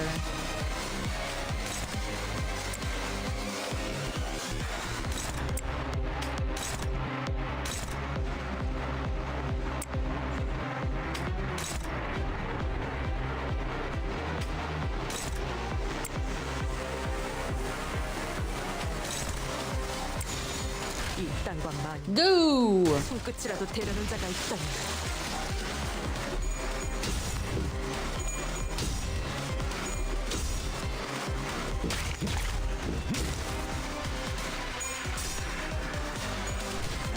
Oh, the snacks are starting to make me feel better.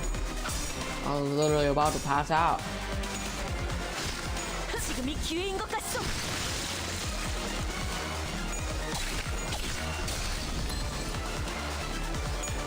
가까워진다. 함의 끝. 재료 완성. 그런데 좀 난잡하네. 그러게 저렇게 뼈째를 썰어버리면 파이 만들기 힘든데. Charge.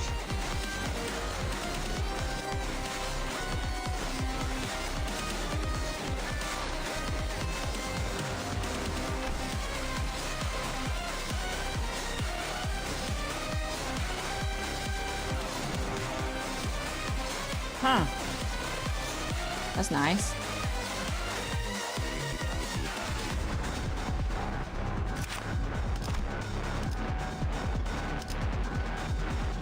A lot of them are charged.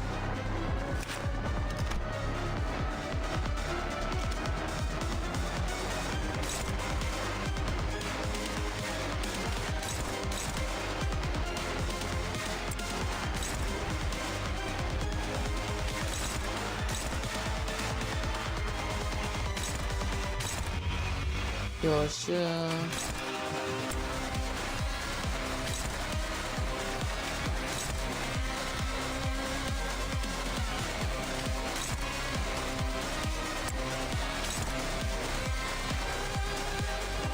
Otis.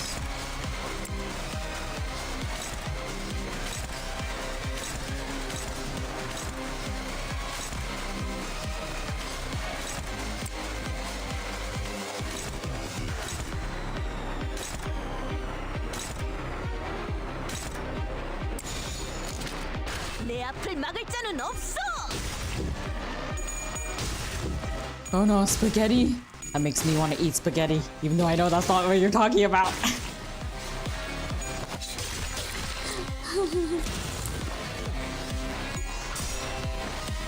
검을 덜 갈았었나? You know, I still have yet to click on that win rate thingy. Keep forgetting about its existence.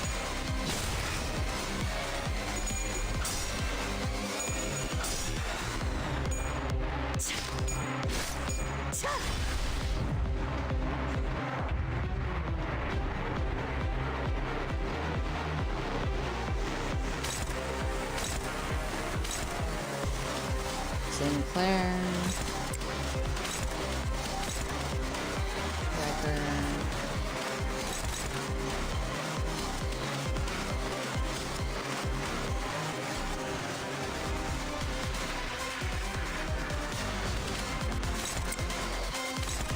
Otis.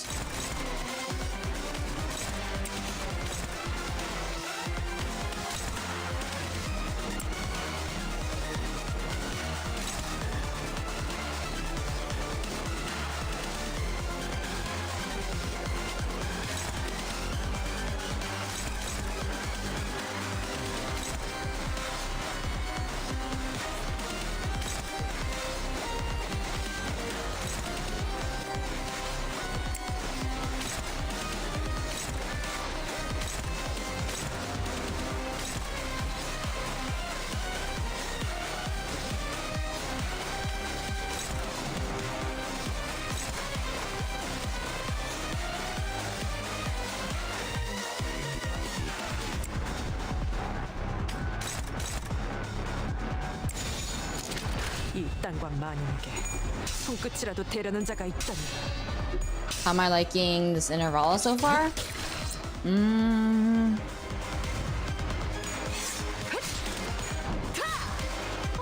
Pretty good.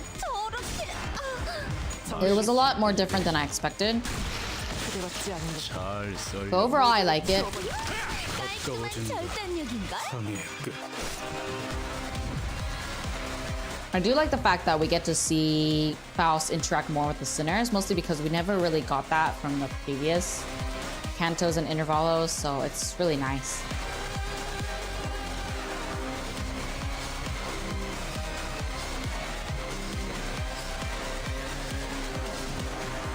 Hey NMC, welcome to the stream. What in the... Where did you come from?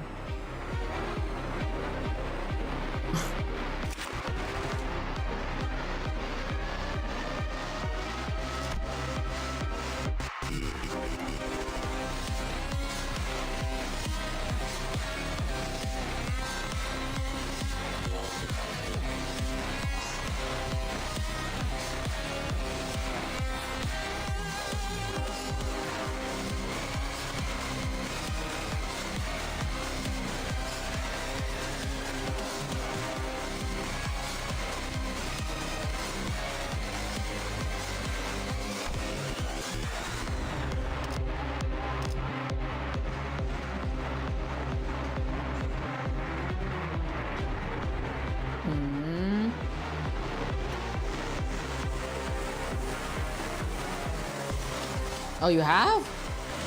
Didn't notice your comments for some reason. I thought I have it all chat messages. Weird. I guess I didn't see your name until now.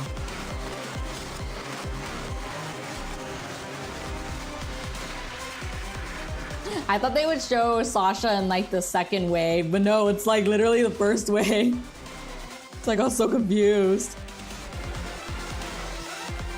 And I'm pretty sure I was just chewing on my snack, and all of a sudden, the moment I look back up, she's suddenly there. Okay, so that's that.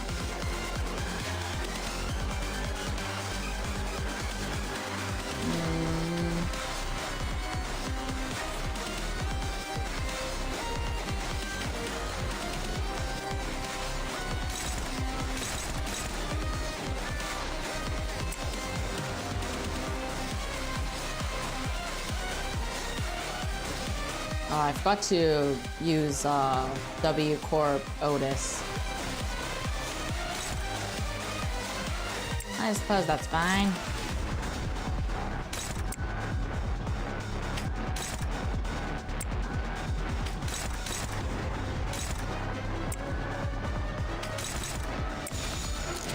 내 앞을 막을 자는 없어.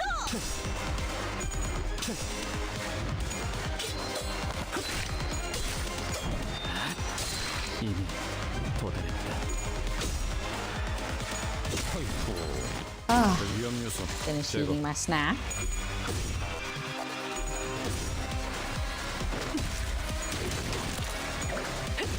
Lately, I've been really into eating potatoes. So now I really want potatoes.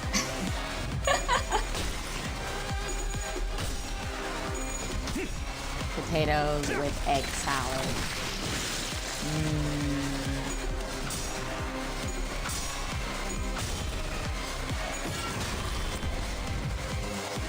재료 완성. 그런데 좀 남잡하네. 그러게 저렇게 뼈째로 썰어버리면 파이 만들기 힘든데. Okay, did I unlock more? Oh, there she is. Okay, so that's that. We paralyze. Well, at least I unlocked this one.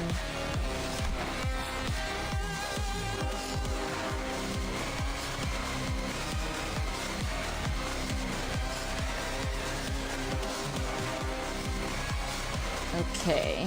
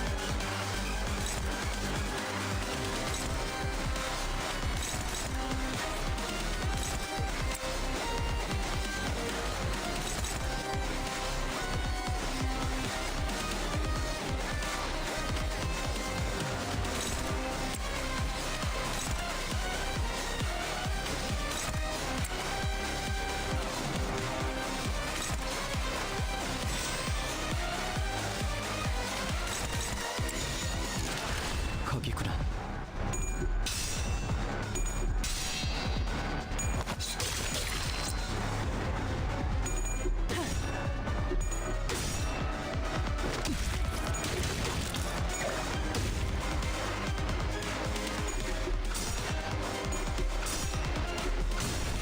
No, come on.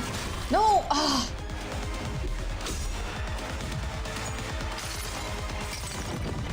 내 팔은 뼈에 있었어.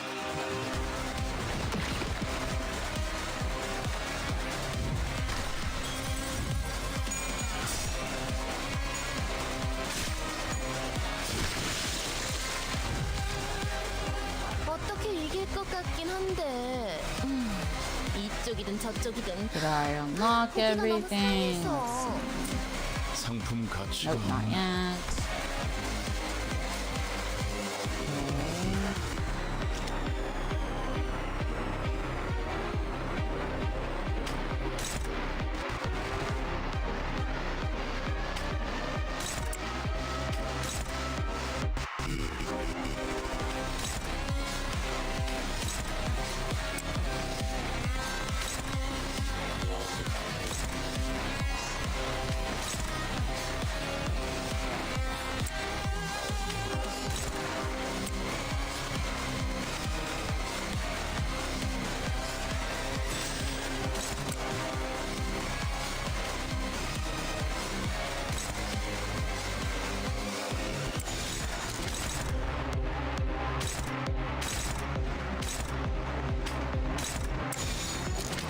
보자 너.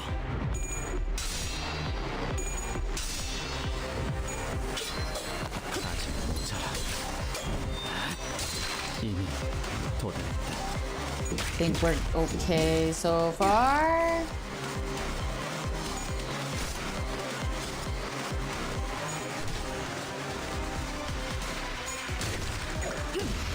부드럽지 않은 것들. Oh, okay. I guess we're good. Ugh.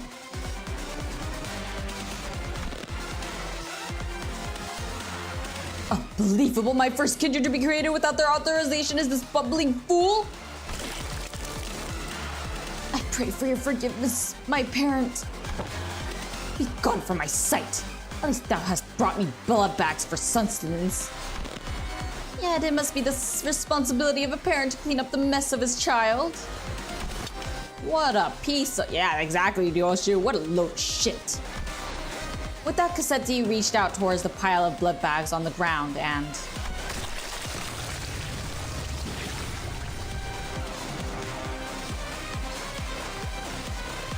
Oh, okay. That was not what I expected. Oh, what abundance! I had nearly forgotten the sensation. An armor of hardened blood materialized over the blood fiend's body. His sheer aggression and hatred was palpable enough to make our skin crawl. It appears that he has empowered himself by reaping their blood. My power is yet to fully return. This magnificent armor is quite befitting of a parade for the prince who had become a king. Wouldst thou agree? Yes, sir, yes you do. Of course you do. Challenge me now, rebels. Challenge thy king. 재료 완성. 그런데 좀 남자. Okay, time to read. Okay, so bleed. 썰어버리면 타이 만들기 힘든데. Bleed. Stored blood.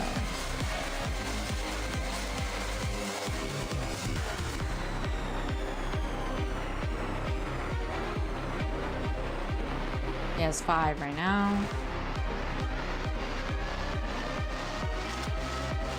Gotta make him lose the clash.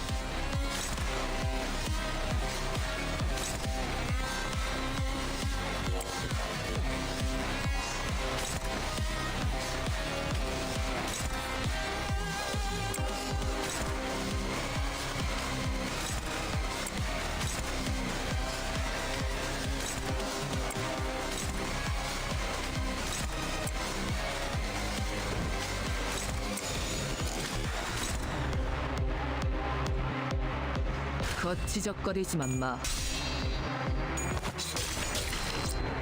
Let's give him a bath, everyone. To dilute the armor.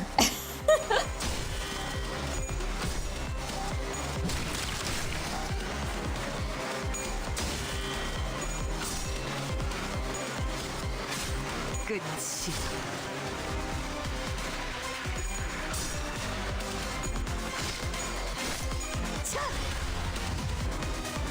제 칼은 다 달아놨지? 준비 완료. The good stored blood is lower than 5.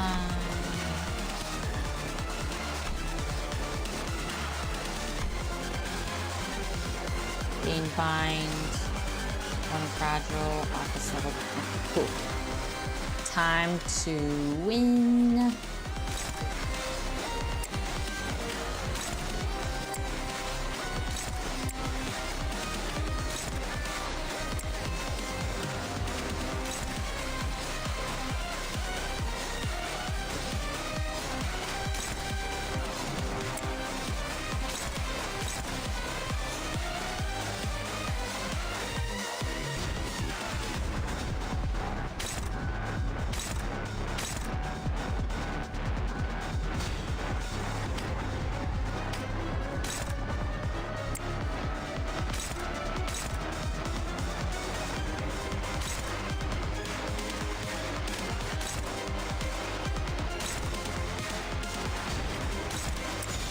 거치적거리지만 마.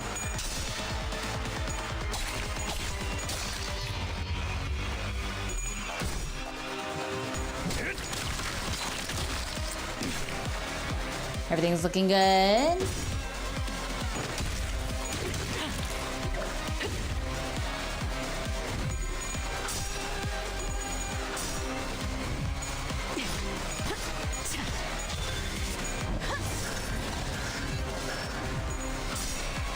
Good, good, good.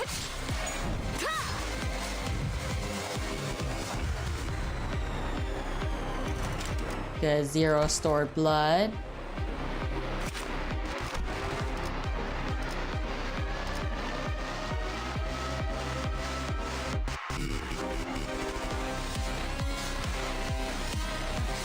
Okay, that's not clashable.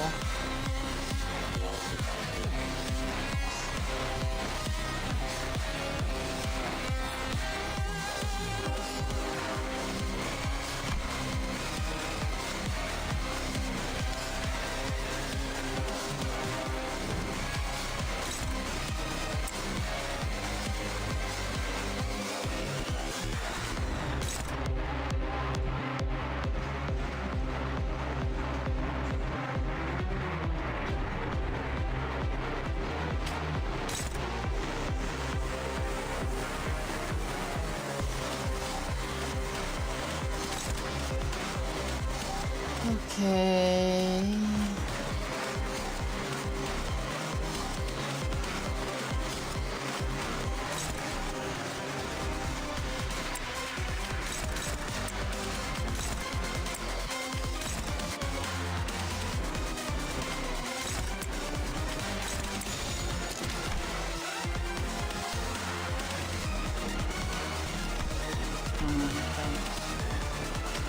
That's what it is. That means I have to do this.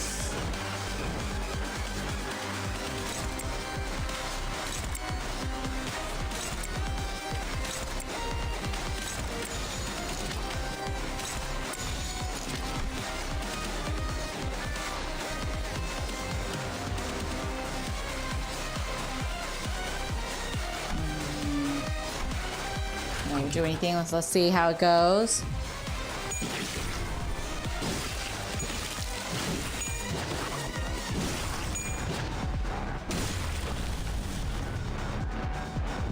Oh, okay. That's good.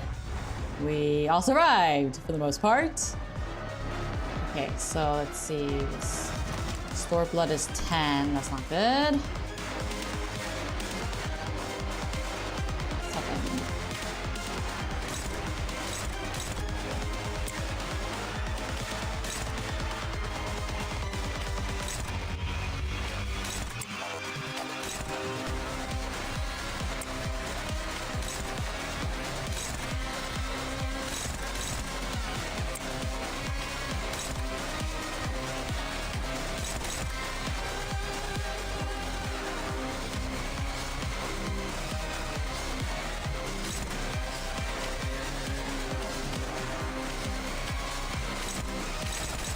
7. Going to burger.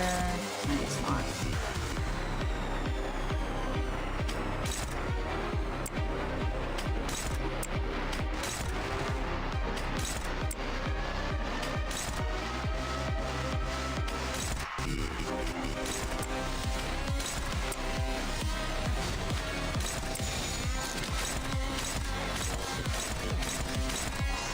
거기구나.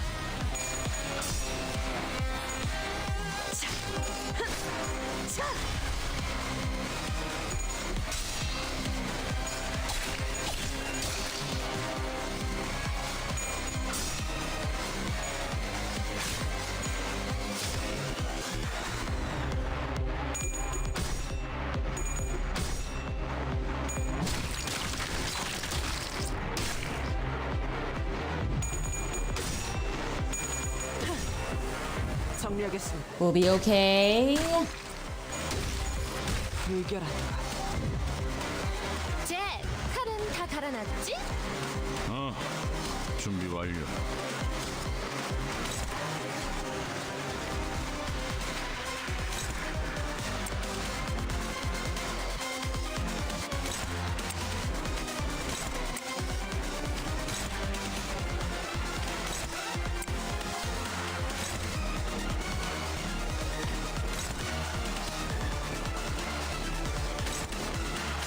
Regular.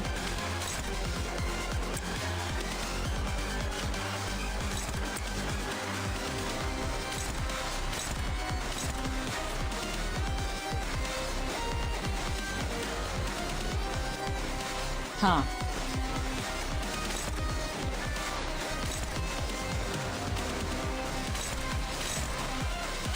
Why are they all aiming for him?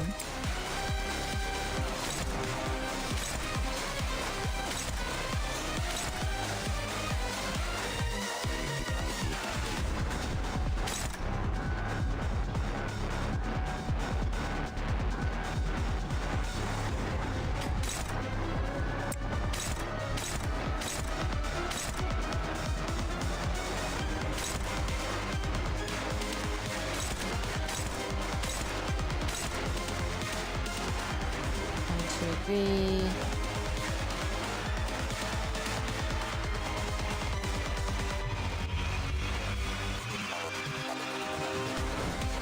Okay, 4, 5, 6.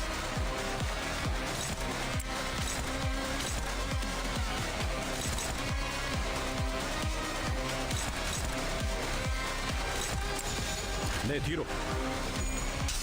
I can't use Dante. If only.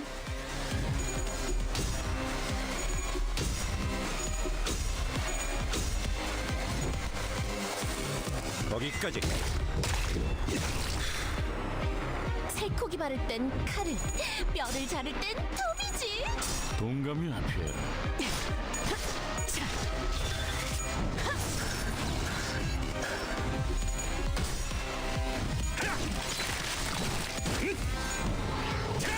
We're shaving off the HP slowly.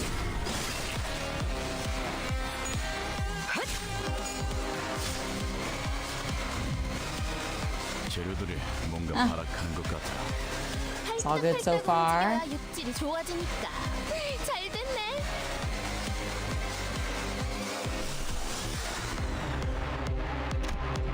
Okay, so this one, Gregor.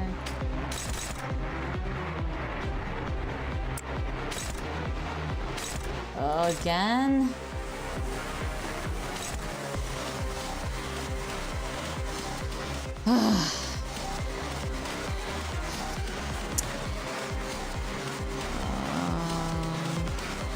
Oh, bye, Resequel. Yes, you should sleep.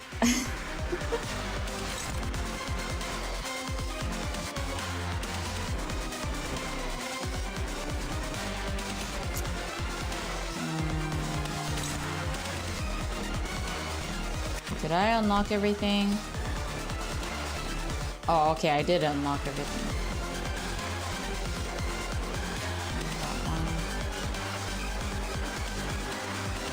Oh, okay, I can clash with all of them.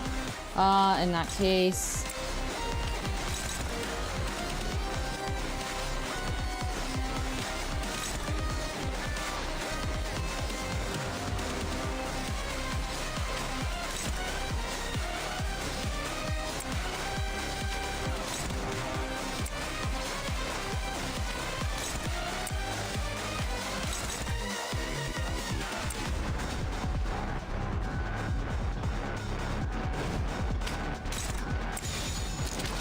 거기구나.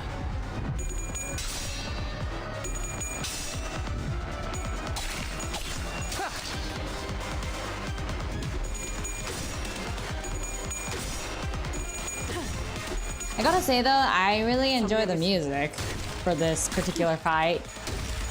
It sounds really nice. 거기까지.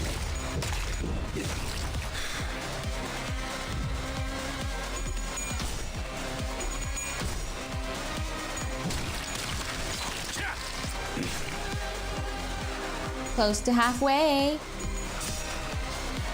Or are we halfway now? 이제 칼은 다 갈아놨지? 준비 완료.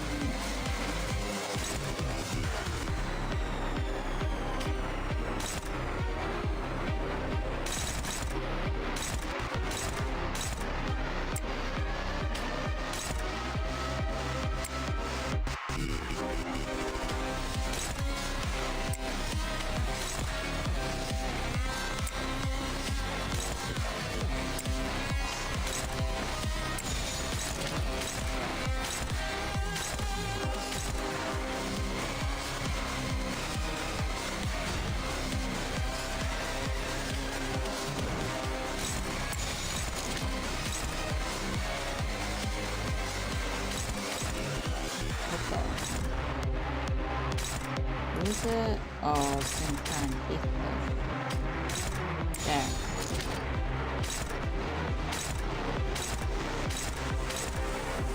내 뒤로.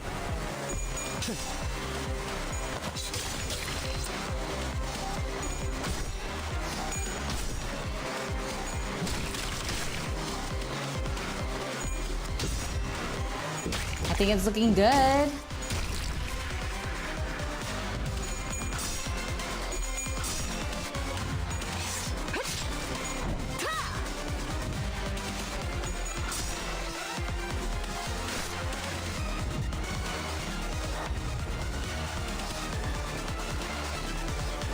Perfect.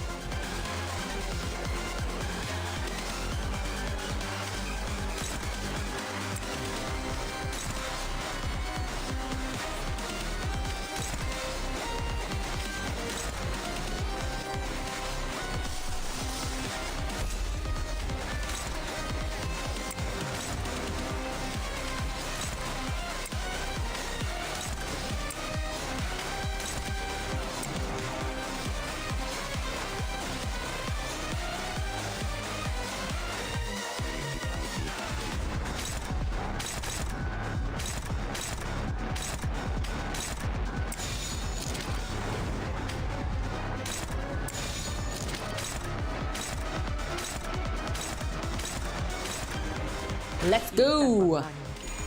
손끝이라도 대려는 자가 있다. Pinky finger? Pinky. Well, actually, when I think of Pinky, I think of Pinky wrestling, or what is it called? Wrestling? No. Yeah, Pinky wrestling. I'm offsetting too much? Well, I can... It's not like it's that bad of a thing, is it? No, you do it with your pinky, not your thumb. Then it's pinky wrestling. I was thinking more of arm wrestling, but with the pinky. 이쪽이든 저쪽이든 고기가 너무 상해서. 상품 가치가 없네.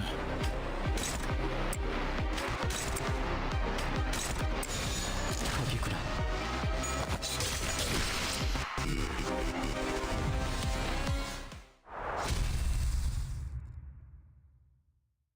I don't really care too much about EXing, so it's not that big of a deal for me.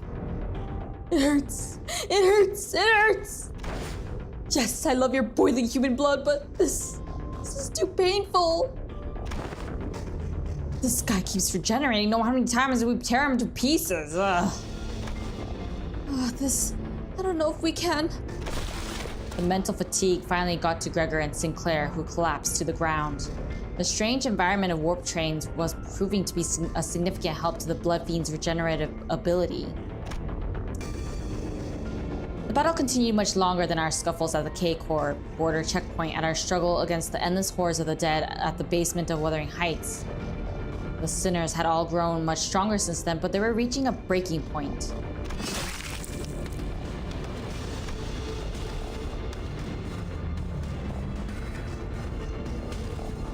Don Quixote continues to wildly pummel the Blood Fiend with her lance, breaking, stabbing, and crushing him every time a body part regenerated. I'm so hungry. I agree, Cassati, I'm also hungry, okay? Ridiculous. Thy hunger is no justification for this massacre thou hast wrought! Shut up, you don't understand! You don't know how awful it is to surviving for 200 years on that disgusting, horrible... No, I don't even want to think about it. Shut up. Be quiet. No, I'm sorry. I'll be good. Please, let me just have a little sip. Just the smallest sip, please. It won't matter how many times you stab me. I shan't stop until all thy flesh and bone and organs are crushed into a vicious, shapeless mush, never to be whole again. But the Blood Fiend's regeneration is so powerful that he's recovering as fast as Don Quixote is destroying him. He's regenerating at an insane rate. We can't...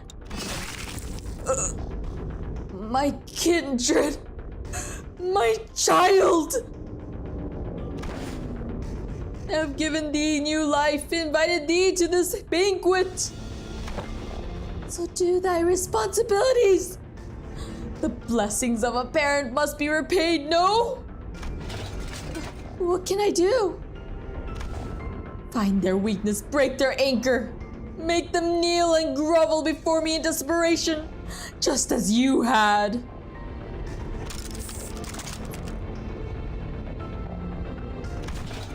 But wait, I think I've got an idea. Sasha began looking around widely, surprised by Cassetti's sudden command. It's the way they fight. Reminds me a lot of the way we prosthetic using fixers fight. Huh? Just as prosthetic fixers slowly lose their sense of self-preservation, their limbs becoming no more important than tools to be replaced. These idiots act with such abandon, as if they have multiple lives to burn through. With nothing to protect, they throw themselves wildly into battle like moths to a flame. And forget to look after what's really important, like this little thing. With one of her remaining arms, Sasha picked up the master card key Faust showed her in one of the previous cars. Don Quixote, stop her now! Oh, my parent, I offer this gift to you. Don Quixote immediately leaped at the fixer, but one of her arms struck her away with great force. Ishmael and Mirsal, who had been holding Cassetti down, were no match for his strength without Don Quixote's fury. The blood fiend threw them both to the side and grabbed the key card. This is the key to the first-class cars, my lord. With this, screw your army of bloodbags to bring glory to the kingdom. No. Cassetti examines the master key card with clear interest. Without that key card, we'll be trapped inside this train for thousands of years until it reaches its destination. Dante, I believe that I have tried my utmost to overcome this adversity. Without access to Faust's knowledge and intelligence. However, with our loss of the master key card, the uncertainty of the circumstance is greatly exacerbated. At the origin of this plight, Faust took a deep breath as if she was about to take a deep dive into the source of all this trouble. Must be my over-reliance on Faust. From what I can tell, Faust has always been operating based on information she received from Faust. So a situation like this, where she has to make decisions on her own, has to be unfamiliar to her. But Faust is an admirable sinner, with or without Faust. I've been thinking the same thing about myself, actually, that I might have been relying too much on that perfect Faust. But even without Faust, you still gave us good directions to follow after analyzing the information we brought to you. Maybe uncertainty itself doesn't always have to be a problem for us. Remember? Thus, the lack of plan itself becomes the plan. You said it yourself. I see. Indeed, among many, I am a Faust that believes in uncertainty. Our loss of the master key card is but one of innumerable uncertain variables in this equation. The constant is, however, that the blood fiend is just as desperate as we are. Thus, the only option that remains at present is to compromise. You there! Looks like thou art the one who's been regenerating your friends. Stop. Stop doing that, alright? Don't heal a single one of them. Or I'll smash your precious key to pieces! Manager Esquire! Compromise? To compromise with a villain as vile as that cur? I didn't have the time to regenerate Don Quixote's severe injuries just yet, and the rest of the sinners were already unconscious. The only sinner who could still move and talk normally was Faust, whom I just rewound the clock for. Yeah, let's do that. Very well. Then, Cassetti, why don't we move this conversation to a different location? Only I will accompany Dante to this negotiation. I will make my intentions clear now. Dante and I will not attack you there. There is no doubt in my mind that Cassetti must be completely exhausted by the unending barrage of attacks from Don Quixote and the sinners. Faust's suggestion that we move this conversation to a different place without the sinners must have been a sweet one. Just you two, huh? Yes, the freight car is immediately adjacent to this one. That is where we will further discuss what we each have to offer to one another. That clock must be thy monarch then, And thou art one of the retainers. Correct. Very well, this will be a royal debate then. It is only right that a royalty talks to no one else but the one who is his equal. Manager Esquire. We'll be back in a minute. Don Quixote. Thus we left the incapacitated sinners and Don Quixote, who watched on with hollow, despondent eyes as we walked away. We carefully made our way into the freight car. So Faust, why are we doing this in the freight car again? Dante, this will be my first attempt at a gamble. What? With that, the door closed shut behind us.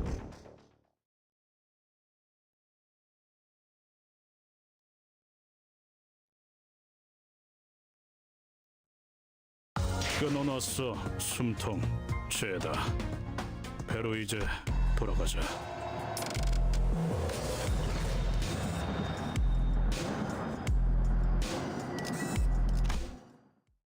Gotcha, Faust. Hey, but if it's the first attempt, that means you'll have beginner's luck, right? So this passageway leads straight into Mephistopheles? This is where it all started. This stupid bus woke me from my slumber. If only this bus hadn't completely filled up the freight car. I wasn't planning to start the parade so soon or create a kindred here. Dante. Hmm? The connection has been restored. Connection? The suddenness of her statement briefly knocked me off my train of thought. I looked at her and cocked my head in confusion, and she replied with an even quieter whisper without looking away from the blood fiend. Boarding Mephistopheles has re-established my connection to Faust. Did you know that this would work? No, and as I have stated before, this was a pure incalculable gamble based on my own uncertain hypothesis. Yes, finally! This success helps me somewhat comprehend Miss Roja's fascination with gambling. A faint smile appeared on Faust's lips for a moment before fading away. Now that the connection has been re-established, I would like to make a complaint against the Fausts in the Gesellschaft management regarding the fact that they neglected to list the information pertaining to the loss of connection within the interiors of the warp trains, however. Finding a solution to this situation takes precedence. I have much reason to believe that their omission was done on purpose, but I hope such is not the case. Faust gently advanced towards the blood fiend. Let us discuss the details of our compromise. What are you willing to accept in return for the master key card? If thou wert just anyone, I would have wished to turn thee all into blood bags and drink every last drop of thy blood, but thou art unlike a common person. My wish is to maintain the secrecy of this kingdom of mine for as long as possible, and thine wish is to leave this place, right? Once I relinquish to thee this keycard, and once thou returns to your first-class seats, we'll live here happily ever after like nothing happened. And when the train gets there, you get off the train. Everything goes back to the way they're supposed to be. How's that for a deal? Like nothing happened. Faust, what about the job we were contracted to do in the first place? Our memories and any sign of battle will be entirely erased upon our arrival. We will have no way to relay our news, whether one of success or failure. If we had the means to defeat him, then at least W Corp would inform us that our contract was successful after the fact. However, this current scenario will leave us with nothing to show for, not even the smallest hint, and the contract will end in failure. However, what takes precedence over the contract is you and the sinner's psychological stability. It's not like we've always been successful, so that was something I could live with, but what about the other passengers of this train? And its future passengers? I remember the look on Don Quixote's face whenever we would come across these inevitable forms of injustice. Faust does not reply. Yet the lack of reply was a reply all on its own. Are we going to have to let them die? Innocent lives will be lost, but we cannot prioritize their lives over our safety. Ah, man. That makes me really sad that it has to be like this. I mean, I guess I'm not surprised, but it's not pleasant, obviously.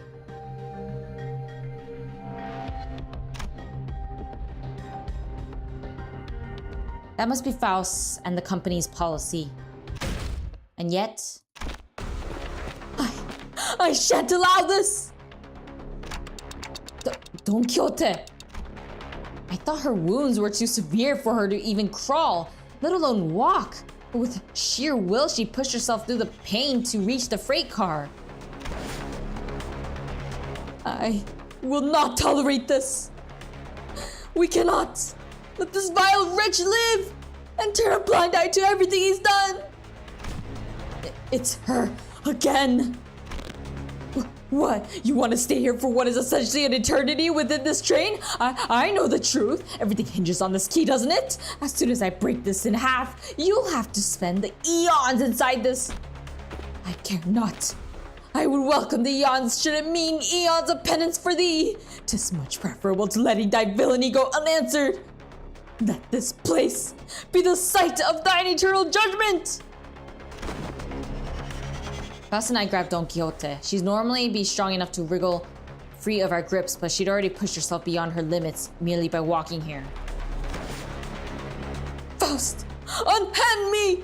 Thou mustn't let him live, Manager Esquire! Don Quixote, letting him destroy that key means that you'll be condemning the sinners to thousands of years of torment. Then I shall fill the millennia with the tales and legend I had read in the magazines. No time, however infinite, shall be too great to overcome should we endeavor as one. Certainly, you're aware that your suggestion is no solution at all, Don Quixote. Then there has to be another way? No? Thou art both possessors of great wisdom. Faust, Manager Esquire, is there truly no path in which we may bring justice to the villain and the sinners remain unharmed? Her struggle begins to wane, but this was no acceptance, this was dejection. But wait, Don Quixote, no!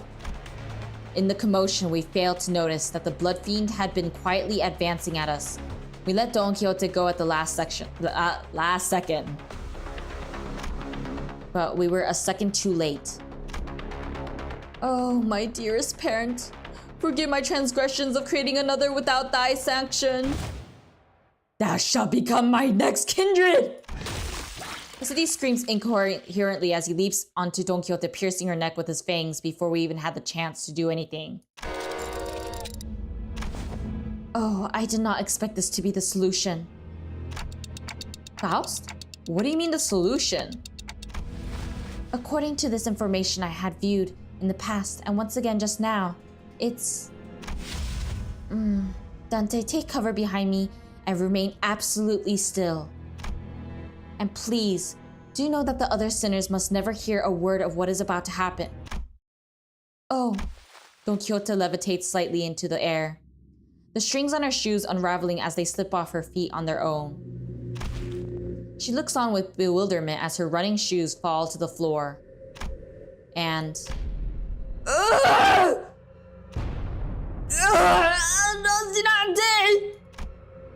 I've always had this question swirling at the unfocused backstage of my mind. Why are you always so protective of those running shoes, Don Quixote? Running shoes? Ah! Dost thou speak of our dear Rocinante? Yeah, those. Have battled through thick and thin, feast and famine with dear Rocinante, in sorrow and in joy, no matter the brutality of trials that had struck me. I have been a loyal steed by my side for however long it had been in existence. She doesn't know where she got them? Ah, Manager Esquire, wherefore hast thou not saluted Rocinante as well? This may be a rather auspicious occasion to do so. Nope, I think I'm good. Aha! Be not so bashful, go on ahead! Look, Stinky. Small girl is torturing TikTok with Stinky. Stinky they are not. Scuffed as they might appear, Rocinante is in pristine condition. Also, thou shalt not interest me as a small girl. Evacuate, evacuate. Don Quixote, don't tell me you go to sleep wearing those running shoes. I mean, Rocinante. Oh, I've always been quite certain that someone so esteemed as the Manager Esquire would care to ask me how Rocinante fares. I didn't mention that. This question was inspired by numerous eyewitness reports from other sinners who saw her wandering the halls in her pajamas and wearing Rocinante. Verily, Rocinante and I remain bound together even in slumber. There shall be no separating the two of us. We are bound, not by need or want. We are simply bound together through plight and delight. Now that I think about it, Every single identity of Don Quixote was also wearing those pair of running shoes. Roshinante. Have you ever taken them off? Take them off?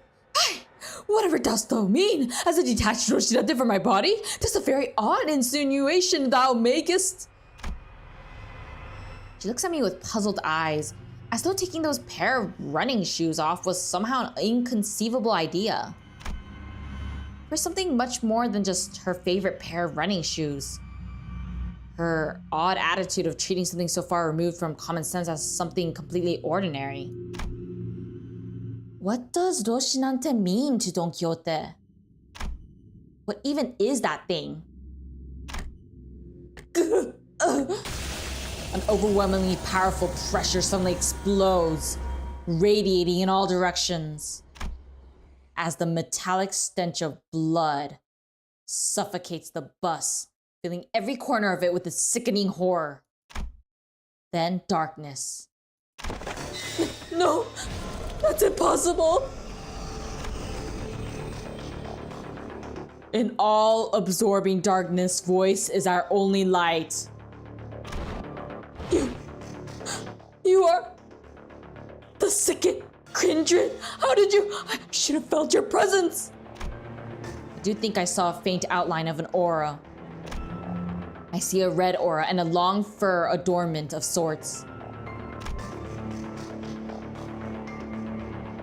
Through the shimmering aura, I think I saw red eyes?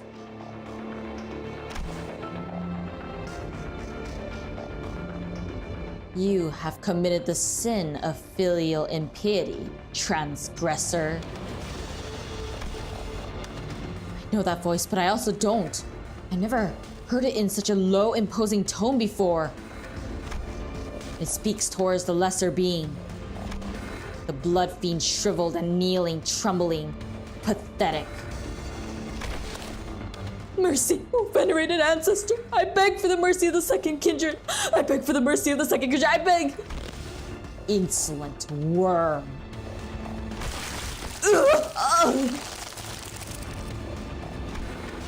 Crimson droplets of blood slowly rises around the blood fiend's mouth before congealing and sealing his mouth shut. No language worming its way out of your maw shall be worth my ears. No. To commit the sin of filial impiety by attempting to travel against the bloodstream. To commit such abomination against your ancestor. I cannot well sanction your impudence of continued existence.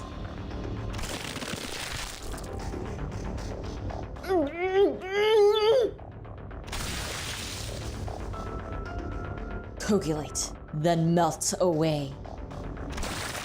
Kazute's body begins liquefying into a slick stream of blood, his form curling and crumbling, then dripping to the ground. Oh my gosh. Rapidly, yes, yet ponderously, like that ice cream Don Quixote loves so much, melting away on the floor, heated under the searing sun. Wait, but if she's a kindred, then how is she able to eat food? That means Don Quixote is freaking old. Ah. You. Don Quixote turned to look at me, who was still on the ground after being thrown by the shockwave. And with a cryptic look of pity, she utters something. Indeed, you must be the promised timepiece. Oh, Dante lore! Something I couldn't quite understand. Roshinante to me. Roshinante. I beseech you. I carefully reached out, grabbed her shoes, and slipped them onto her bare feet one by one. Ah, one day. She gasped, stumbled, and slumped to the ground. So that means, the implication of that means that Don Quixote knew about Dante. Like, I don't think they met face to face, but clearly she knew of him in some aspect, or at least that's Don Quixote, which is pretty insane.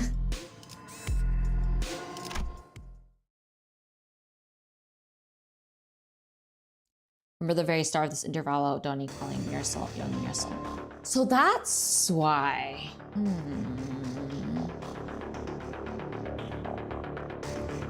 Sometime later. Can somebody explain what just happened in a way that makes sense? I knew that the sinners would all be shocked and confused. After all, when they, including Faust and Don Quixote, all came back to life after I rewound the clock, all that remained was the destroyed door to the freight car and the disgusting obliterated remains of what was once Cassetti. Years ago, Don did say, you younger than me towards Mirasol. Oh. Got it. Oh, okay. I don't remember, mostly because my memory's bad, but I trust what you guys are saying. Most personnel had lost their consciousness from the mental stress of the prolonged battle against the Blood Fiend. Whatever measure it was that the manager has taken, it can be said that it was appropriate. I guess so. Well, good work, everyone. However, the definition of most personnel excludes 3 individuals. Therefore, it would be most appropriate to direct any questions to them. Wait. Who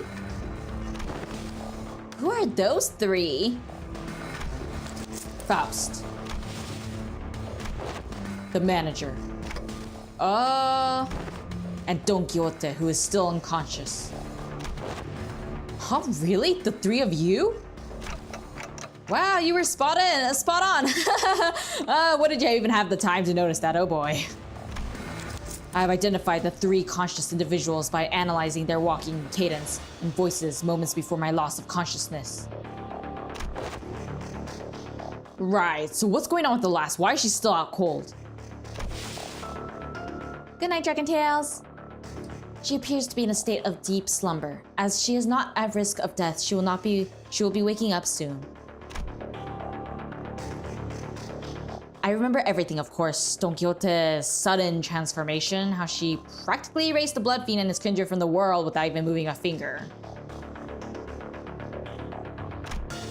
But I also remembered Faust's last words.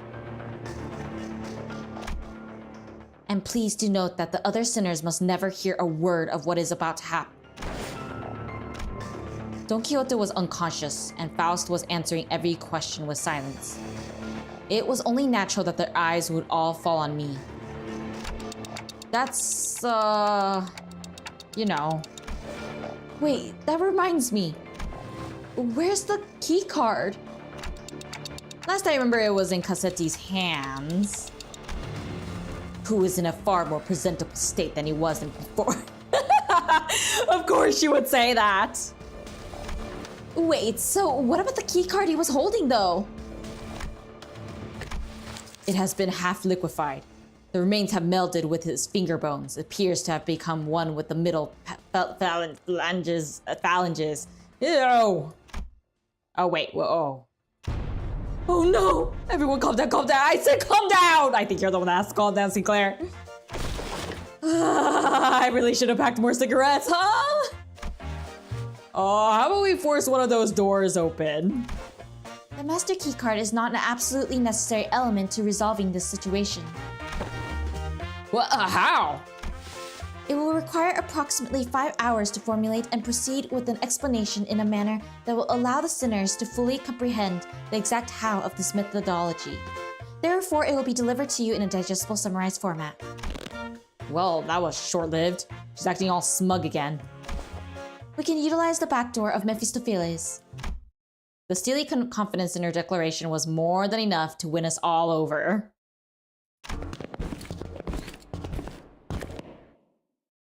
So we headed to the corridor past the back door, Don Quixote slung over one of our shoulders,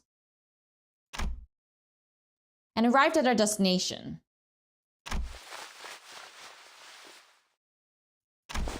I can't not ask what happened after seeing the state you are all in. Sandy pitter, sandy patter. Grains of sand and seashell-like things fell with every step the sinners took. Ask someone after me. To explicate, grains of sand roll about in my throat with every word spoken. Some time ago, Faust explained the simpler gist of this plan as we made our way to the back door. To put it simply, we will spend the time at a space disconnected from the train. The train should be arriving at its destination in approximately 10 seconds, going by the A-Corp timescale. All we must do is to remain somewhere in our original dimension for that duration. And with that, Faust came to a sudden stop in the middle of one of the corridors. Wait, are you seriously gonna just open that door with this many doors in here? Are you sure that it's the right one? Yes, this is the correct door. Its safety is completely ensured. Lass, at least tell us what's past that door. I did not bother verifying that particular information myself. It is necessary for future endeavors that I gain the experience of encountering something completely unexpected. What? Oi, wait! Faust did not wait for Heathcliff to finish his sentence before jerking the door wide open. Now, please enter through this door.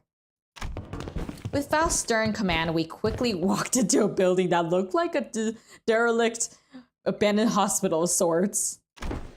I think we walked into the middle of a sandstorm. Huh? Are we supposed to be indoors? How the heck is this even happening? I can't open my eyes. Oh, I got sand in my mouth. Wait, no way. Is this a sandstorm? Are we inside a building? 5, 4, 3, 2, 1. The sinners blurted out a colorful series of complaints, trying to cover themselves in the blasting sandstorm. But Faust continued to count in that same indifferent rhythm before dragging us out of there just as urgently as she had herded us in. So, we managed to return safe and sound to the interiors of the warp train as it arrived at the P-Corp platforms. As the train was still getting cleaned up, that is. And with our bodies completely covered in sand. I thought we would never make it. Whoa, are you guys okay? What are these passengers?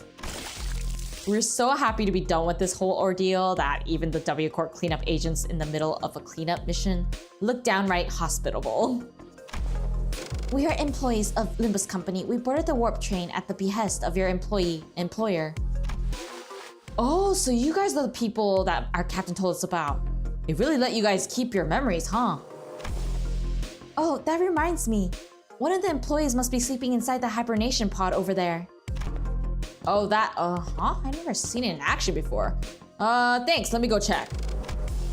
That hidden compartment behind the chair that the cleanup agent crawled into. Inside it was... Huh? There isn't anyone in here. Huh? Maybe we're looking at the wrong pod? This is the correct spot. Then the disappearance of the individual who has entered this pod would indicate. I guess these folks aren't all there in the head either. Maybe you guys are just mistaken? I doubt that.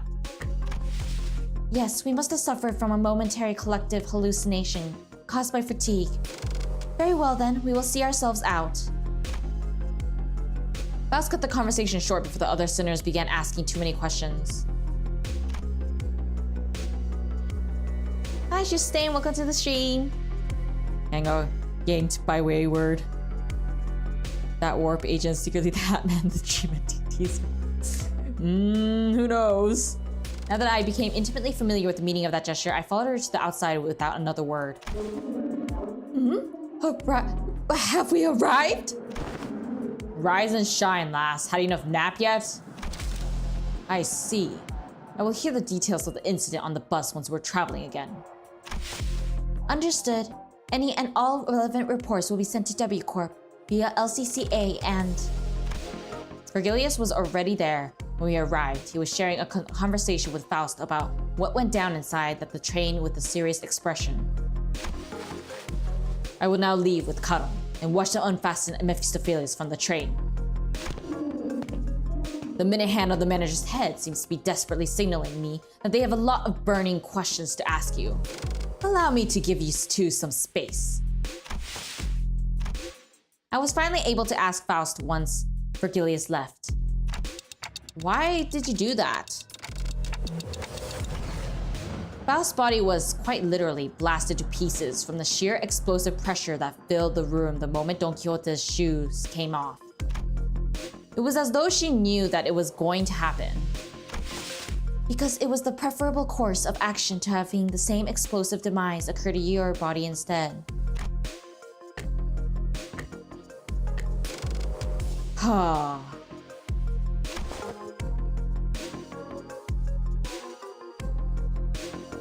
I do find it regrettable that you were made to turn the clock despite my knowledge of the high likelihood of my death upon that occurrence. No, I'm not blaming you for that. I just want to know how long you've known that Don Quixote's... That is something I have been aware of since the LCB was first established. The same could be said of Virgilius. Of course. However, it was by the will of the LCA's superiors that this knowledge remains withheld from the manager until the appropriate moment. And that appropriate moment was back there? According to my private judgment, yes. Well, as my connection to all communications, including one to Faust, had been severed, I was not in a position to receive the headquarters' authorization for that action. Headquarters too? Okay. Right. Though the full truth may remain obscured still. We are once again returned.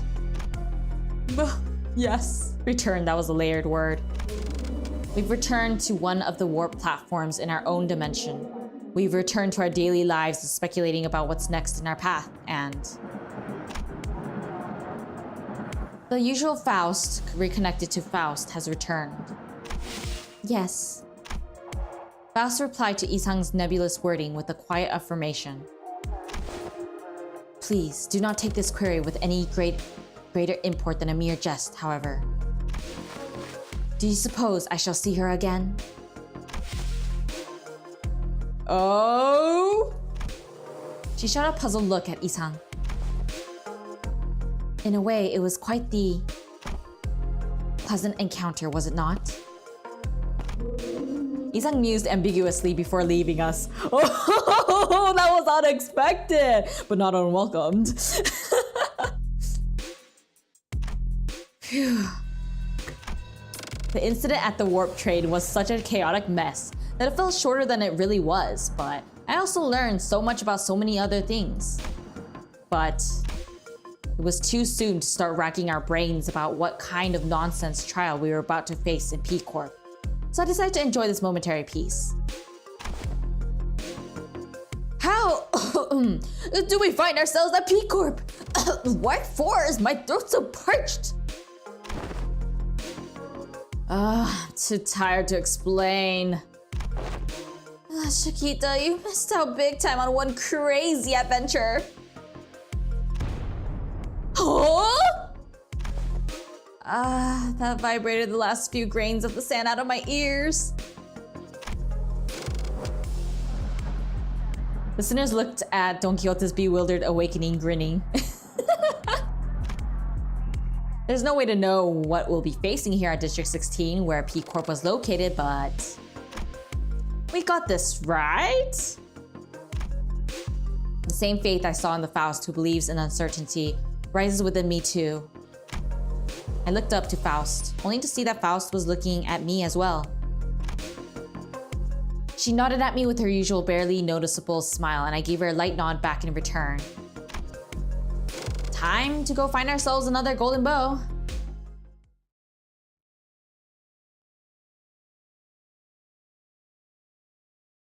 Wow, I did not expect that from Isang, okay? That was like, whoa, wow. Very unexpected. I mean, not that I 점심시간이네요. mind. I'm okay with 전 that, 주로 honestly. 들고 먹기 편한 음식을 먹곤 해요. But that 훈련 때 was 먹던 게 very 버릇이 되었나 unexpected.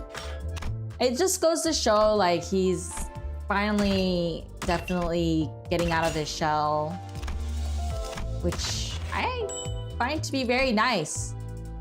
But dang, oh, I'm so. That was a really good Intervallo. I think that was probably my most favorite. Like, I like Time Killing Time, but this was like on another level compared to the other ones.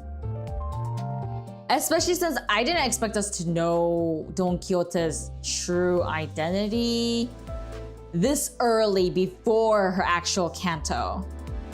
And that was, oh, so nice. Let's see. Oh no, not that one.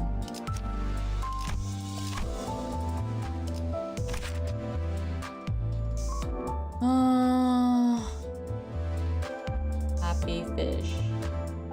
목표는 정의로운 특색 해결사. What am I supposed to be looking at?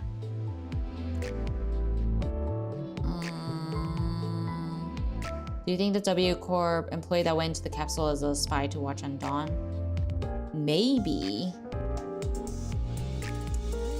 Dawn's vertical pupils were the clue that she's always been a blood fiend. Oh, I never noticed that. No wonder. Huh. And that does look like a jail cell. What is it? 자는... I can't really see what that is. CEO. 물어. 물어? As in like biting? You can zoom in and look at the skill passive. Oh, you wanted me to look at the skill and passive. Okay. On hit, if the target had immoderate passion. Wait, you can zoom in? How do I zoom in? Oh, wait, this? Oh,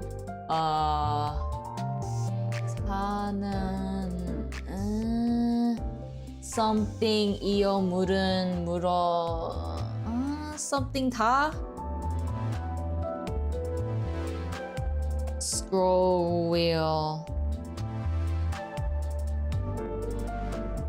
blood of Sancho, blood and healing.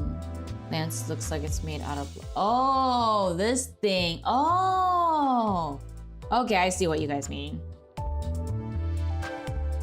Oh, this thing. The shadow. Huh.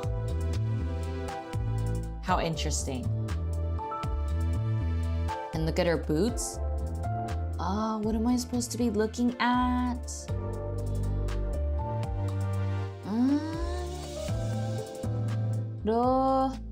Roshinante? Is that what it says? I can't really see it. People on spikes. Let's see. Oh, okay. Now I see it. I'm using the scroll wheel, but it might not be working because of what I'm using right now. Interesting. So that's what it is. Okay, this next. That the looking at the corpses though, I think the next canto is definitely going to be some messed up stuff. It really does remind me of Vlad the Impaler, like the actual, not the Dracula stuff. Or whatever his name was. That one king or emperor guy that would... I don't even know what it is. What is his name? Vlad? Oh yeah, or Val, whatever his name is. Yeah, Vlad Tepes the Third. Yeah, that guy. Oh boy. Window to her cousin's courtyard. That's funny. But now I see they've had hints all along. I just didn't realize it. 편한 음식을 먹곤 해요. 훈련 때 먹던 게 버릇이 되었나 So 봐요. interesting to see all the hints. I very much enjoyed that Intervallo though as a whole. And I actually like the fact that because we know Don Quixote's identity before her canto, that means a lot of stuff is gonna go on with vampires, and the blood fiends in this Intervallo is clearly just an introduction to showing the things that will get extremely serious in the next upcoming canto, which I'm looking forward to. It's going to be quite something. And I can't wait for the next canto. It's gonna be a lot of fun. I have a feeling it's gonna be one of the best things that we end up seeing. Obviously, there will be the whole, I guess, facing reality, perhaps, as a lot of you mentioned when I finished Canto 6 about what Don Quixote's canto will... Don Quixote's theme will be. So I'm gonna be very excited to see how they're going to write that out 앞으로는 as a 사라질 story. 때 꼭 저한테 말씀해 주세요. And that's gonna be a lot of 걱정된단 말이에요. fun. I also look forward to the Wild Hunt Heathcliff. Oh yeah, by the way, just as a reminder, next week I'm not going to have a stream for Limbus Company, mostly because there's no more story that I can really get through, so that's that. And I'm also moving next week, so that can happen. The week after that, I'm actually going to be streaming Nikkei on YouTube for the first time. But during that time, during those 2 weeks, I'll be having a poll open to see if you guys want me to play Library of Ruina or continue that, or if you want me to continue Lobotomy Corporation. So make sure to keep an eye out for that and to vote for that. And after the, after the first time gameplay for Nikkei, it's not gonna be on YouTube anymore. It's just that one stream only. The rest for that will be on Twitch. So it's just that first one is going to be on YouTube. But after that, it'll always be Project Moon games. So again, vote when the poll comes out. I think I'll have the poll ready for everyone this weekend. I'll have to see how it goes, but it will eventually be out. I will be linking it to my server as well so that people are voting. And I think that's about it. Even if whatever gets chosen first, I will be only playing Project Moon games once every 2 weeks so I can have some rest. And I'm not really into end games. I'm not going to do the Refraction Railway, at least right now. So just keep that in mind. I'm trying not to overwhelm myself because I don't want to burn out with all the stuff that I'm playing. So I'm only gonna focus on the story. And if I do the Refraction Railway, I'll mostly just chat about it in the server, in the Project Moon channel that I have. So if you're interested in seeing me do that or want to talk to me about it, then you can go over there. But if not, then make sure to vote so that I will play the next Project Moon game, or continue it actually. The next Project Moon game that I'll be playing on Fridays once every 2 weeks. Again, I need to rest a bit, and maybe during the once every 2 weeks, I'll be able to work on the Limbus Company video essay podcast that I did have planned.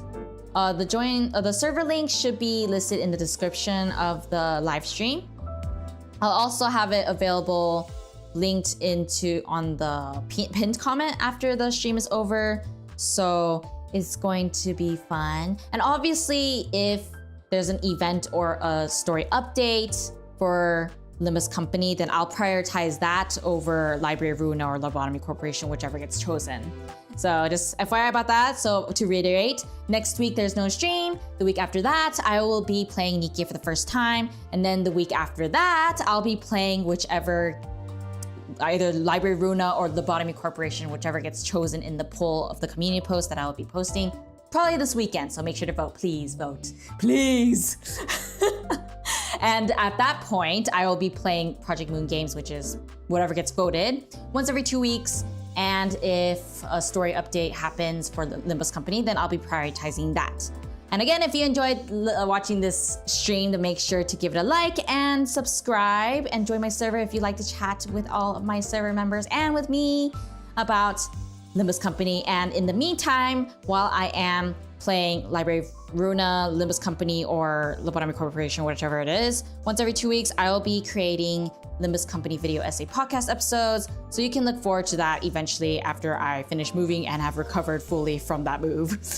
And that's pretty much it. So my kids, what do you think of today's stream? We finished the final Intervallo before Canto 7. I think it's the last one, right? Before the next Canto. Yeah, I think it is.